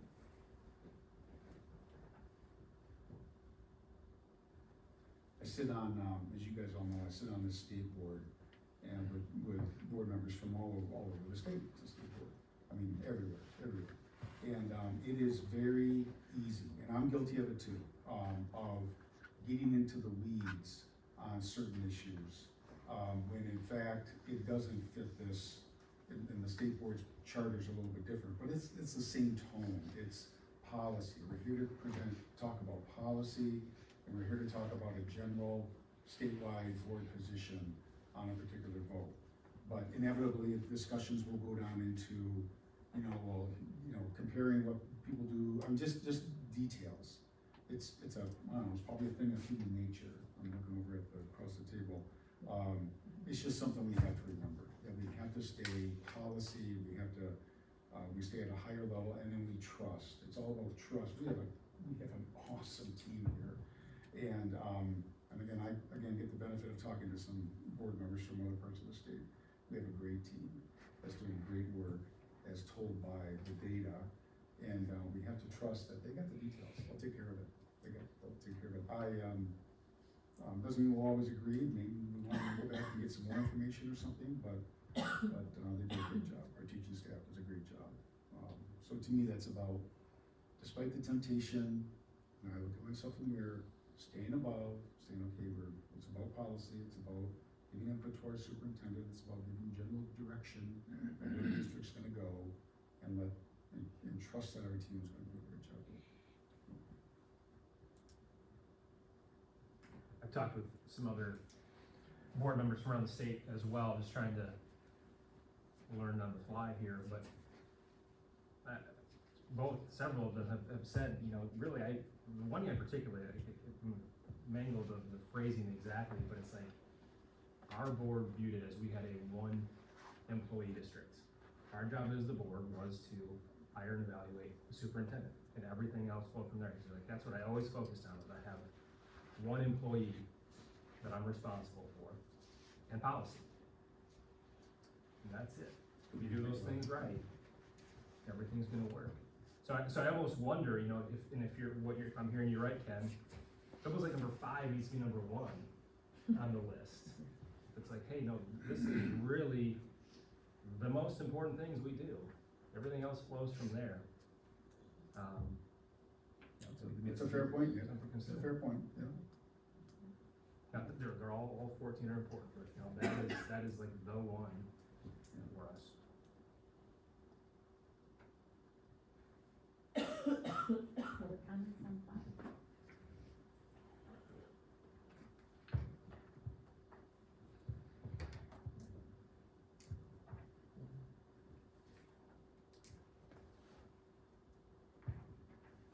Six? No, I think we're done. Oh, no. No, we're stopping at Good. 9. Oh. 9:36. Some of us do work full time. Did we change it? Some of us want to watch Lions. Did we change anything? For my notes, nothing has changed, but I do think we need to possibly, create a goal or flesh out a little bit, number 2. And maybe it's just a matter of reminding us all, if anything, to over-communicate. Let's, make sure anything that we have to facilitate a discussion at a board work session, if at all possible, is brought to everyone's attention ahead of time. And even if it's, you know, again, we hate to do stuff right before the meeting, but even if it's, hey, just wanted to let you know, I just put back these stats, I didn't have time, so right now. And again, being careful that some groups aren't working on that information ahead of time, because that perception is that there was a goal in mind that the rest of us weren't aware of. So it was not a goal, so I just wanted to state that. And So, no one and I is have saying no that. issue sending all the data that I collect, because as you know, I do a lot of homework, and I do a lot of data. So I have no issue with sending all the data to the board. I will forewarn you, it'll probably be on Monday, because I typically do it on Sunday. And I don't think we necessarily are saying we want more of your data that you're using to prepare for you. But if it's data that you're working with another board member on. We won't listen, you make it sound like we were together, we No, weren't. no, but you know what I'm saying. It's There very was exciting. some I think Dawn's communication. got it right. So I'll work on something, I'll send it around, and we can either say, yep, or we'll say, nope, we don't need to go around Are that. you moving 5 to 1? Say it again? What? Are you moving 5 to 1? Do we feel like this, as far as, I don't know if these were in area of importance. Maybe, I- so we have to do this, we sign this again in like March? Yes. Yeah, it'd be very good. Whenever Yeah, we So whenever maybe, it's done. I think this is a good Yes, discussion. if for time. some reason we think we need to reorder them, for some reason, we can. I don't know that these were put in a particular order when it was created. and just to be clear, that is, just so we're all clear, that is the purpose of this discussion, right? Is to identify goals for ourselves based on our review of the code of conduct. I Correct. believe so. I didn't see that, I I thought we didn't were see just that, I thought we were just revising, reviewing the code of working on conduct. revising it. No, But we're gonna make SMART goals. yeah, remember you sent out that SMART email goals. about SMART goals, and Andrew said that would be a good thing to do with respect to the code of conduct, if we feel like we need to create goals Smart from that. goals were in reference to Dr. Nichols' evaluation. Okay, well, Yeah, there was something else. I guess I see 2 things, Dawn. Yeah. I see, number 1, we need to have candid discussion about some of these. Yes. Which I think we Sure. did tonight. And number 2, there may be some revisions that we wanna make. Yes. And we aired some of that out tonight, appreciate you taking notes, and then to Andrew's point, in February, March, whenever, when we sign again, we can have that discussion before then and say, hey, let's move 5 to 1, Yeah. and let's tweak the wording right here, and let's do that. So I think tonight it's capture some of the key themes of the discussion, maybe a change in there, revisit it in the late winter. or Because we're not winter. doing November, Correct. we're Right. doing 6 through 10 in January. So I'm looking at the September 19. I just wanna make sure, like, if we're going through this process, we better all be aligned, right? So Barb, your September 19 email is the one that says we're gonna look at these goals, we want them to be smart. We're gonna look at the code of conduct, they're gonna be smart, and then we can develop goals from them. Just wanna make I know sure when you have a cold, everyone's. your head gets a little fuzzy, right? Okay, good. And one more thing I'll bring up, later on, we come back to this, what's missing for me in this is anything that states our accountability and responsibility to the voters of this community. This is all internal. We wouldn't be sitting here, with your exception, we wouldn't be sitting here without the voters of the community. And I think we have to have some sense that we are accountable to them, stated in our code of conduct. I don't know how to state it, I like that. but. So you say as part of our board governance code of conduct, we make a statement that we're accountable to the taxpayers who vote for us. We can work on it, we got Okay. time. I didn't wanna do it tonight, I'm sorry. Well, no. Does anybody know the Lions score? Oh, 16 to 7. 16 to 7 at the half. thought we were working here, what? Lions are- I'm the only one that didn't know. Do a quick round table. I will start with Mr. Penhall on the. Lions up 16 to 7 at the half. Are they up? Yes, Lions are winning at the half. Okay. So I will say this is one of the longer board meetings that we've had, but I thought it was very, very, very, very, very productive. One of the more productive meetings that we've had in a while when it comes to the goals, when it comes to the the presentations that we had from this, the staff here. I don't like it when I have to be home before my kids, when my kids are in bed, but I think this is really productive and this has been an energizing discussion and I think we're in a good place. And we'll continue to get to a good place as long as we continue to work together, so, that's it. Mr. James? All set. Hope your surgery goes well in a couple of days. Thank you. Get on the med quick, we need you here Thursday. That's right, that's what you're concerned about. No, thank you for all the work that you've all done putting everything together, appreciate it. Yep, very good discussion tonight. Yeah, and thanks for the graphs. Graphs are the ticket for me at least when I'm looking at data, so thank you whoever works hard on those graphs. I'm good. If you don't need your audit packets, we can use them for other Oh. things. If you want it to go home and get it, it's up to you, but if not, you can leave them here, we'll put them. That, I will take the motion for adjournment. Support. By Mark, support by Andrew, all in favor, say aye. Aye. Opposed, say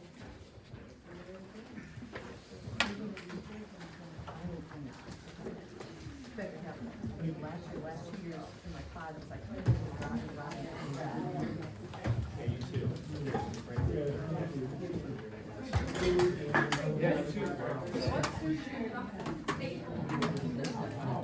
I was thinking of surgery he was having. I didn't know about that.